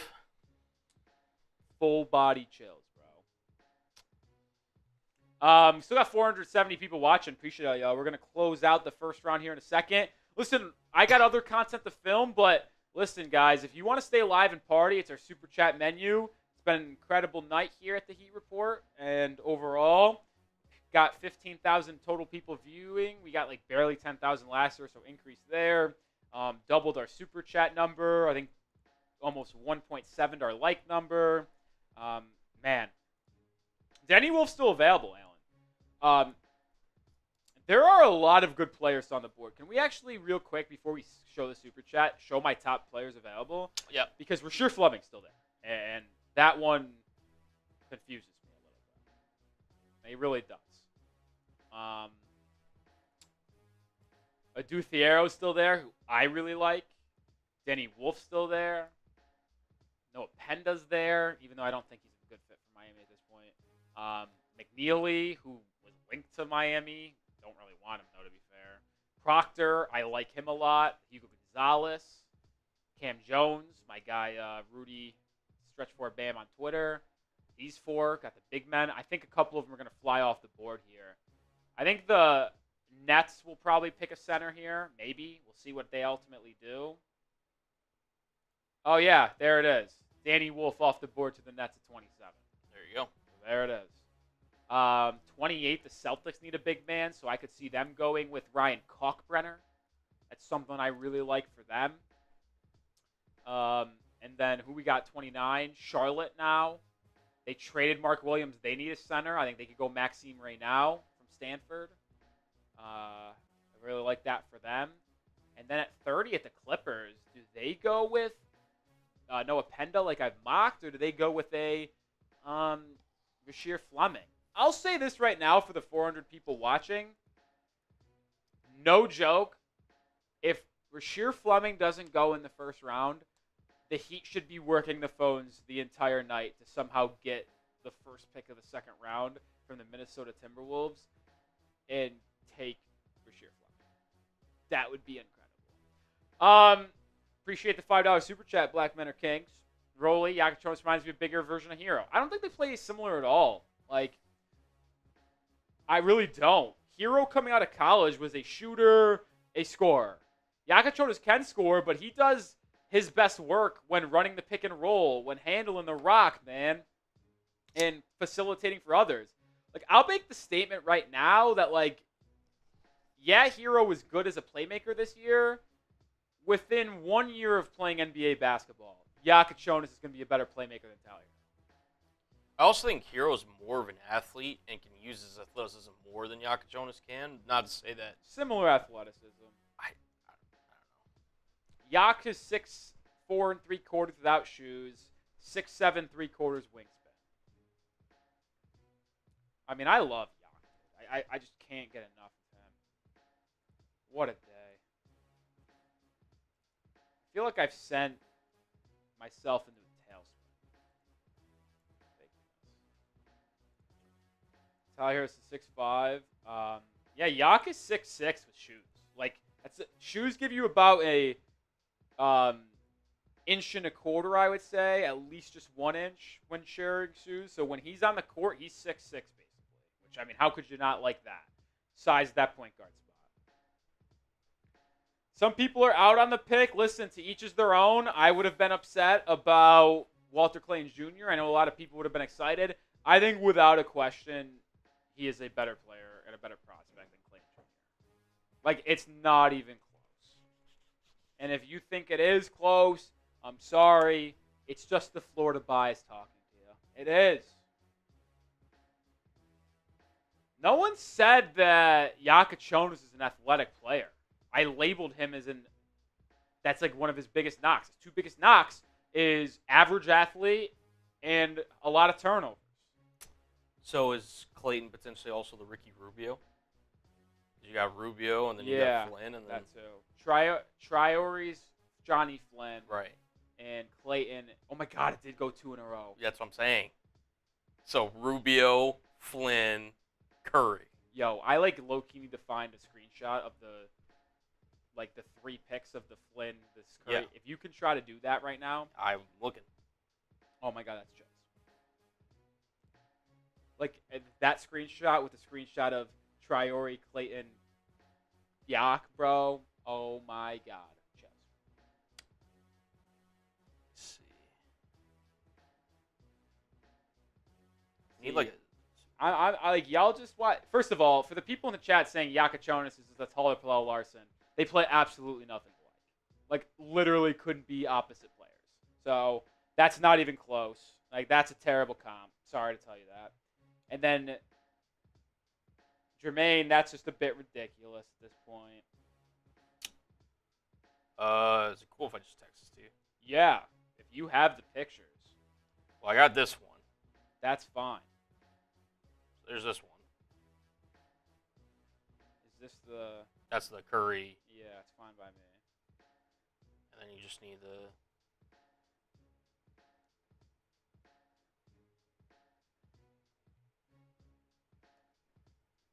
What's up, Game Squad?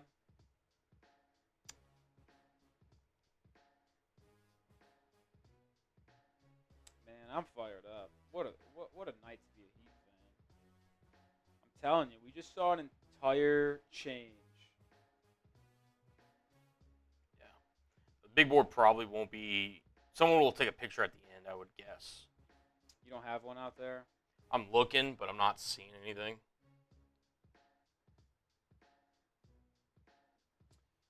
Let me see if I could find the. If I don't even find it, that's fine. And I'll try to find what's something else. I wonder how that heat cut is doing on Yak. Oh, it's doing pretty good. Just the short is 1 of 10 without a question. I gotta watch that short. It's gonna be good stuff.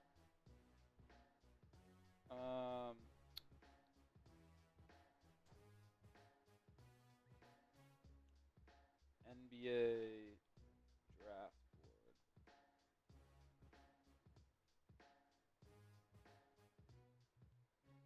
Wonder if the NBA draft has it.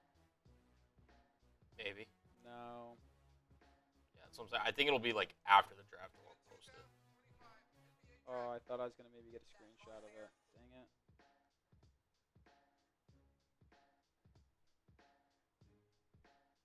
You know what we can do? Show that quadrant of picks for Miami. Yep. And then we'll just screenshot it from the live show. Using my big brain, which I don't do often. Wow, the Celtics went with Hugo Gonzalez. It's a high upside wing right there, man. I'm shocked by that. There's this one right here. Yes, perfect. All right. Let me pull up the Heat Report live stream. Then you do that, I'll screenshot. Oh my god. Get the fuck out of here.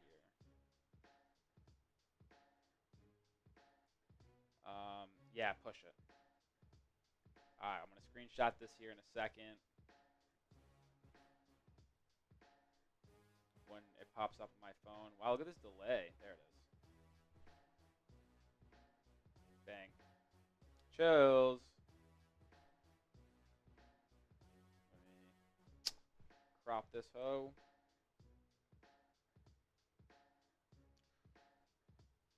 It's hilarious. That's a sharp eye by you to bring that up, though, Colin. Amen. It's a sharp eye by you. Why else am I here? For real. We don't bring him around for anything other than that. I can't believe they went Hugo Gonzalez at 29. It's kind of It's wild. pretty wild. That's a high upside wing. I mean, I just really thought they were going to go center. They do have an early second round pick, so it's like maybe they go there. We're like 2 picks away from Rasheer Fleming not going round 1, and that's crazy to me.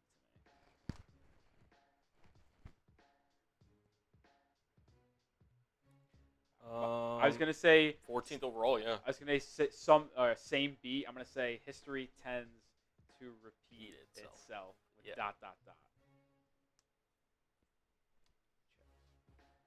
Chills.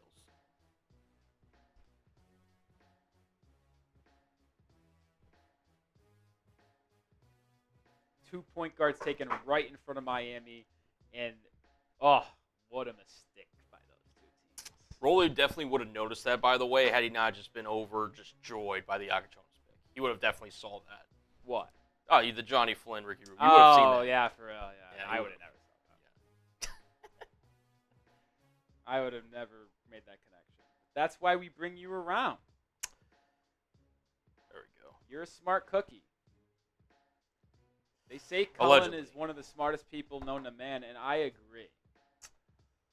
Fake news. Oh. Oh, really? To the Hornets? No, sorry. I just was thinking Fleming, like, where could he go? Oh, that'd be a good pick for them. I'd be pretty happy about that turnout for Charlotte. Yeah. Con and Fleming. Hello. Hello and good night.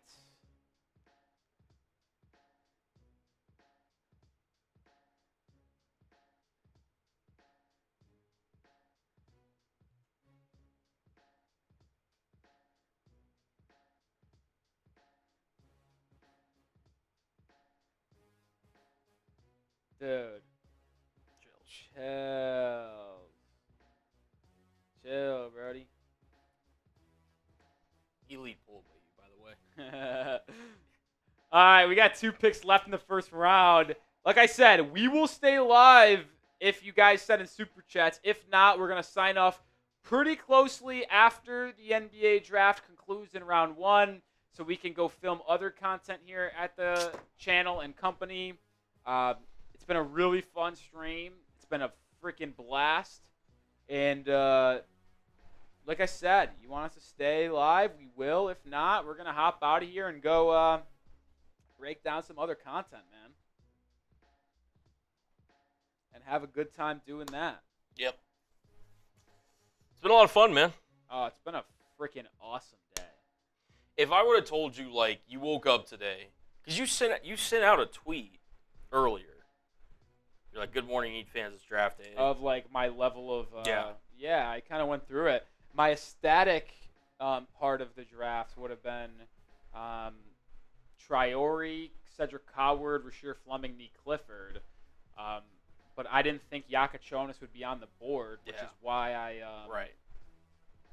didn't put him in that list. And I said on my video I put out this morning that if I knew he would be on the board, it would be a sprint to the podium selection, without a question.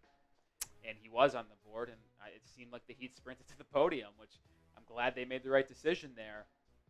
I think from now on, you have to have a sprint to the podium section. Yeah, and I'm glad I put it on there, because if I had that video and didn't put, like, dream targets, not going to happen with those two, then people would have thought, like, yo, you didn't even say that he could draft them. At least I said, like, hey, I don't think he's going to be there, but if they are, I'll take him right away. Because I had a top 10 list of prospects, but I put Demen and Agachonis as, like, 1-2. Like, if some crazy world happened where they're available, you have to take them. And that ended up happening, man. Couldn't be fired up more.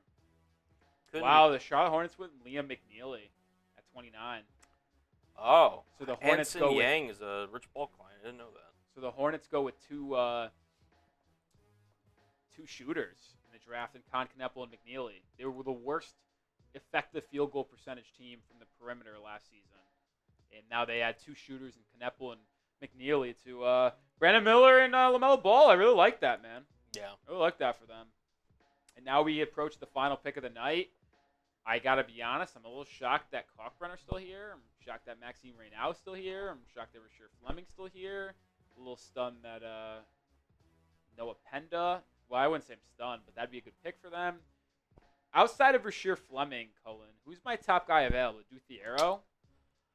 Pull that up here real quickly. A Duthiero would be a fucking Kawhi Leonard disciple, dude. The way he's athletic and can defend. Yeah. So here's your top 4. I mean, I got to be honest. The Clippers getting to choose between these 3 wings, cheat code. To have any of these 3 add to their rotation, but ability to learn underneath Kawhi Leonard, like that's sick. That is sick. Very sick.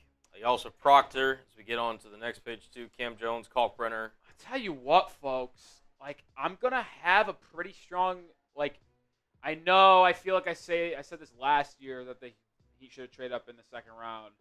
There are some really good fucking players still on the board, man. And I know the Heat are pretty much almost at capacity with their roster. Like, you're looking at guys like Cam Jones. You're looking at a guy like Kalkbrenner, Raynow, the 3 wings that I said. If you're able to add that to your developmental system, like if the Heat are able to trade one of their players like Duncan, Wiggins, Rasheer, and get a second-round pick really early tomorrow and one of those deals, like, are you shitting me, man?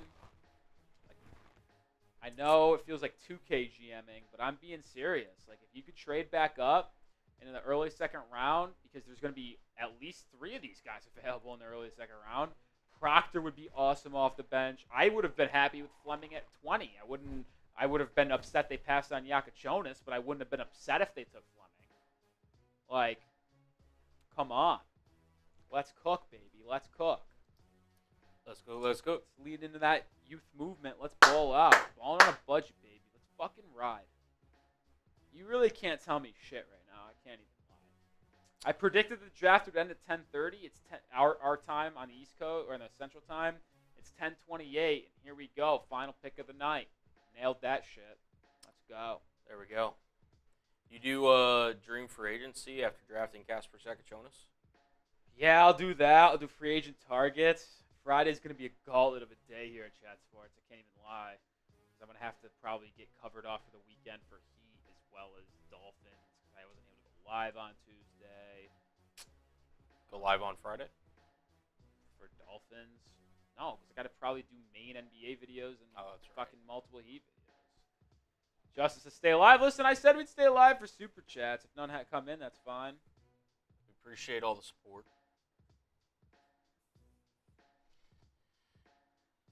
Clippers.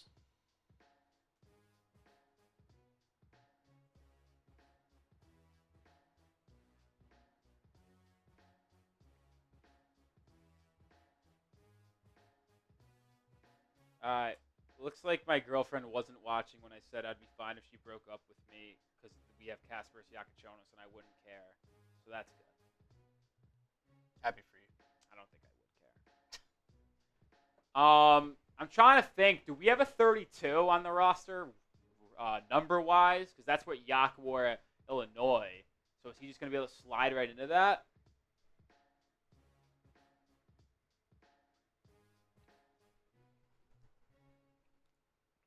Shout out to you, the Gamers Place. What does the lineup look like? Listen, we know the Heat are very fucking annoying in terms of starting young players, and it took Ware a long time to start. Listen, Tyler Herro didn't even start when he was a rookie. Bam didn't start when he was a rookie. Oh, that's right. Did they retire? They retired Shaq's number, so we don't have 32. Good call. Good call, Tyler Herro. Good call. Damn, what number's Yak gonna wear then?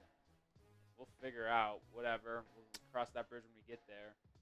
But I think they should start him. They should just lean into the youth movement. They should start Yak. By the way, I love Jonas. Just being able to call me Yak just feels sick. Yeah. They should take Yak at the 1.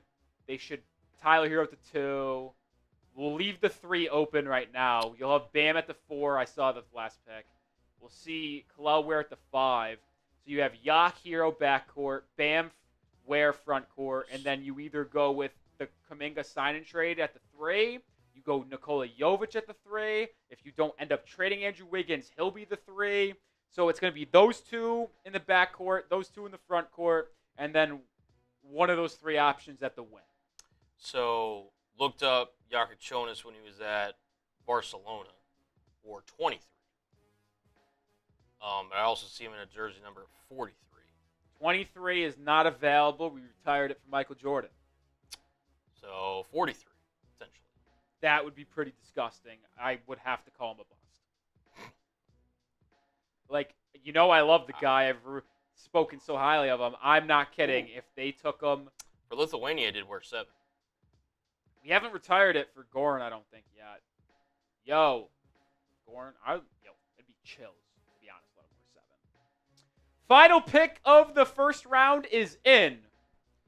Yannick Conan Niederhauser, the German big man who played at Penn State this past year. Going him over Kalkbrenner and Ray now is a little bit of a surprise by me. Rasheer Fleming doesn't go in round 1. Wild to me. Stunner. I think the Heat should try to trade up and get him.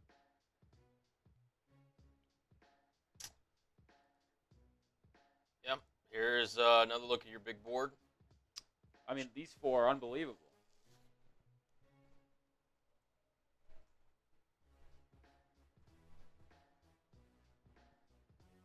Herro, Pinda, Fleming, Proctor, Cam Jones, Kalkbrenner, right now, James.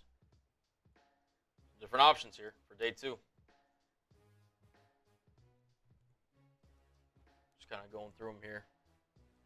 I just tweeted this out. If the Heat acquired an early second-round pick and drafted one of Rasheer Fleming or Thiero, I would never slander Pat Riley again. I firmly mean that. Like, no joke. If the Heat traded and somehow got an early second-round pick and drafted one of those 2 tomorrow night, I would never slander Pat Riley again.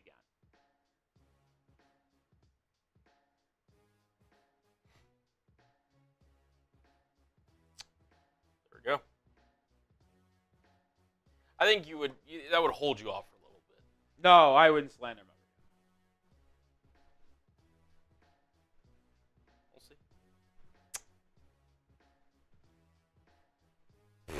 Oh, man.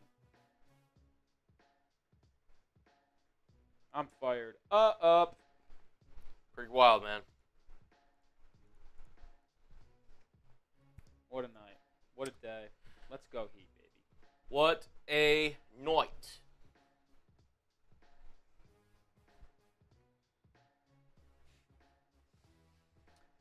I can't believe Hansen Yang really got drafted at 16. That was the pick where I really set into me. It's like, oh my God, he could actually be ours at 20. Good. First round on. Angel says, Rolly, you're more optimistic for the Dolphins or Heat? Ooh. It's a great question. Great question. I'll have to, out of principle, I'm going to go Heat because the Dolphins haven't won a playoff game in 25 years. So it's definitely Heat. I mean, how can I feel optimistic about a team that can't win a playoff game? You say a lot of things about Miami Heat. You say a lot of things about them. They're a successful franchise. Dolphins are not. These are my best players available heading into round 2. I said it. I tweeted it. Can you trade up into round 2 and grab one of these 8? Literally would be through the roof about any of these 8. Any of them. Maxime right now would be a very fun backup big. Same thing with Kalkbrenner. Where Fleming could be a day 1 contributor off the bench as a wing. He's a freak player, man. I would have been fine with him being the pick at 20 for the Heat. Thiero, I love him. I'm higher on him than consensus. Penda's an interesting prospect. I like Proctor. He reminds me a lot of Aaron Nesmith. I don't think it would be the best idea to get another guard, but Cam Jones is a player Miami I know likes a little bit. And then Sion James is a player that can really be a good defender. You want to talk about a player that reminds you of Pallel Larson? Sion James. But James has more playmaking upside.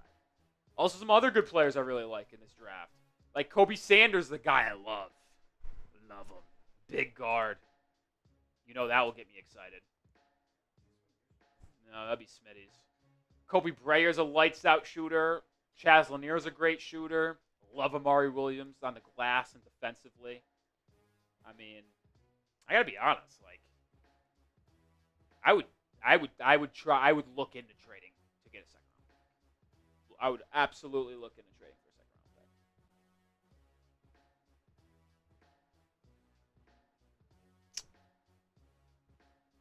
pick. Wow. Man, oh man. What a pick. Cool. Let's go, baby. I think I've said it 1,000 times on this show. My entire outlook for the Miami Heat was just turned by the announcing of Kasper Siakachonis. Is he awake? Boy, is Pat Riley awake. He took his Viagra tonight, baby. Let's go. He's ready to fuck. Let's go. I love it. What a pick. What a player. I can't believe he was available for us, man. How'd Maz Live do? Audience not great. Got like 100 views. Oh, hello. Yeah. Okay, there you go. Take that. Take that every day of the week. Yeah, good stuff. Y'all do whatever. I'll find someone else to get now. So I don't know what you're like. I was originally going to do draft grades and then day 2 targets. I don't think that's the move anymore. Yeah, I- I'm just doing one bit. I don't know if I might even just do When are you getting in tomorrow? I was going to think about filming a rumors video around Wiggins and Lakers and then looking at round 2. We did Lakers. Yeah, I already filmed it. You already filmed it. You are a go. I was going to think about doing like rumors with Wiggins and the Lakers trade and then looking at players I would trade up the draft because there's actually a lot of them instead of draft grades and targets because Yeah, I'm doing rumors as well. I'm pick cut for Are you doing the it tonight? I'll film it tonight, push tomorrow because I think that because I don't yeah, this Yakachonis is 2 of 10. I'll let that ride. Like I don't need to do draft grades video on Heat. Coop. Yeah. So the copies. I'll just make a thumbnail and push it out. Thumbnail's already made. It literally just needs to be pushed. Okay, I'll push it whenever we get off. Okay, great. Cool. All right, folks, we got 250 people watching. We're gonna put the timer on. Okay. Let's do 2 minutes. Sick. Any super chat that comes in will extend the live show by a minute. If not, we're gonna sign off.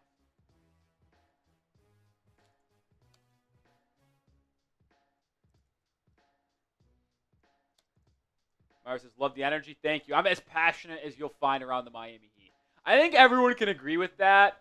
Whether it's you agree with what my thoughts are, you disagree. One thing that can't be disagreed with is how passionate I am about wanting the Miami Heat to be good. And that is why you see me get so upset at some players. You see me get so upset at Pat Riley. I just want to see this team win. I love seeing them win. There's nothing that makes me happier than the Heat being better than the fucking Celtics, the Knicks, and every other shitty Eastern Conference team. Like, want to win. Jonas will help you do that. I think this is the first step in a long time, man. Really do. If we don't get a donation, you just want to run through like the first round, just kind of briefly touch on it, or do you just want to get out of here? We'll just sign off. Okay. Then I'll get started on draft grades. Yeah, I just don't think it's really worth doing grades because I remember last year grades didn't really do that. I think good. 'Cause it was out really late and stuff like that. So I'll just let the pick cut ride. I'll ask you this as we are approaching potentially the final minute of the stream. Yakachonis reaches his ceiling. Who is he as a player? Oh, so you can't do that to me. I'm asking you You that. can't. If he reaches his ceiling, who is he? First of all, AJ, that's a hilarious comment. If Yakachonis you're gonna make me see something. You're gonna make me say something irresponsible. Yeah, I am. That's the whole point of this. All right, fuck it. Yakachonis at his absolute best is Luka Doncic. Oh, fuck. I wish Coop was in here for that. Think about everything that is said about Luka in a negative way. It's the same concerns you have for Yak. Absolute ceiling. Absolute ceiling, he's Yes. Luka. No question. Okay. Because Luka does not beat anybody with speed or quickness.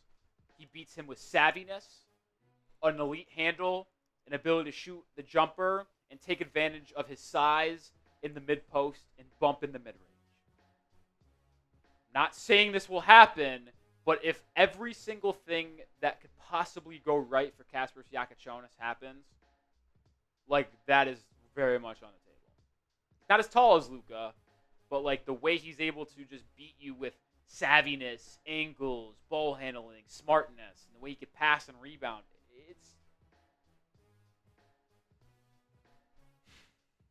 I will make that statement. Shot clock is come and gone. 16,000 people tuned in tonight. You guys were absolutely the best. Just the best. Tyson, would I trade Andrew Wiggins to get an early second-round pick? I mean, yeah. Like, I actually would. Like, can I make that statement? I know it's crazy to say on paper because you're getting a second-round pick, but if you traded Andrew Wiggins for expiring salary and the 31st overall pick, which the Timberwolves own, I would do that, because then I would just draft Rasheer Fleming. And I would be very fucking happy doing that. I will be live again tomorrow on the channel. If you were with us for our simulcast coverage, that's exactly what we're going to do. We're going to simulcast the entire second round. If the Heat make a crazy trade tomorrow, like they trade Wiggins, we'll probably try to go live on the channel. So be on the lookout for that. If you haven't already, subscribe, turn on notifications, because when the Heat make moves, we'll have you covered. We'll put out a video tomorrow morning, and we'll be live again for the entire second round. Even if the Heat don't make a pick, we'll be live just hanging out like we did with our main first round coverage as well. What a night. What a pick. I could not be more happy that the Heat drafted Kasper Sakachonis. If you could not tell, I just had through the roof. Appreciate everyone for hanging out with us. Cullen, thank you for handling us here at Heat Live. See you tomorrow, folks. Let's fucking go, Heat.